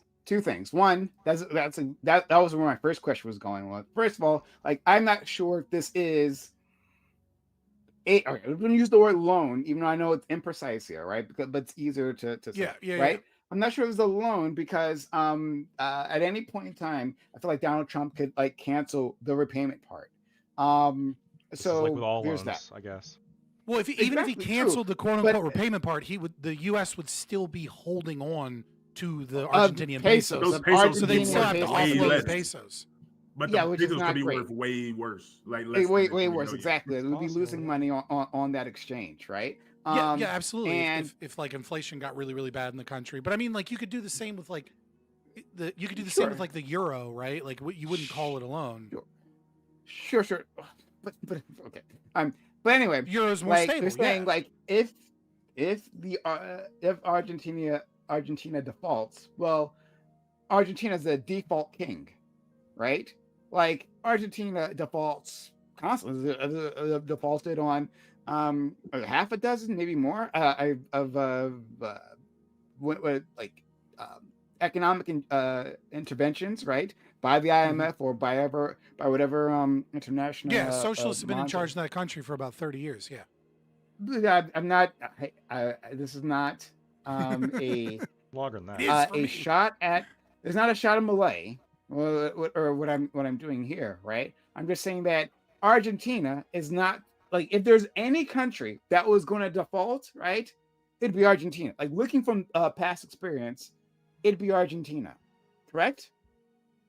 I mean, compared to what? Compared to Europe? Yes. Compared to other South American countries and the stability of their currencies, like I think we have plenty of examples of South American countries that their currency and economy gets so bad that they have a violent revolution, and then they have an entirely new government that doesn't believe in any of the previous deals of the last government after they killed them all, right? So I mean, like, I don't know that I necessarily say that Argentina is like special in its inability to repay loans. So there is a risk. The ultimate there's a answer risk. here, there's always going to be a risk. Yeah. Okay. So I'm just so now that we acknowledge that risk, I'm saying the risk is greater for Argentina. This particular country, known than for other its countries defaults, who haven't right? defaulted as many times as Argentina. And who has like wild political swings. Well, I'm not sure if I want to attach wild to it because I mean we live in America, right? But still wild political swings with like the next incoming regime, right? Saying fuck that shit before, right? I'm gonna do this thing.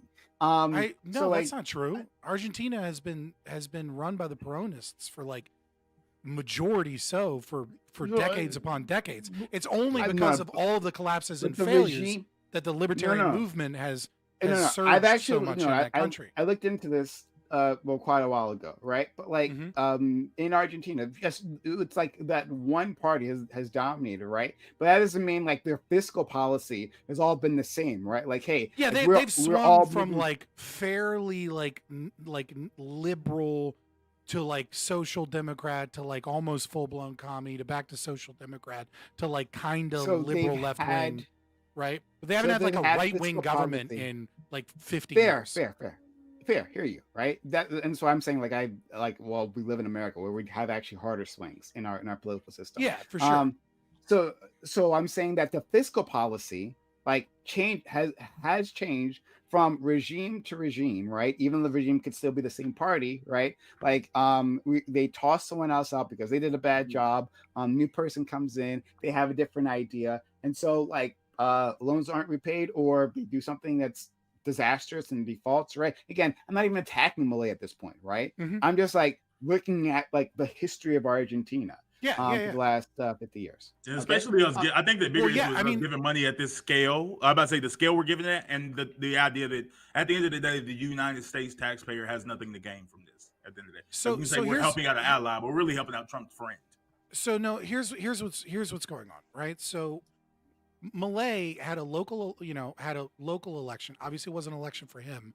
It was, but it's kind of like, like we have, like this year we have It's a government referendum. races in like Virginia and New Jersey, right? And like, so people kind of gauge the market because, we have these like off-year elections, but these two states are, right? So they kind of had a similar thing in Buenos Aires.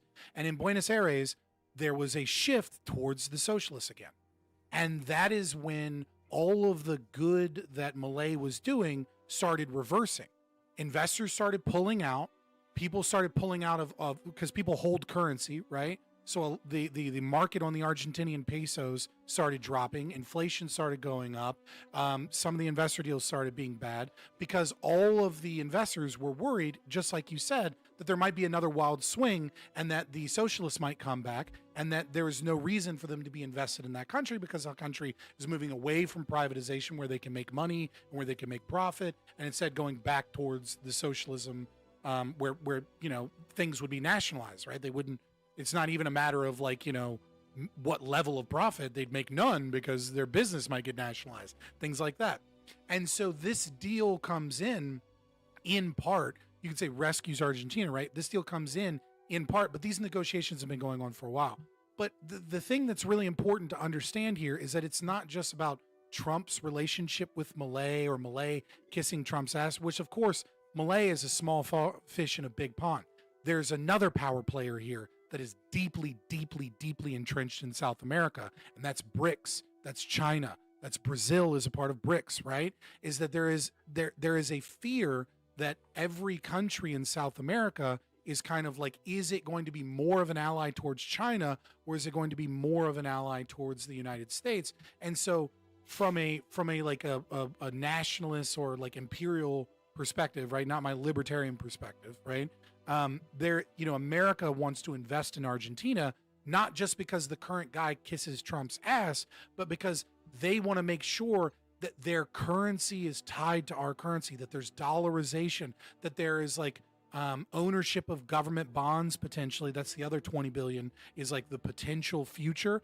He's holding that as a leverage. So it's a $40 billion deal. 20 billions is a currency swap. But the other 20 billion is like a maybe we'll buy government bonds and engage in investment. It's a very big maybe. And he's dangling that over Argentina because what they're trying to do, and I don't know it's necessarily Trump's genius here or anything, right? It's probably just the administration and business, right? Like Trump is, I don't know that Trump even understands the fucking deals he signs. None right? of it. But nevertheless, is that they're trying to ensure, look, we have this other $20 billion in investment that we may put forward in your country, but that's contingent upon the behavior of Argentina to move closer to dollarization, get closer with American corporations, be more free market, and not engage too much with China.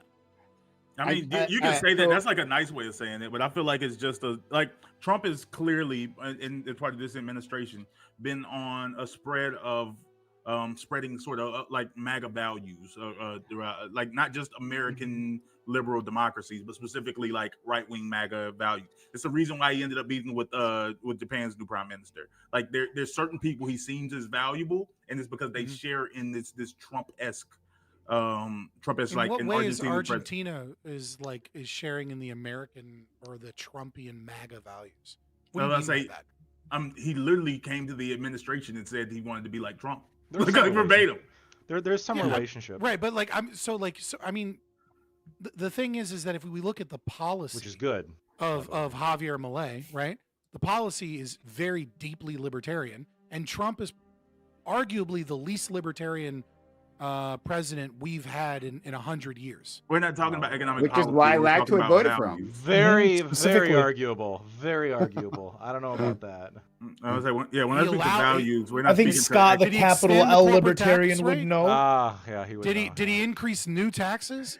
Did he promise that he was going to get rid of the IRS? Wait, and are then tariffs all a of a sudden tax, he's hiring people? or not? He still overall cut taxes and reduced spending. No, he hasn't. Wait, he so has the debt's going to go down? increased taxes. Tariffs are taxes. No, I understand tariffs are taxes. Lactoid just can't regret his vote. How did he big reduce beautiful spending? bill?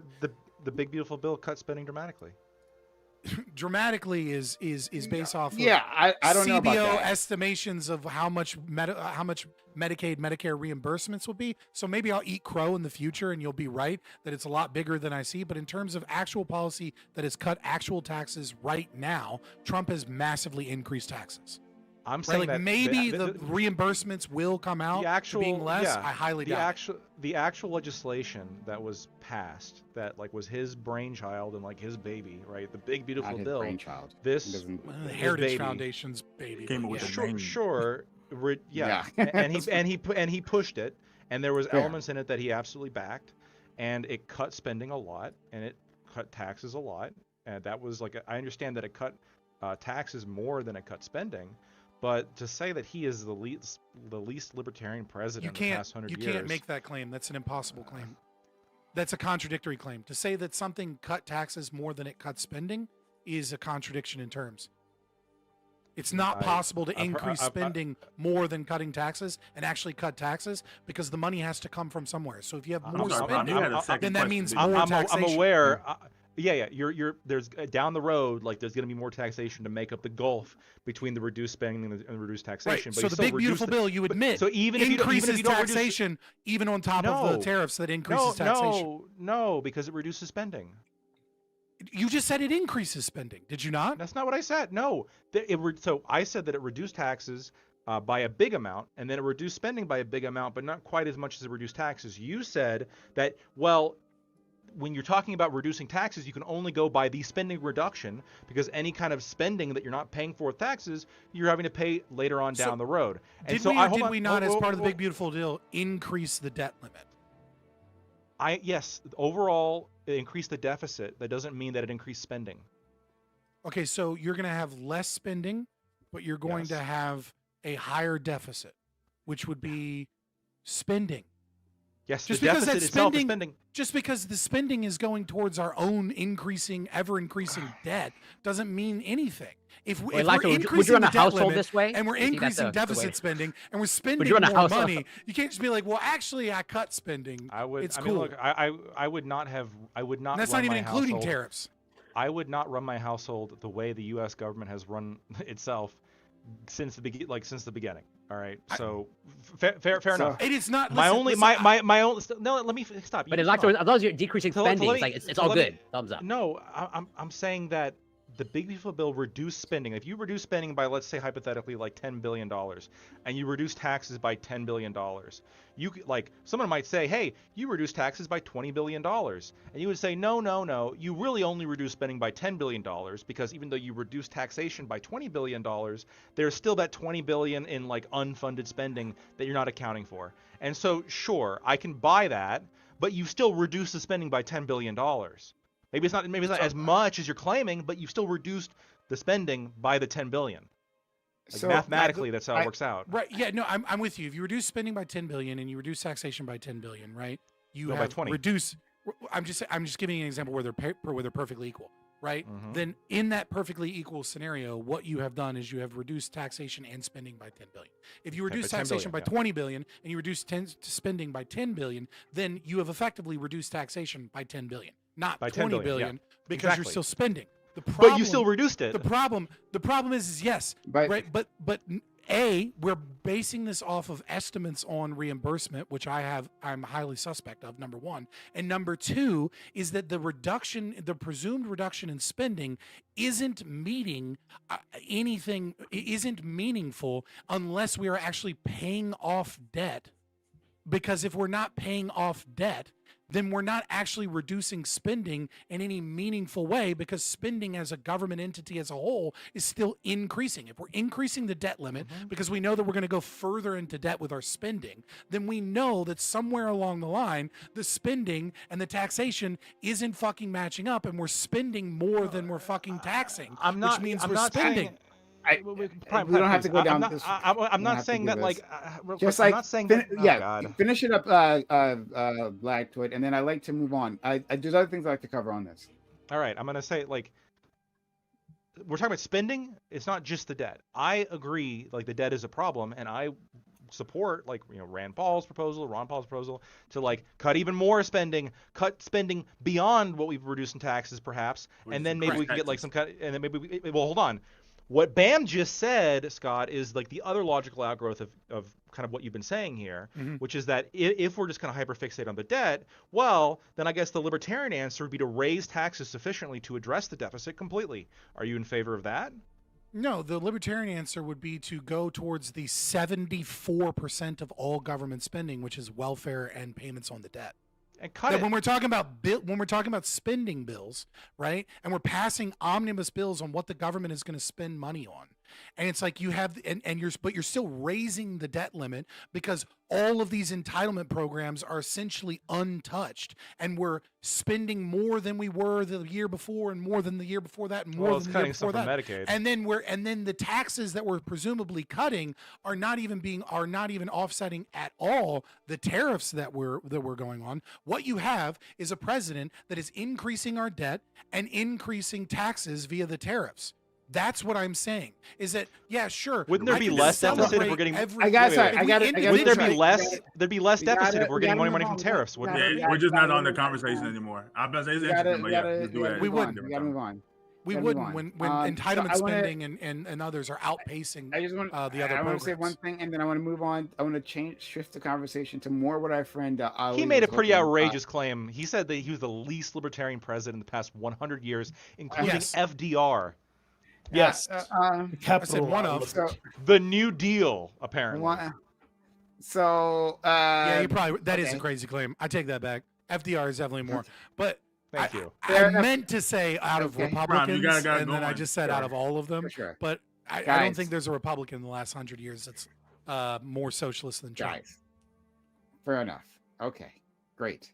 So I want to say one thing. I think I meant this to Scott, but I'm not sure. And then I want to shift the conversation to something closer to what Ali might have wanted. Yeah. Okay. So just quickly, right? I think you said it, but it might have been Lactoid. Talked about how the futures, right? I think it was Lactoid. The futures was up basically, right? They're rallying today. Yeah, it's rallying because of what Scott Bessant said, right? Scott Bessant said, "Hey, we got a deal coming through." Yeah. And so futures went up, right? Scott Bessant also said, just side note on that, Scott Bessant also said that he understands the pain of soybean farmers because he's a soybean farmer, and by that he means, right? He is a former hedge fund manager with $500 million of wealth, right?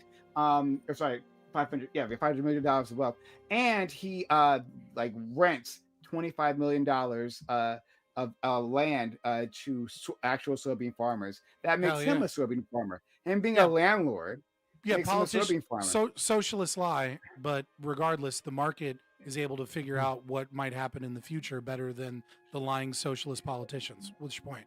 So in any case, my point is that the market is moving on the words of the administration, right? Which it does, right? That's what it does. Of course, yeah. But that doesn't mean that those words are necessarily accurate, right? Like the Trump administration has said all kinds of things about its tariff negotiations and its future plans that have all been lies. Yeah, it sucks. Right? They're betting. They're betting on the future. That's what they're doing. I understand. Yeah, right. I'm not trying. Come on, right? Yeah, they're it's a bet, but I'm saying that the argument stated to me is that these are the people who are supposed to know best, right? And in fact, they have the greatest interest to know best and to gather as much data. Now, I'm not saying that you're not market movers that certainly know better than me, right? Random fucker on the internet, right? Fair enough. But I'm saying that the market as a whole moves on these words that have been known to be extremely imprecise, being the kindest thing that I could say about it, if not outright lies, right? So for Scott Bessant going on, I think it was CNBC or one of the major media companies, right? And saying, oh yeah, the soybean farmers are going to be very happy with what we come up with, right? That doesn't actually mean anything. And that doesn't necessarily say that the market has a greater insight. Maybe they do. Maybe there's some market mover who knows something behind the scenes, and especially when we're talking about the Trump administration, right? Well, that place looks like a sieve, so possibly someone knows.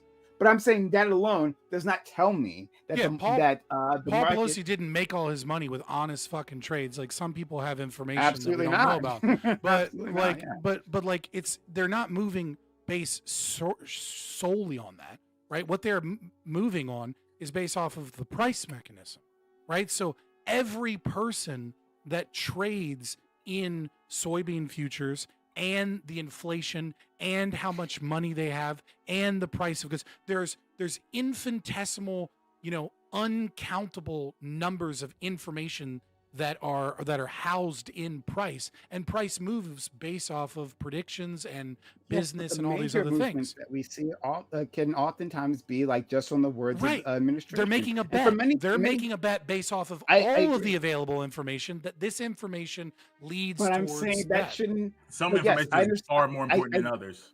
Yes, yeah, and I don't believe that should necessarily, that just the thing that I'm responding to, and maybe like it sounded too broad, right? It's simply the idea that because the future markets has gone up, right, that should be an indication to us, the outside observers, right, that everything is going to be all right. Yes, they are making a bet, right? It's an indication, but it's not foolproof evidence, right? It's the attempt to predict the future, right? Nobody it's in the name, it's futures, right? Nobody can predict the future. It's what it's saying is, if you're trying to say like, oh my God, the sky is falling. I read this article and it's definitely the sky is falling, and then all of the people that are actually invested in the industry and are incentivized to know what's going on in the industry are saying the opposite, then likely we might want to look into this a little bit more, because the experts are betting against you. Sure, but you're acting like we're just paying attention to like natural things in the atmosphere, like that are happening, that they're betting on, and everything can dramatically change on a head overnight. I'm about to say not going back into and if it but does, whenever they lose money. Sure, but I'm saying that like we lost a year of the stock market gains in less than a week after Trump, after the April 2nd little big board he popped up. Yeah, again, like it doesn't seem like you guys have. But no, but I'm saying that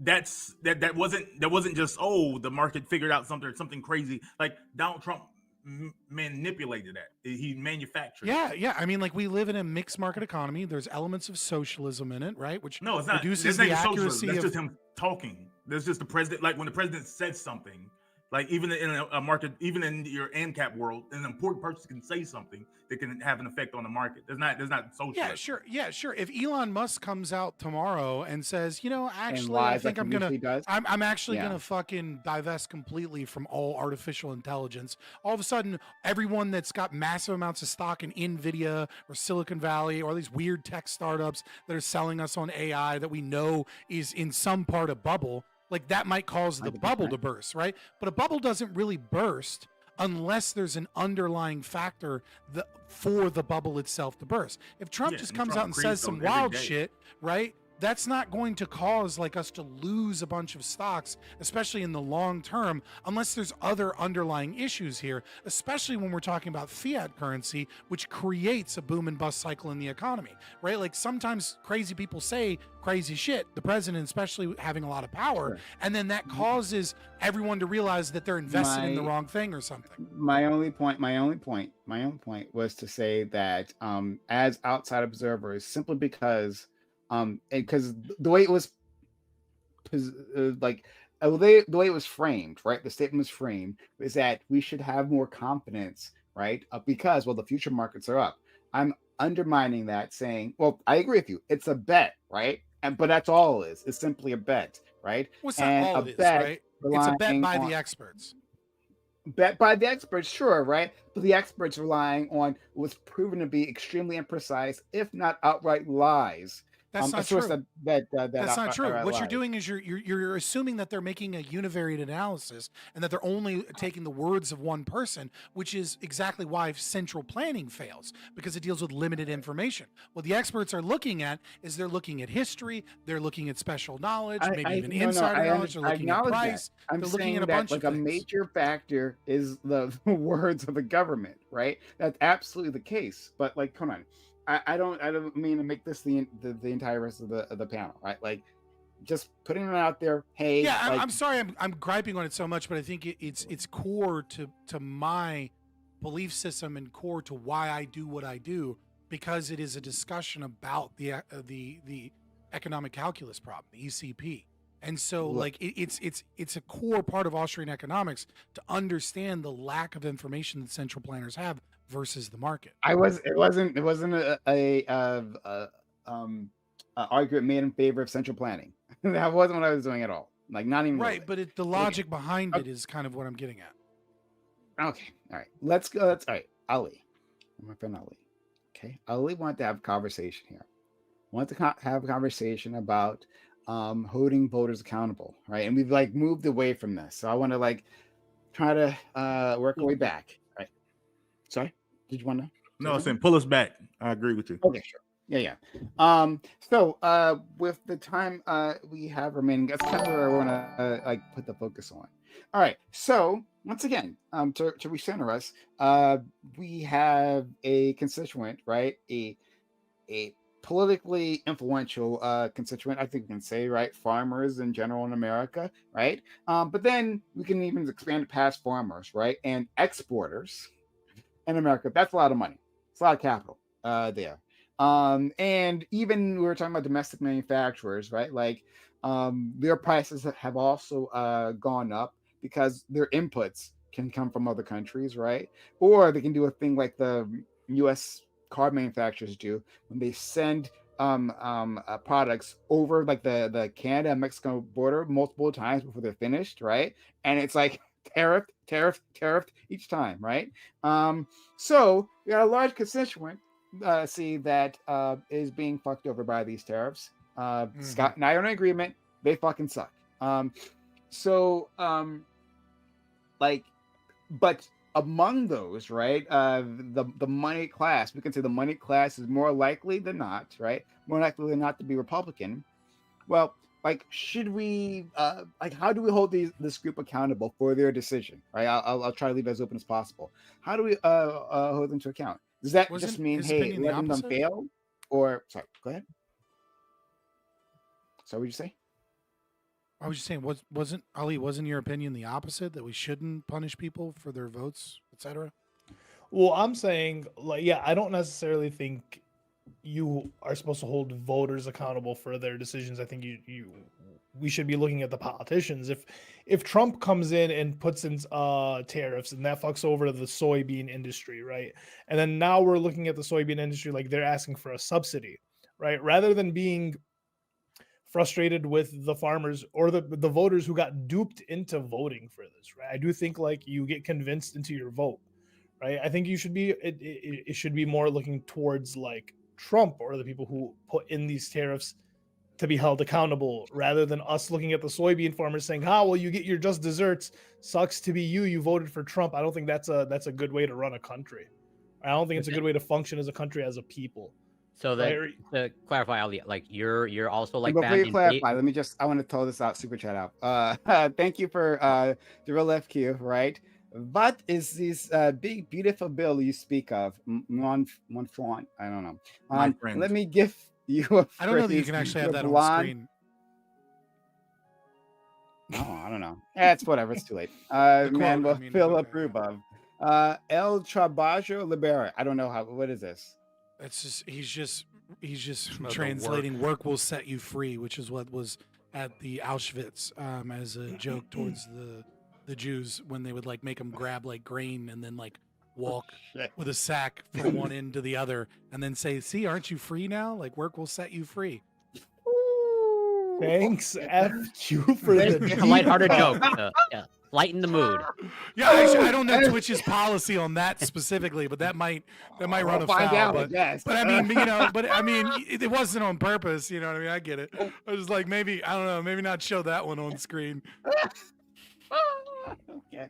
Well, thank you, FQ, for that. Shout out to FQ9 super chat. All right, sorry, Corey, I didn't mean to interrupt. That's okay. Yeah. I'm used to it. But so Ali, like you're also with BAM of like the soybean farmers should be bailed out if needed or necessary.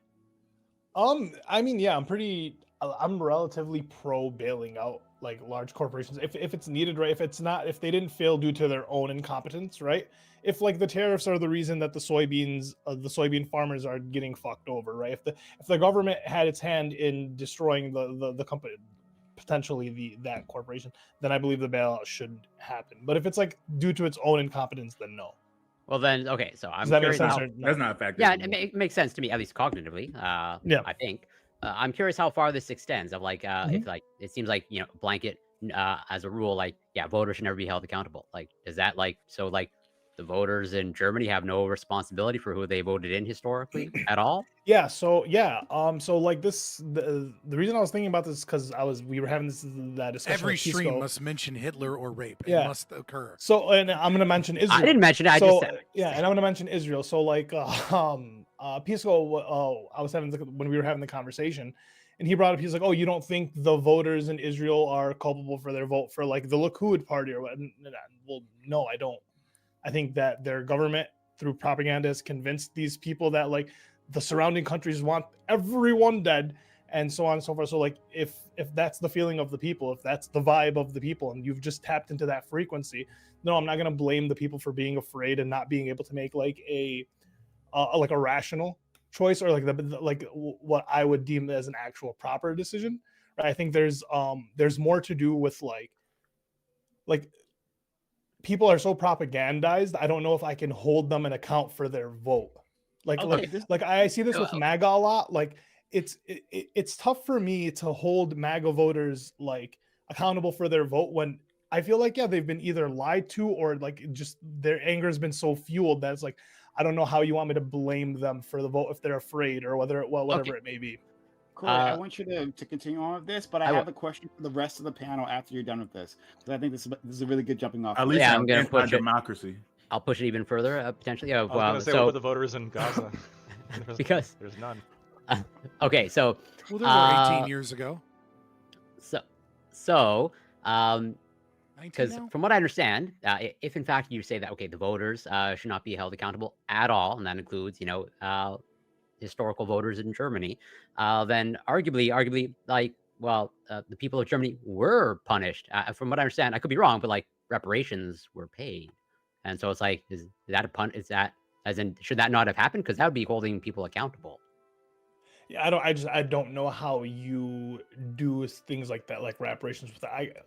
Should it have happened? I guess yes, sure, but then like once again, I don't know how you do that without blaming. Yeah, I wouldn't want it to be like from like the voters from the taxes or whatever it may be. It's just unfortunately that's how it works. I get caught in my own contradiction or like catch-22 there, where I want the reparations to be paid. I think the people are owed the reparations that happened to them, but then where you get that money from is the issue. You get it from you wouldn't other consider people. that punishment, would you? Well, which is my issue. I don't think the people should be paying for the actions of the government.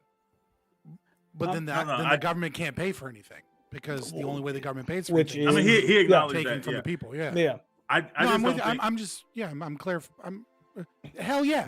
Scott is with you. I'm caught in a contradiction. I'm like, I yes, understand that. Yeah. Go ahead, Dan. I don't know how to solve that contradiction, but that is one that I'm caught in. Yes. I don't know. I think this world, like this world where we treat everyone like toddlers. I don't know. I think that incentivizes worse and worse behavior. I think the reason we've gotten to where we've gotten right now is because no one currently in the Trump administration or people associated with it believe that regardless of what they do right now, any consequences will come to them in the future, no matter what laws they break, no matter what respect or disrespect they have for the Constitution. I believe they think in I guess now 3 and a portion years time, if a Democrat wins, oh well, we say oopsie and things go back to normal. I think that cycle is just dangerous. I think that's disastrous. But is it more dangerous from the voter, from the people like in power? Right? No, because I think the people, if it doesn't affect the voter, then the voters are just going to do it again. Well, so I want to ask the panel, right, the rest of you, so what our friend Ali described basically, right, is fraud, right? Saying that the people running for office, right, where it did so on, or can do so on a fraudulent basis, right? So I'm not going to say that Trump necessarily did so or Biden / Kamala all necessarily did lie. so. Yeah. I'm trying to take that out there, right? But just that, like, hey, there is these people are propagandized, right? Well, if they're being propagandized in the way he's using it, would mean that, like, hey, you're being lied to, essentially, right? That's and so now we have, and now we'd have fraud in that case, right? Like being given an improper information. So in that case, when we're dealing with democracy, right? And like sort of like dovetailing off what Bam just said, well, I mean, then is it ever their fault? I mean, a politician lied to them, right? They weren't given the proper information to make an informed decision. I disagree. So It's are not they off the fraud. hook? It's not fraud when a politician lies to you. Look, one of the principal elements of fraud, right? I don't want to get like, I don't want like talk about like the 9 principal elements in common law, right? But like, sounds like that's what you about to do.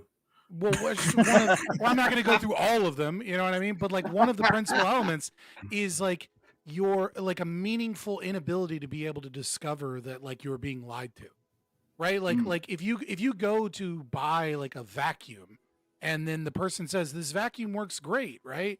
And like there's no online reviews, and then you take it home and there's no vacuum in the box, right? Well, there wasn't any way for you to know. There was no online reviews. There was no way for you to be able to know. Major politician says makes a claim, right?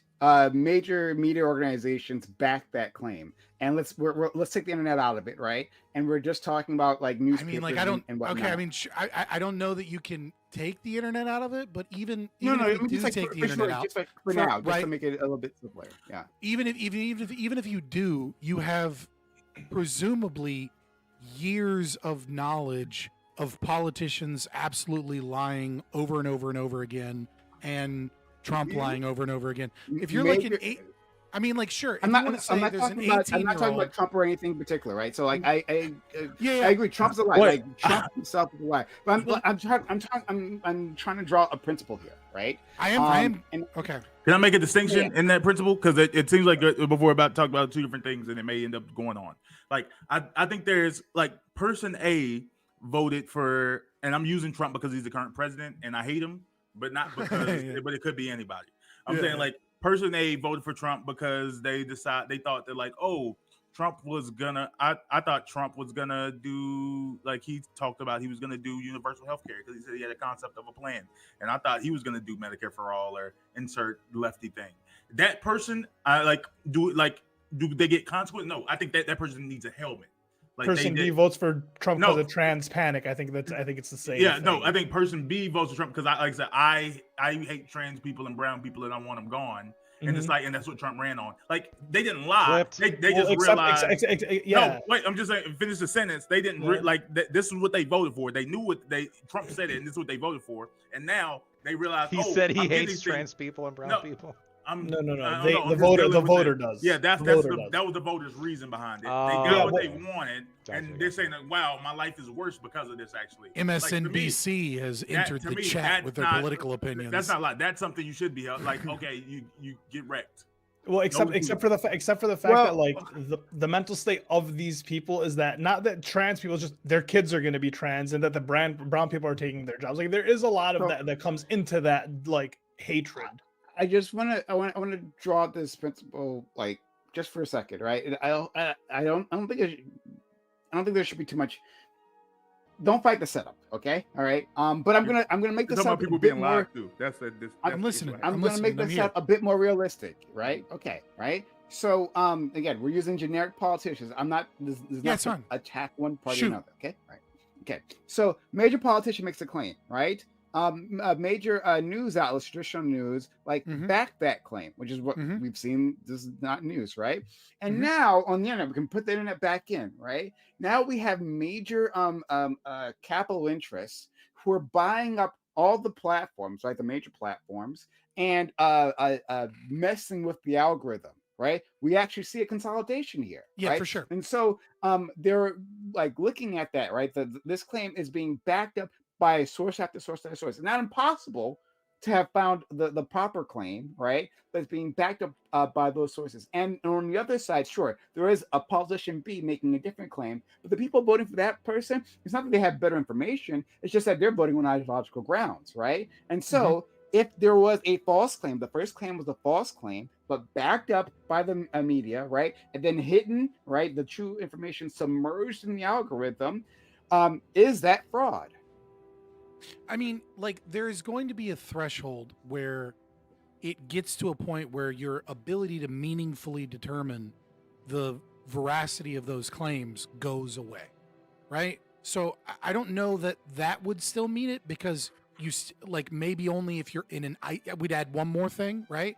Which is that you're isolated from any community, like you live in the middle of like nowhere, so you can't talk to other people. Or in your basement. Right. Because if you have the capacity to talk to your parents, talk to your friends, talk to older people, right? Then it should be pretty easy to determine that that you're But being they're probably lied going to. to vote for the same person too. Right, no, right? I Like, there are all understand. kinds of reasons. Right. But I'm just saying, you should be able to, like, in our current situation in America, no one lives in an America where they can't for themselves go out and realize that politicians lie all the time, that they make claims that do not come true, and that you are choosing to vest someone with a power over other people against their will, knowing that that person is very likely to be lying about everything they're saying.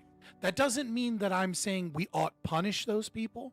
That doesn't mean that I'm saying we ought, like, you know, like when I said in my opening, like, I kind of laugh at these people.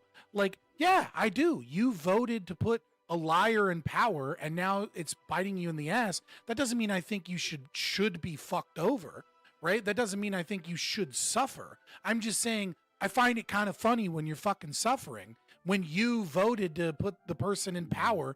And this isn't even fraud. Trump was running on tariffs. Anybody could have Googled fucking tariffs and been like, what does that typically do? Well, how do tariffs happen? And literally everyone, post-Keynesians, MMTers, Austrian, Chicago, every school of economics cannot agree on fucking anything in econ theory, but they all agree tariffs fucking suck and they hurt, right? Like, it's the only thing all economists agree on. A very quick Google search would have gotten it. And so when when you intentionally vote to give power to people over other people, and you know that they're going to increase the power of the state, and you know that they're going to wield the axe of authority against other people's wishes, you're no different than somebody that breaks into my house to steal shit.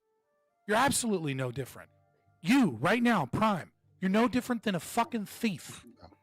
You're no different. You're no better. You're no better than a person that goes out and commits gang violence. He's a little You're no better. better than a child sex trafficker. Jail. Jesus Christ. Jail. You're no better, because you allow that and you vote for that and you support that in to occur to 330 million Americans. I feel Now, like this granted, will be I used understand that against me in you're the future. separated. I understand that you're separated from that, and I understand that you don't necessarily believe that what you're doing is wrong in that capacity. And I understand that you think that, you know, in the long term, that it actually helps people's material conditions. I understand that you have rationalized, you know, your positions as being good positions that help people. But from my position, I believe very principled and correct position, you know, obviously, or I wouldn't have it, is that when you vote to invest power in people that you know are liars and that you know lie all the fucking time, and you want them to use that power against other people's wishes and against the liberty of your fellow man, I have a hard time drawing a distinction between that and somebody that goes out and robs and steals and kills. It's the same moral principle.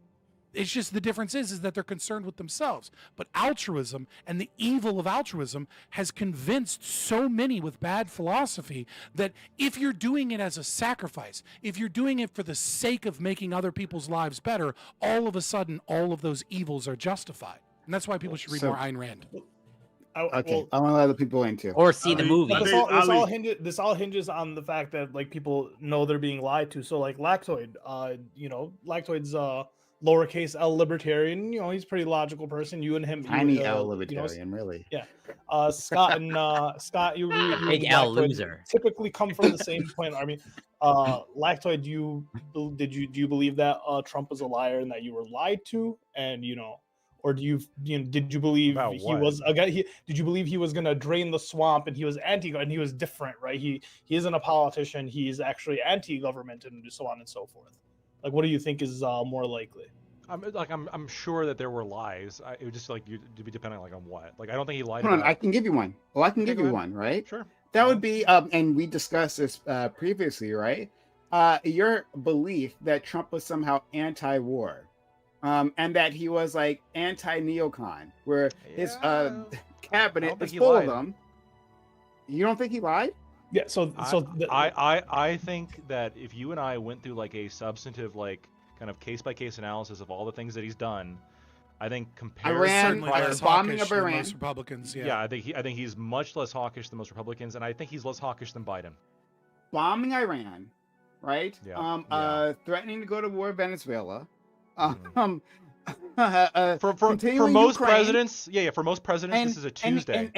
And pretending, hold on, you guys thought that he wasn't going to be for most presidents. Yes, no, I'm not judging him against most presidents. I'm saying, like you said, he was anti-war. I'm judging him on him, right? No, but I'm saying anti-war. I'm Yeah. saying anti-war relate compared to other presidents.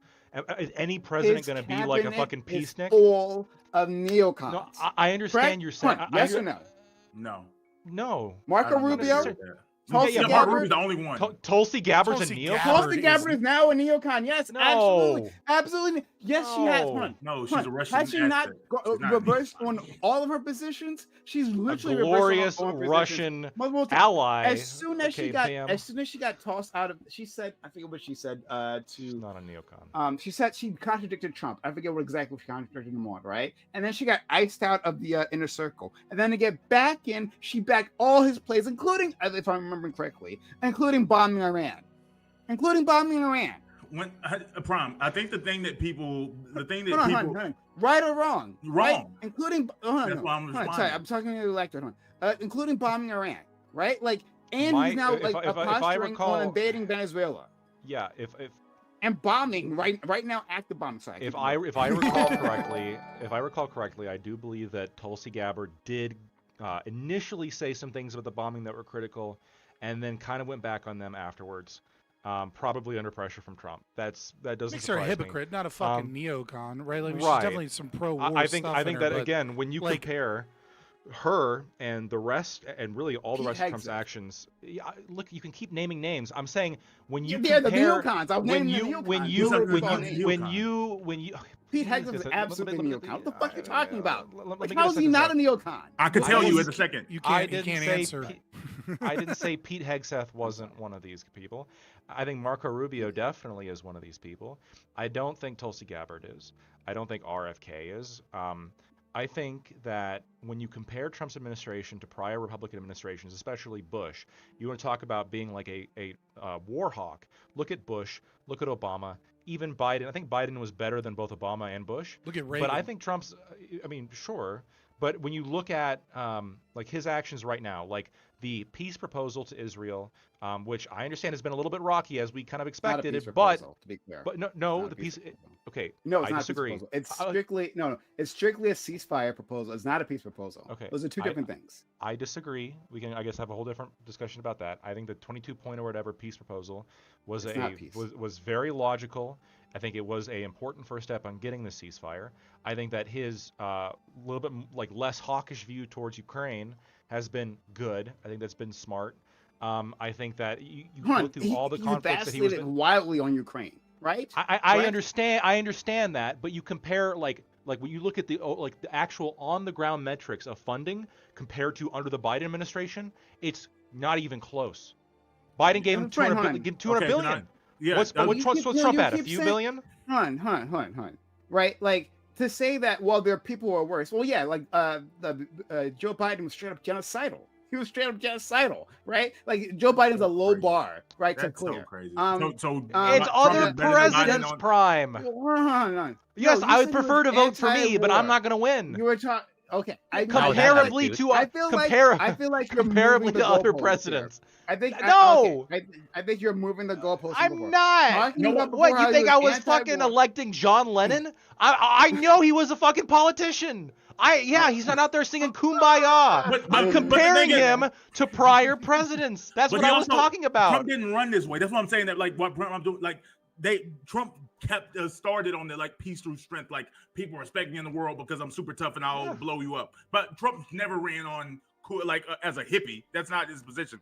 What conservatives and the anti-war people generally care about is they don't want troops stationed in places for months or years. No one. Yeah, I'm about to tell you, like I think regular you're people. completely right on this, Bam. Yeah. Yeah, people don't actually mind the idea of dropping a bomb somewhere or doing, Unfortunately, but yeah. or doing like a mission. Like even when you talk about Pete Hegseth, Pete Hegseth isn't trying to like station people somewhere for years, but he is down with like find me a terrorist and we're gonna go do a single mission somewhere, take them out. Yeah, and like come home and when wave Trump the flag. took out Soleimani, right? Like I think a lot of conservatives that would consider themselves like anti-war were like, hell yeah, that's how we do it. We found a terrorist that's responsible for a bunch of deaths of American lives. We took his ass out, and then Trump comes on stage and goes, he died like a dog, right? And then we fucking celebrate instead of trying to launch an invasion campaign that costs us $200, Yeah, $2 we don't care about trillion. stabilizing the region afterwards. I mean, we like, just want to just kill the bad guy. I disagree with that. In my the region though,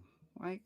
I think that is what people typically think about when they think about. They're talking about like spreading of like I'm not military. talking about what people think about. What do you call the claim that I'm responding just right this second, right? It's like whether Pete Hegseth is a neocon. You're saying he's not a neocon, right? And I gave a reason. Well, what do you think a neocon means then? Because when people what say do you neocon, think? What do you think a neocon means? Because it sounds like telling it's like you. it has to be. Yeah. But I'm trying to examine it. Are you saying that what a neocon is that they I'm sorry. That it has to be nation building, right? Nation building or not. If not, then or just a broader military expansionist project that lasts for like this, like a longer term thing. No one talks about military missions, like someone who's in favor of doing targeted military missions as a neocon. Everyone in the United States military is okay with targeted military missions. I think when we talk about the neoconservative movement, right? And we are talking about like the National Review, and we are talking about what was the lead guy of the National Review that did Crossfire? Oh my God, why can I not think of his name? The head of you mean the Tucker? No, not Tucker Carlson. That's like no. He did Jesus Crossfire. Christ. Sorry. Chat. Who the fuck am I? Anyways, regardless, we'll set it aside. I can't think of his name right now because it's getting late. Oh, is it that Bill? No, it's a really old guy, but dead for a long time. I can't remember, but I know who you're talking about. He's not been dead for a very long time, but he's been dead for a while. He did that debate. He basically created online debate space on media by doing debates for CBS and boosting their programming. And but anyways, when we talk about neoconservatism, right, we're not talking about any level of military intervention, though I do think the phrase neocon, especially by the left, and this isn't like to offend, like be like, oh, you suck or anything. I just mean, especially the left, has expanded the term neocon to a degree that doesn't necessarily accurately represent what the neoconservative movement of like the 80s and 90s, like that birthed it. And so the neoconservative movement is, we're going to stop the spread of communism. We're going to stop terrorism. We're going to stop all of these things through strong military action to spread democracy throughout the world. And so, yeah, like a targeted attack against a terrorist isn't really a neoconservative. The sentence right? you just said, hold on, wait a minute. The phrase you just said, right? Firing line. Talking about that the tagline, the phrase you just said, right? How does that not describe Pete Hegseth? Pete Hegseth doesn't Right? care what happens in other nations. He just wants to kill a bad Yes, guy. he does. Yes, he does. He's not even talking about bombing. Well, I other don't think nations. anyone- Yes, he does. No, he can drop a bomb care. somewhere, but he doesn't care about the cleanup. He doesn't care about Hold on, the the cleanup, aftermath. the cleanup is Aftermath, not right? neoconservative. Neoconservative does not require a parked military, right? That's what I'm saying. You're the only person that thinks that. Everyone thinks that. Everyone knows it was does. a neoconservative project. Hold on, but that's hold on. not the. Go ahead. Right. I agree with you that it isn't necessarily true that nation building afterwards done in a long-term capacity is like a necessary element of neoconservatism, right? But the thing is that like targeted strikes just to quickly fix, what is seen as like a potential Irving threat Kristol, or is that something. the person you're thinking of? No, William F. Buckley. And so, right, like the neoconservative like movement is, was like when the Heritage Foundation was talking about how we got to like topple regimes in the Middle East to spread democracy. Like, it's not just, oh, we're gonna bomb somebody real quick and then get out. I think when people think neocon, and maybe neoconservatism is illy defined, right? And so maybe you're kind of right.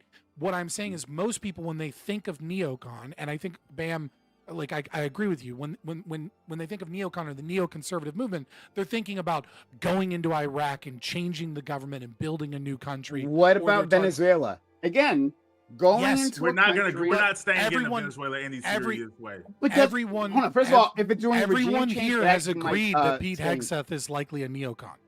No, he doesn't. No, he doesn't. Well, Sorry, well, Van Lactoid doesn't. and I both agree that he's a neocon. Okay, great.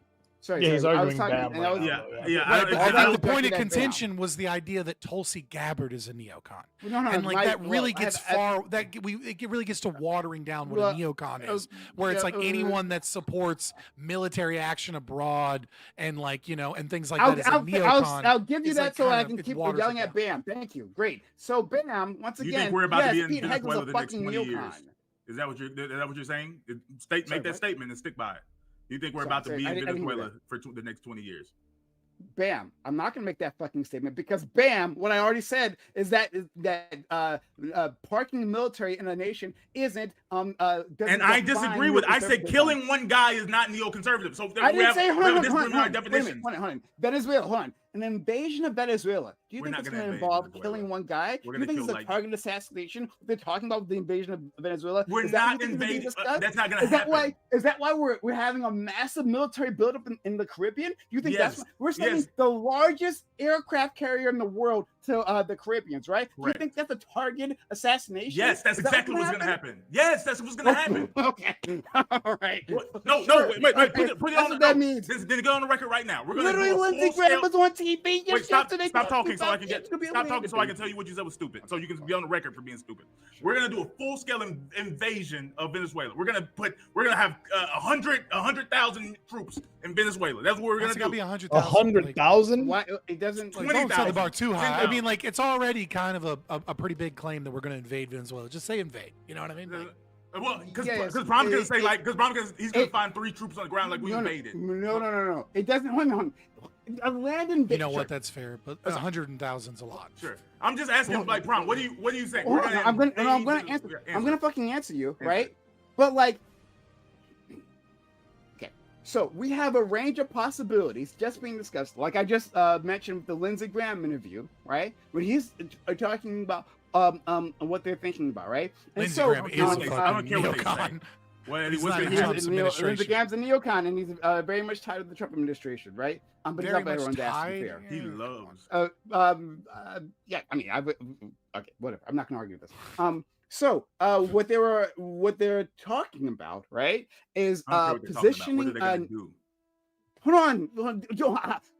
Yes. Look into the future, Prime. And tell me exactly. I'm saying make a reasonable because Trump says a lot. Yes, of hold on. things. I'm going to give you. Hold on. I'm literally trying to give you okay. like what they're discussing, right? And this is what I'm responding to, right? The plans that are being put out there. That's what I'm responding. They're discussing Obviously, making if I knew the Canada a fucking 51st future, I would state. tell you exactly what's going to happen, right? So hold on. Let me tell you what they're discussing.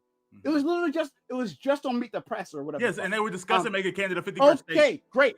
Yes. Okay. Hold on. Were we moving naval assets to surround Canada? Were we doing that? We still could. No, hold on, but we didn't. Hold on. Did we move military assets? We put a boat to take somewhere. Canada? We're not. No, we didn't do anything. No, tell me about the anything. invasion. Actually, No, I'm hold arguing on. with No, you. hold on, because you're being fucking dishonest, Bam. No, I'm not. You're about to be dishonest. We are having a massive military buildup in the Caribbean right now. Right, and how many troops are we invading? We're actively engaged in hostilities with the Venezuelans. Yes, we're hostile right it's now. bad. We're bombing them. But tell me about the right? invasion. So, okay, great. Like? No, I'm not going to tell you about the future. I'm going to tell you what their plans are that they're talking about, right? And so those are the things I'm responding to.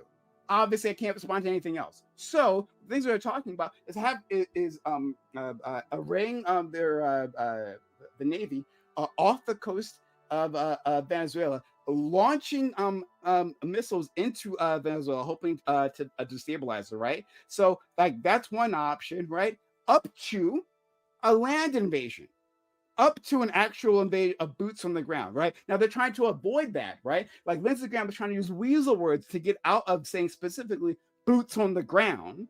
But like the clear meaning of what he was saying is that, yeah, like, well, I mean, yeah, we have to move assets, land assets, right,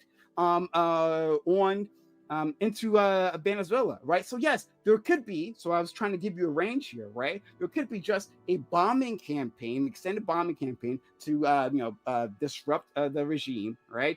For it to collapse, and then for rebels or whatever the fuck, whatever CIA assets they have available, to take over, or it could be a straight up invasion. Well, so I don't care about what could be. Put a percentage to it. No, I'm not going to do that. I have no idea. Exactly. I don't want to have a conversation that about doesn't matter, though. Hold on. But it does. Hold on. Can I ask a clarifying What am I question? responding to here? Because you're saying you said the PSEC is a neoconservative because he's going to do something. And you haven't given me anything you're going to do. You've given me a bunch of conversations that have been had. That I'm and this responding administration can't be trusted about conversations that have been had. So I don't give a honey. fuck about conversations being had unless you want to own it or take a percentage of what you think is going to happen. I can't possibly look in the future. We can't possibly care. make any fucking Sure, but I can. If you ask me something, I'll put a percentage to it. I'll tell you exactly what's going to happen. But anyway, the thing I was responding to is that, hey, the claims that hopefully we are all on is that there's the idea through peace, through strength, right? Through a regime change, right? Through spreading democracy. These are all the claims that Pete Hegseth are making right now in terms of Venezuela, right? The things that our friend Scott mentioned before, that phrase that I was responding to, right? Those are all the things that describe what's happening with Venezuela this moment. No, they're not happening. You're talking about conversations. All of it is true. The talk man is talking. I don't Oh want to my talk God, about action, bitch. Hold on. So if I can clarify, if I can clarify, I think there may be an element to this that is like, how do I put this? There's an element here that changes it, because I don't know that it's necessarily neoconservatism, but it kind of is. And what I mean is that it seems like I don't know that Donald Trump isn't actually a neoconservative, but he's like a neoconservative. And it feels like what is really occurring is that our recent memory of neoconservatism is to stop the spread of communism, and then eventually that kind of morphed into to stop the terrorists over there, so we don't have to fight them over here, kind of thing. And it feels like Trump is almost like playing two sides here. On one side, there's this anti-war side, but it's not really anti-war. It's anti-being involved with that half of the planet.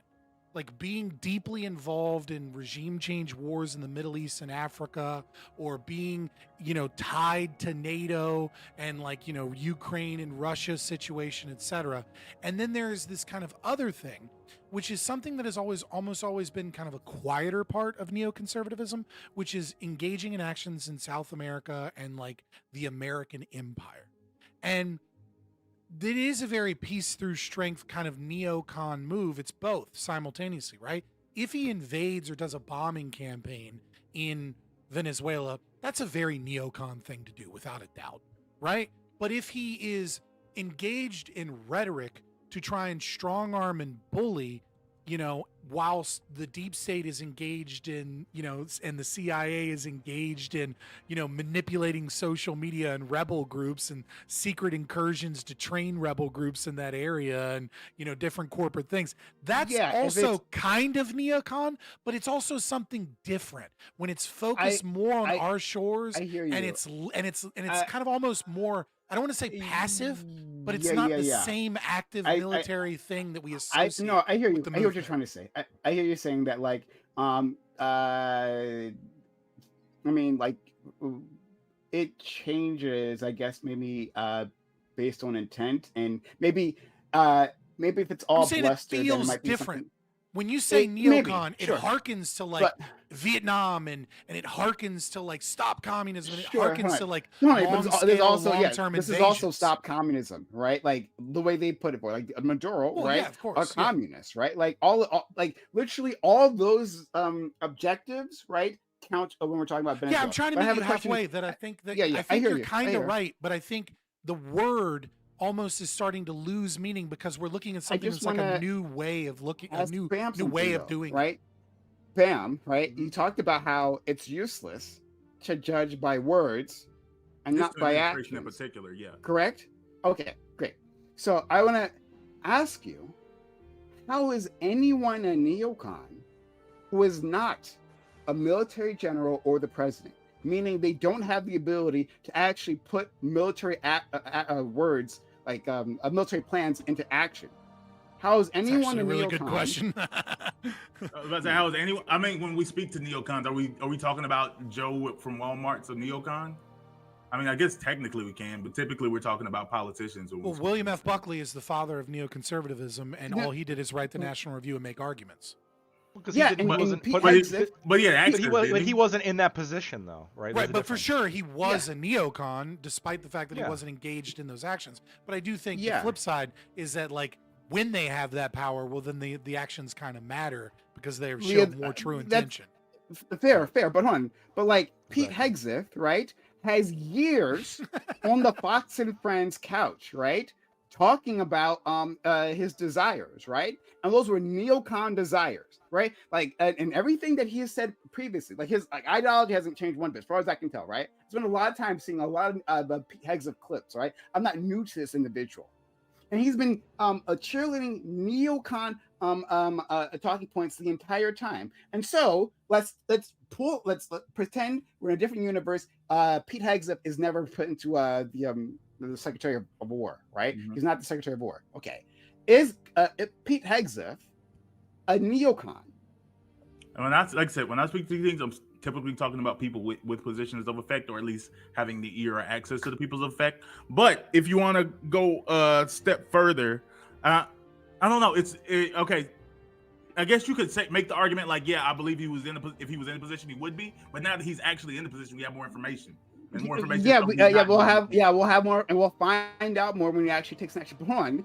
Like, can you be a neocon by supporting neocon ideals? Hold on. Can I be a socialist even though I have no ability to actually affect the larger economy, right? Put my plans into action. Am I a socialist? Don't sell yourself short, all right? Your streaming career is going to take off, all right? Any second now. So it's less than just the ideals. I think it's more so. I think we would apply neocon to the things, the actions that you thought were good or bad. Is anyone anything, actions. Right? Is you said hold on before hearing the end of what my answer. Okay, great. So I said it's less than just the ideals, and more so about specifically with neocon, what actions you support or think are good, like historically. Like if he thought that, like, yeah, it's great that we're still in Iraq, then sure. Then that based on that action, yes, that would be a neocon. He was a cheerleader of all that. Still, at the end, I was about to say, it doesn't make me change his mind, because like Bill Kristol, I think, changed his mind, right? But Bill Kristol is a fucking neocon, right? If no one, I don't know how Will could be a neocon and Bill Kristol is a neocon. I don't know anyone that wasn't in favor people can change their mind. Like our friend Scott can change his mind about like fast about anti-ANCAPism, right? But he can change his mind on fast about ANCAPism, right? But he's still an ANCAP, even though he changed his mind on something. No, I don't know. I feel like September 15th, a lot of people were like, I remember my I feel brother. like you're just trying to distract here. Man. No, I'm Like, not distracted. hey, I'm sorry. I said a thing to him. Again, it's if you change your mind later, then you're a different thing now. No. On one subject, right? No, on not one on one thing subject. that changes. I'm saying that if you look over history, if there was neocon things, he's like, oh yeah, I think these things are good, and you ask him today, and he still says, I think those things are good, then that's a neoconservative position. If he says in 1996, I thought those things are good, in 2025, I think those things are bad, then that's not what he is. Yes, great. I'm not talking about a person going against their entire ideology, right? I'm saying, hey, like, would you propose? Did Pete Hegseth change his mind on Iraq? I'm like, no, he didn't. As far as I know, he didn't change his mind on any of that. And so, I'm pretty sure he would matter about if the issues he of did, even being just in the Iraq. one time. Even just the one thing, I don't think it would matter. Well, but like if the entire, look, guys, come on, let's be serious, okay? Like, lack to it. I'm saying that we would have to go example by example. I'm saying, but right now, based on the example of he's in the power to do the things and he's not. No, doing the ignore things, that. that's Ignore that. important. Ignore that. I don't like. It's saying, more important than what he said on Fox News. That's not my question, right? Like, stop trying to run from the question. Can anyone I'm answering be an directly. ideology, even though they don't have the ability to enact the goals of the ideology? Yes, and I told you what it means to do it. It's on those historical things that fit in that ideology. Do you think they are good or bad currently? Yeah, he thinks they're good. Great. Right? I don't think he does.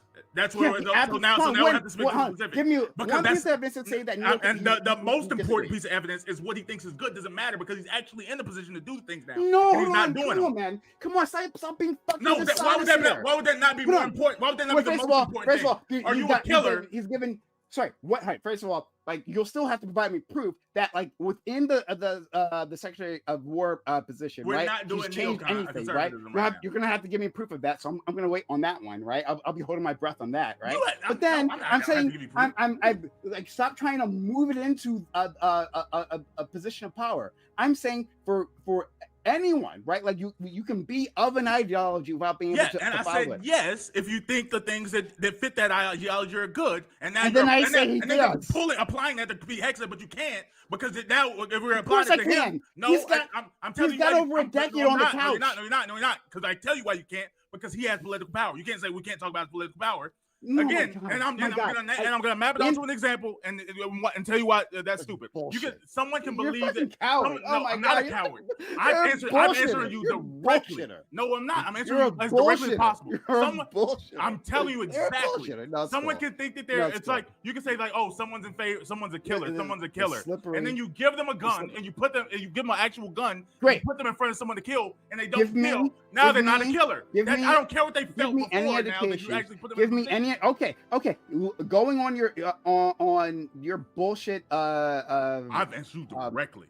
You're a fucking bullshitter. But I'm not bullshitting. Hold on.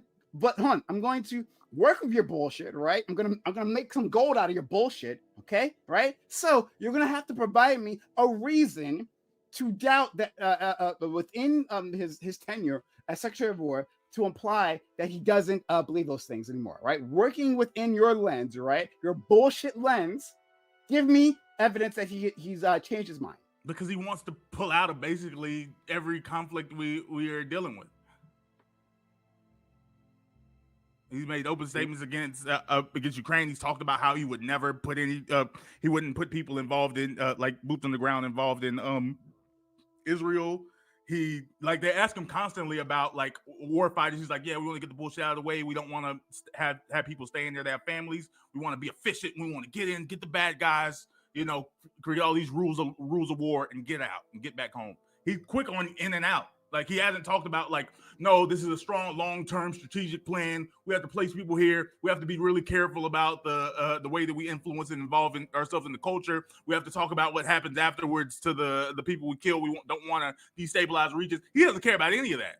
So that's why I'm basing it on like once he's been in this actual position, the things that he talks about are not neoconservative.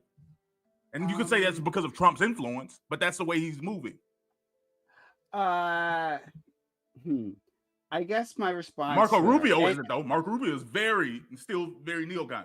Marco Rubio is pretty by the book. He's the most neocon. But I might agree. Marco Rubio might be the most neocon. Well, maybe. But I think there's a good argument for that. So, I would say that with Pete Hegseth in general, and this might be a cop out, and I can accept that people say that's a cop out. That when he's like, those are the words that Trump has said, right? So Trump, he keeps vacillating on his position. So sometimes he says that like we're getting out of Ukraine, right? And so like he takes actions to that effect, right? But then he gets mad at Zelensky and says so he gets mad at Putin, right? Yeah. And then he's like, "Oh no, we're gonna back Ukraine," right? And then he gets mad at Zelensky. He just like goes back and forth. And so like we see his cabinet tracking him when he does this, right? Like they're like what the president says, right? And so like you can just track his moods, and that's where the cabinet's opinion is. So I would say that actually in this position, right? You understand less of his opinions. And Marco Rubio has more he has the ability to differ on this because he's actually not like putting those plans into action, the military plans into action. Like what Marco Rubio says as the Secretary of State, right? He's working as the American diplomat. That's different, right? That affords a different amount of latitude. Again, if some of you want to say this is a bit of a cop out, then I'll accept that, right? But I think the Secretary of Defense, right, Secretary of War, like basically they usually line up quite closely to the words of the president. But like that's probably fair. Yeah, but that's what I'm going to base them on, though. Okay, well I'll leave that there then. Okay. And honestly, I could be an idiot next week. I could find out like, oh crap, we just sent in 5,000 troops to Venezuela, boots on the ground, and we're planning on being here like and taking over the country. I could be stupid. I just don't see it happening. I'll put it like a 5%. But hold on, I hire Scott, right?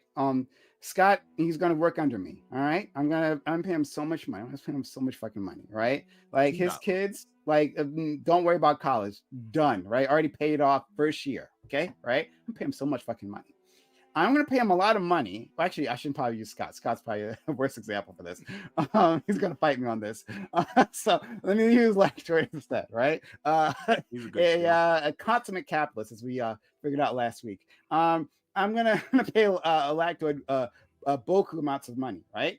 And I'm going to pay him to basically run my DSA organization, right? He's going to run DSA for me, right? I'm going to tell Lactoid what I would like to be enacted, and Lactoid, right, because he likes the money, right, and that's all he cares about. He doesn't give a fuck about DSA. He's going to enact all my policies, right? Is Lactoid no longer libertarian? Scott says so, but we're going to ignore Scott for now. But Lactoid, like, if he still believes the entire libertarian framework, right, and just taking money as a fucking capitalist mercenary, right, to do a job, does that mean he's like in his heart of hearts not a libertarian? Can we not call him that anymore? I mean, when you get in the heart of hearts, you're dealing with a different thing. But if while he has that job, if you ask Lactoid what he values and he reads off the DSA's like thing and his actions are matching up with that, I don't think I would be unreasonable for assuming like, oh, okay, this is where Lactoid's at right now. And if he tells me later it was just a job, man, I hated all of that shit, then it's like, oh, okay. Right. I'll leave it there. Yeah, okay. You'd have to pay me a lot of money just to be clear. I'm trying to like right. So much money, Lactoid. There is a number. There is a number there. Yeah. I'm trying to figure out, just because I'm curious and the conversation got a little silly, like just to what degree I think Hegseth is or isn't neocon, right? And it's really interesting when you kind of look at it. I'm going to link this article from April, right, from The Independent. Right. And it seems his public statements are very kind of like supportive and neoconservative. But there were a lot of reports because I kind of remembered this and I was like, I got to see if I can find like from back then, because I remembered, a lot of neocons attacking him. And so this is just the only one I could find currently where they're talking about how, quote, Many believe outright that the criticism of Hegseth is tied to hawkish conservatives seeking to oust one of the administration's key anti-interventionist voices at a time of upheaval for U.S.-Iran relations. And I remember, the defense chief is viewed by some observers of the Trump administration as fulfilling a role similar to J.D. Vance as a counter to National Security Advisor Mike Waltz, a more traditional conservative, right? Like, it seemed like there was a lot of turmoil from bringing him in because he wasn't a neocon, he wasn't hawkish, and he was very anti-interventionist. And I kind of agree with you, though, right? That, like, he's said in interviews that he's a quote unquote a recovering neocon. That is a phrase he's used many, many times to discuss how he was wrong in 2018 and 2020 and 2016 with a lot of his statements, and then he changed his opinion and that it was wrong to invade Iraq. That he is but at the same time, politicians fucking lie like every goddamn day, right? And many of his outward statements, right, following the Iran, like I remember, but I can't find that there was reporting that he was one of the people that was against the striking the Iranian nuclear sites along with J.D. Vance, but that everyone else was kind of on board. And so he fell in line. And then after the thing, he was like, Operation Midnight Hammer was a resounding success. You know what I mean? Like, he had to toe the party line afterwards. So I don't know. I'm not saying Hegseth isn't a neocon or anything, because a lot of his public statements and things but I will say that there's enough reporting and enough things to doubt that he is a neocon specifically. But yeah, like Mike Waltz or Marco Rubio, these people are obviously neocons. Now, I would say this, Prom, and this is me coming your way some. Under a different, would Pete Hegseth have taken this position under any Republican administration? Absolutely. And would a more staunchly traditional neocon president, would he have stronger positions the other way? Yeah, he feels really spineless in that way. There's not a word where I feel like he's fighting, no, we can never do this. But I feel like he's been some people are lying about their magnification, and I think that Pete Hegseth is actually drank the Kool-Aid. It's just the strongest way to feel about it. I think too is just trying to define these ideologies has just become muddied down by the changing of the times and the changing of what American interests and American power looks like in our current economy and looks like in our current thing. And I do think the neocon movement has been watered down or changed, right? It's more isolated, more localized. It kind of makes sense that we're hawkish on South America, right? And that we're more anti-interventionist in the Middle East or in Eastern Europe or in Africa. And is that really a true change of philosophy, or is that just a change on how we view the capacity of the American empire? And more importantly, I think, shout out to Mike Benz, like he needs it from me, right? But I'm just saying, follow him, guys, right?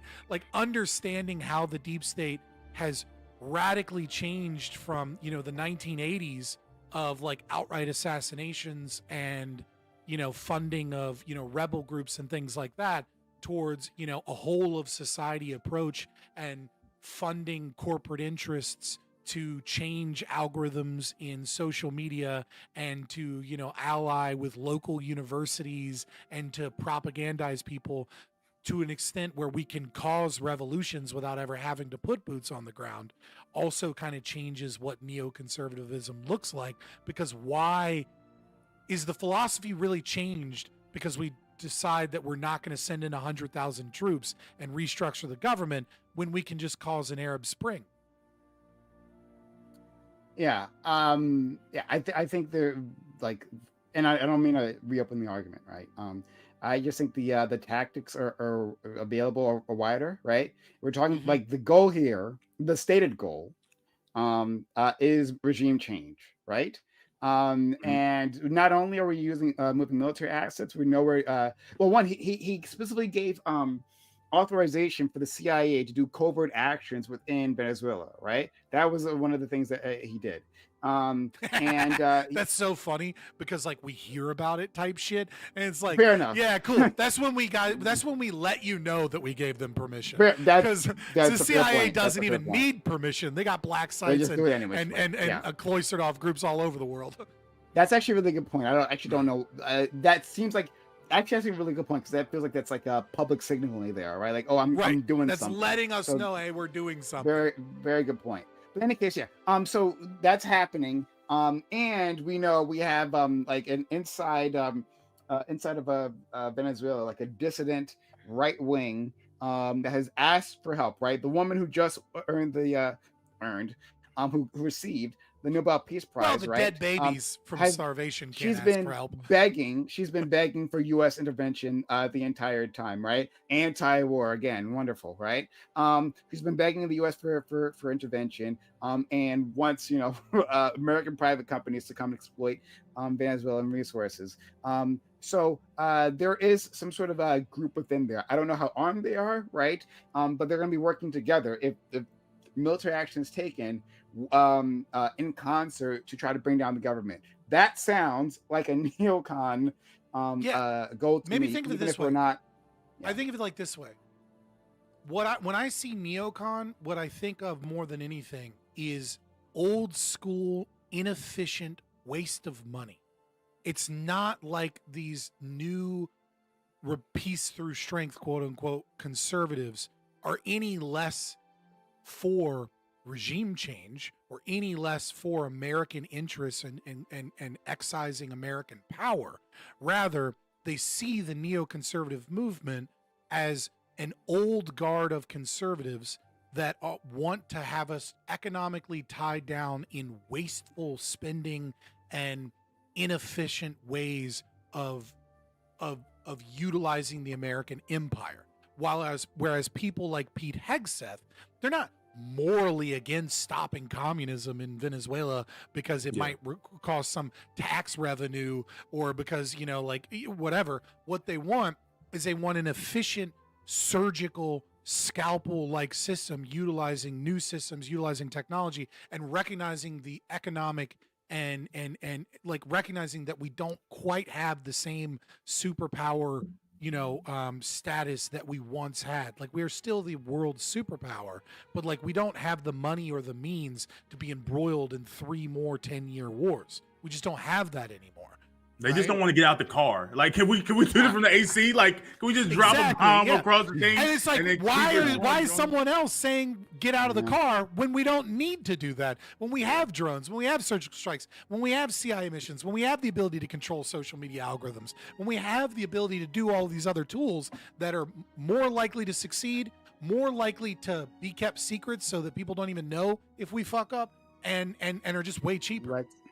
Let's leave it here. I'm going to read one super chat from FQ saying, "I'm sorry for my Argentina joke. Didn't mean to endanger the stream. I asked for both forgiveness and billions of taxes to feed the poor at Thanksgiving." I give you both.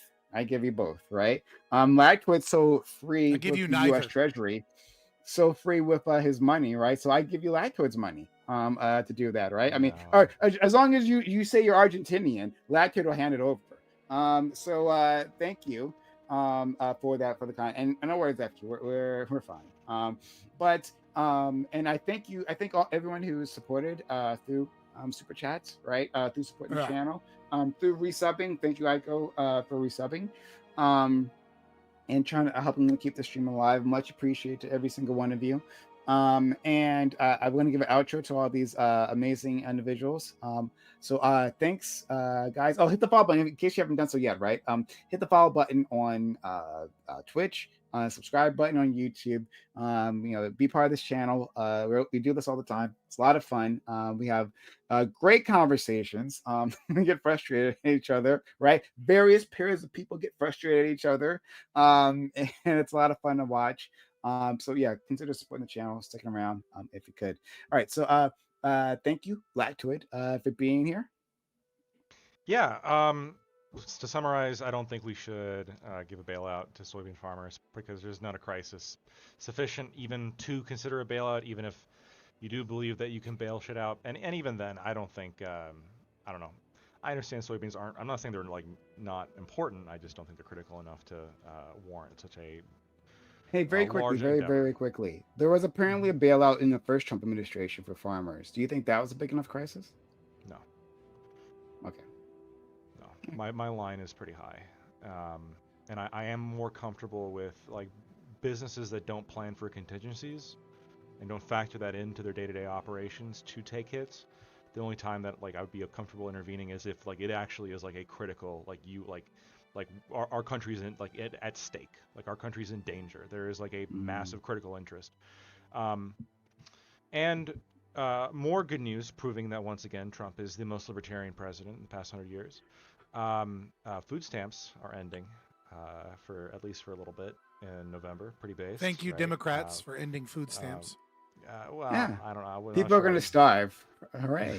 It's the All Democrats. right, right? fine. Thank you, Democrats. Yeah, I guess Democrats are more liberty. Fuck. Good point. If you like what you, if I like what you had to say, you can find my Like TV on Twitch, Twitter, YouTube.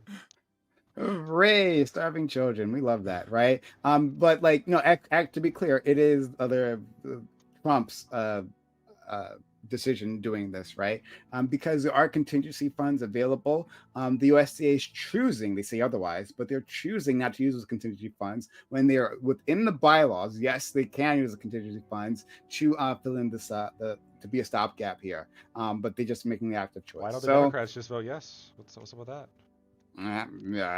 Because solve the it? Democrats are also terrible. Fuck the Democrats. You know, I don't know what you're talking about. You would I've have been visited them if watching. the healthcare went away. You were like, why don't they fight? God, Joe Biden. Ah. But are you talking to me? Yes, I would, because you would be mad if they weren't fighting for the healthcare subsidies. You would be like, they're No, just all no. bought by I big am. pharma. Wait a minute. No. Sorry. I am happy that they're fighting for the subsidies. I'm actually happy because I know the awful consequences otherwise. No, I'm happy they're doing that. That being said, the Democrats are awful. Why right? do the why Democrats? why they get no credit then? Why are you saying I'm happy they're doing it, but they're awful? No. Two I things can be mean, true they at the are same time. baseline awful. Yeah, they're baseline awful. They could be doing a I useful agree thing at the with moment. Prime. Yeah. He is happy that they're engaged in this behavior, and also they're awful. Yeah. That's dumb. Well, again, they have no incentive to let. Then you want them Just to like appeal to Lactroid you. says, Hitler did some good things. You Everyone. literally, but the thing is, Trump literally wants the Democrats to appeal to him. He's like, yeah, what? I should be the voter they get, and they do things that you like, and you think they're awful. They're actually the worst. No, hold on. Okay, sorry. Hitler I won't- inspired Kanye West. like, I don't know. Is that a net good for you, Lactoid? Yeah, I'd say so. I like him. A net, I don't know. Hitler is good because of Given the power they have, which is none, the Democrats are making the best decision they can.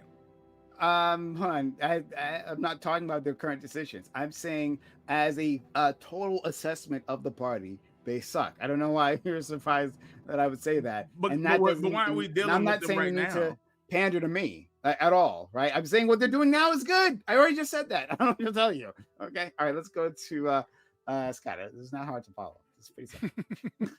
Yeah, I'm Scott. You can find me Fabian Liberty on YouTube. Yeah, bailouts are always a bad idea, no matter who they are, no matter what the situation. It is always a violation of human rights, and everyone that is pro bailouts is pro slavery. It was very interesting. You know, instead of like I just thought this was so funny. I have a new argument.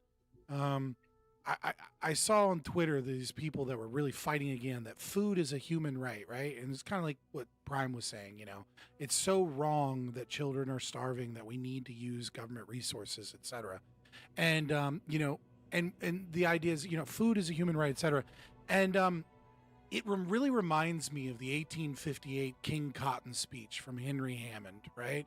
And anytime somebody tells you, you know, food is a human right, it's okay to steal from people so long as, you know, so long as it's to feed people or so long as it's a critical portion of the economy, right? We got to bail it out. We got to steal money from people because it's a critical part of the U.S. economy. That was the greatest speech ever given in defense of slavery and the Confederacy was King Cotton, or Cotton is King. So whenever people make those arguments, just know that if Prime or even Lactoid was a white man in the South in 1858, they would 100% be behind the Confederacy and supporting slavery as an important Black men like institution us. to America, you know, because that's the same argument. It's the same argument that Henry Hammond gave to Congress in 1858 when he gave his Cotton is King speech. So, you know, me personally, I don't think I'd be pro-slavery in 1858, but who knows? You know, I had some black Who ancestors and knows? some white ones, you know, maybe he makes good arguments, you know, but I just, you know, I've read the arguments. I find them lacking.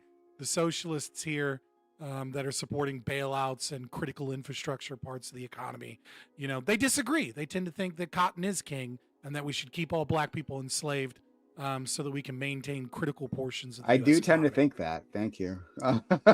Thank you so much, Scott. Love you too, friend. Let's go to- let's go to I love you and want you to be free as a black man. I don't But know about I- these other there's so much socialists self-hate. here, you know. I don't know. You shackled yourself, Prime. and I have no one else to blame, really. Thank you, Corey, for being here.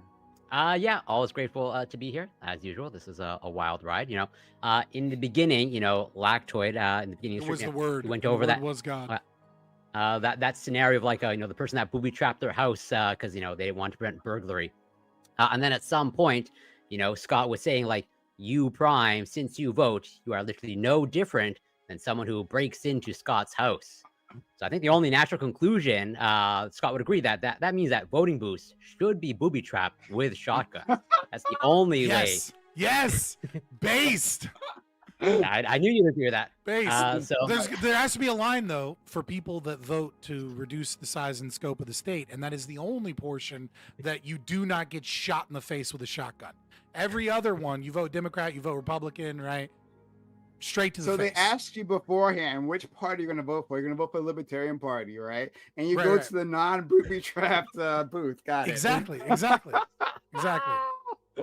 I think that's the libertarian utopia. But yeah, as always, this is great. You can find me on Twitch, YouTube, X, Instagram, It's Cord Campbell, and Substack, It's Cord Campbell. Bam, Scott, Lactoid, always a pleasure. Love you, Prime.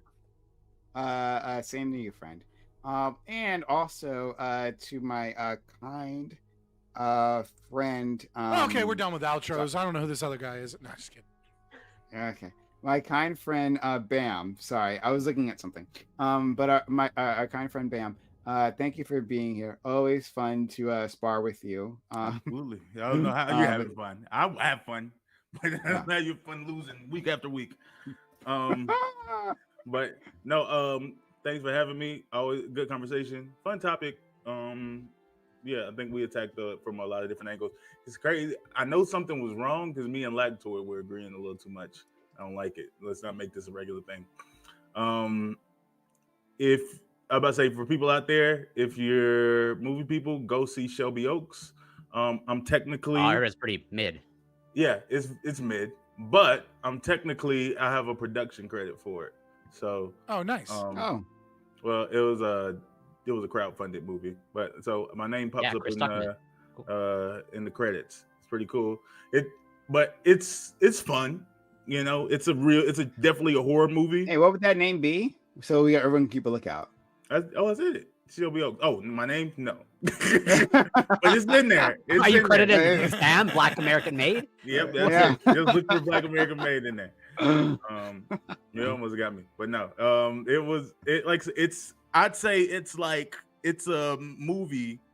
It's a horror movie from the early 2000s if it were made today. And you're gonna watch the movie and you're like, oh, I've seen 4 of these movies like before. But you'll come out and be like, you know what? There was some good stuff in it. That's such an endorsement. Yeah. Okay. I should be on the poster. You know what? Yeah. I mean, I guess it was all right. I gave it a solid 7 out of 10. Let's thank you so much. I'm gonna send you guys out to Wick, right, who betrayed us. Well, not Wick didn't betray us.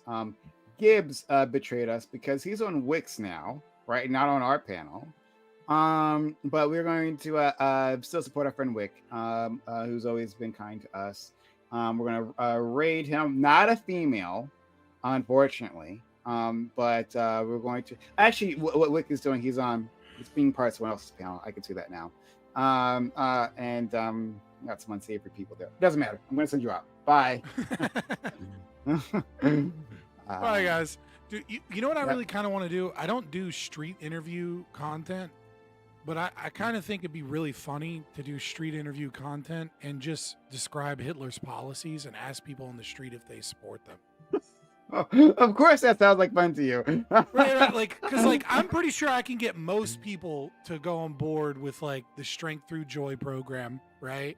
Like state-run, subsidized vacations and demands for vacation time, cultural events for workers, the plan for the people's car to ensure that like Americans have the ability to travel. Right. If you're actually 6'5", Infrastructure. you might be too big to do street interviews. Excuse me, like as you walk up to people. I feel like, Dude, I no. do. I like, dude. I'm usually fine in the street, but like one thing that is really funny and awkward, is like I hate elevators, and it's not because I like am afraid of the elevator, but every time I get into an elevator, like people get really fucking weird around me. Like people, because like personal space isn't like a specific distance. Like when you're really, really, really tall, you have to learn that you have to be further away from people or else they feel like you're in their personal space Yeah, it's because like you're being towering over them. Yeah, I mean, fair enough. Yeah. I mean, I can see that. For sure. Like, especially if you're walking around with a fucking do-rag. You know what I mean? Fucking, you know what I mean? I'm just saying, you know what I mean? You fit in stereotypes or something. You know what I mean? You fit a description. You fit many descriptions, sir. Right? But yeah, like I hate getting in an elevator with other people because I've had so many women like actually panic or like, like shit. And I'm like, dude, I'm just, What if they're I'm like just getting in an moist? elevator. If you're 6'5", what if you're like biological, like urge I mean, is maybe kicking if in? I was, maybe Like, if I I was need to like, give this man baby. maybe if I was like thin again, you know what I mean? But I'm just tall and fat. I just look like a threat. But like, yeah, I think like you could do like I don't know think you that can get that at mandatory labor for young men would go well. I don't think a lot of people would do that, but certainly Autobahn, infrastructure bills. What does he? Expanded pensions, mandated health care for everyone, housing subsidies, as well as additional housing subsidies for first-time families, right? So, like, if you're a first-time home buyer in your family, they got like 40% off. Mandatory maternity You would advocate leave for any of these and things? child benefit. No. I think most people would. And I think it'd just be hilarious to watch them be like, yes, who is this candidate that sounds so amazing? Just be like, Hitler. Wait a minute. Hold on. All right, hold on. Let's try something. Bam. Do you feel that, like not maybe all of them, right? But most of those policies there, were ones that you might support, right? And again, we're working in a vacuum, but like those policy sets, right? Yeah, Would most of them were would be decent. something you. Okay, right. So then you would say that if a president enacted those policies, they would be a good president then. I'm about to say Those specific policies. Yeah, Those specific policies. it's Not more sticking anything complicated else. than that, but yeah, for the simplicity of conversation, yeah. Sure. Okay, right. But then that president who did those good things also did killed a 6 million genocide. Jews? No, also did a genocide. Yeah, like well, against any particular group, right? We could start with Jews, or it could be others, right? Would you say that's still a good president? No, if they did a genocide.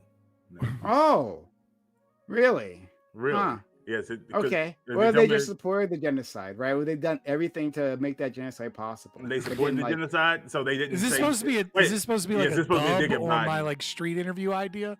No, he's No, talking no, about not Joe you. Biden. He's dealing with that. So you're telling me that this person they supported, they didn't do things to try to end the conflict or They talk about actively funded it. They actively funded. No, and did they enabled the actively conflict. fund their ally that they funded since the beginning of the time? Or Well, I'm that about to was say- doing it. That was doing the genocide. Yeah. And I'm about to say, was there who decided that there was a genocide? Where did this? Oh no research data come from? It's still a genocide, just like the genocide from before, right? Like it was the genocide before when he was when we were directing, killing right? as many Jews as possible. Are you saying so? This genocide. So you're saying that there was nothing. There was nothing This is that could be fucking done 20 to end the questions. Like, what's conflict? up? No, he believes that the Palestinians are being genocided because he likes using that word, even though it doesn't map onto the. No, hold on. I believe that because international organizations, plenty of them, including the UN, have arrived at that conclusion. Right? They have 200, 300-page reports, right, on this subject discussing exactly this. That's why I believe it. No, they're not 10-page reports. They're 200, 300-page reports. So what? I'm just curious. What was Hitler arguing for the Jews to do that they could stop being genocide? If it's a genocide, what could they do to stop it from happening? What were the negotiation terms? I don't know. I don't know if there were terms like that. There weren't any because it was a genocide. Because the goal was to kill. You can't opt out. You can't negotiate yourself out of being genocided. There wasn't any real opt out for the Palestinians either. Not that matters. Now, hold on. Not that matters. It does. It doesn't matter because it talks about how you prosecute the war. It talks about how you. Okay. It talks about how you prosecute that war. Okay.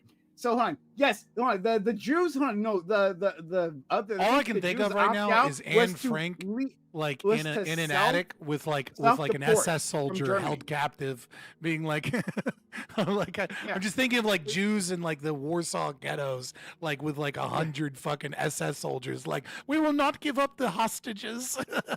It's just... So it was the option was to self-deport, right? Self-deport from Germany or Austria, Poland.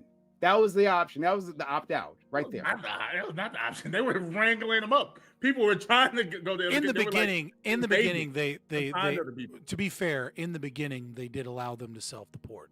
I'm sure there was a portion that went that way, but that was bad, but that wasn't the genocide part. The genocide part was when it's like, yeah, hey, but by the time like 38, 39 comes around, like you're already like in the camps. You don't have the right to leave. Yeah. So we have, and for the Palestinians, they didn't have a right to leave either, right? I mean, but like I said, if they just said, hey, blah blah, we don't want to do this hostage thing and stop bombing us, and the conflict ends, you can still say that Israel's doing really really bad. But I'm saying genocide isn't something that you can. There's no opt-out option of a genocide because the genocide necessarily means that the intention is to kill you. We have the International Organization of Genocide Scholars. They said that they were going to do an investigation. We have literally the International Organization of Genocide Scholars. They've said they're doing an investigation. Yeah, they did. They said it was a genocide. They literally said they weren't even allowed into the region to do an investigation. Oh my God! All of a sudden, hold on. Wow! All of a sudden, the opinions of experts is a fucking foolproof argument that a thing is exactly what it is. But it's fucking nonsense to think that all of the experts in fucking soybean futures have anything to say about anything. I find it very convenient that when it's something you care about, experts' opinion is super important. That's not but all of a sudden, it's not now. I'm out of here. All right. Now we need to ask the fucking soybean futures people's opinion on whether or not it's a genocide in Palestine. All right, buddy? I'm hopping out of here, man. You have a great night. Have a good one. I appreciate you. You as well, Bam. Yeah. All of a sudden, expert opinion is real fucking valid, right?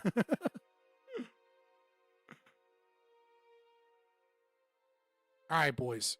It was a slow night. You know, I haven't been streaming in a little bit, and it was a Monday, but I'll be back either tomorrow or Wednesday. We're gonna look at those debates with Zoran and oh God, what's her name? Amy Klobuchar. Not Amy Klobuchar. Why the fuck am I on? I've seen a billion of this lady's ads. I need to get some sleep. The Virginia governor race. I can't think of her name right now because it's like, oh, it's so late at night. All right, boys. I will see you. Join the Discord. Like, share, subscribe. Love you guys. And then I've got something else. You have a conversation with Ryan again Thursday. Believe it's Thursday this week, and then maybe we'll schedule something in the future for to talk to Michael Leibowitz. If not, maybe we'll just react to the Zulu thing. It should be fun. Either way, guys, I appreciate you. Like, share, subscribe, join the Discord, follow me on Twitter. Links in the description.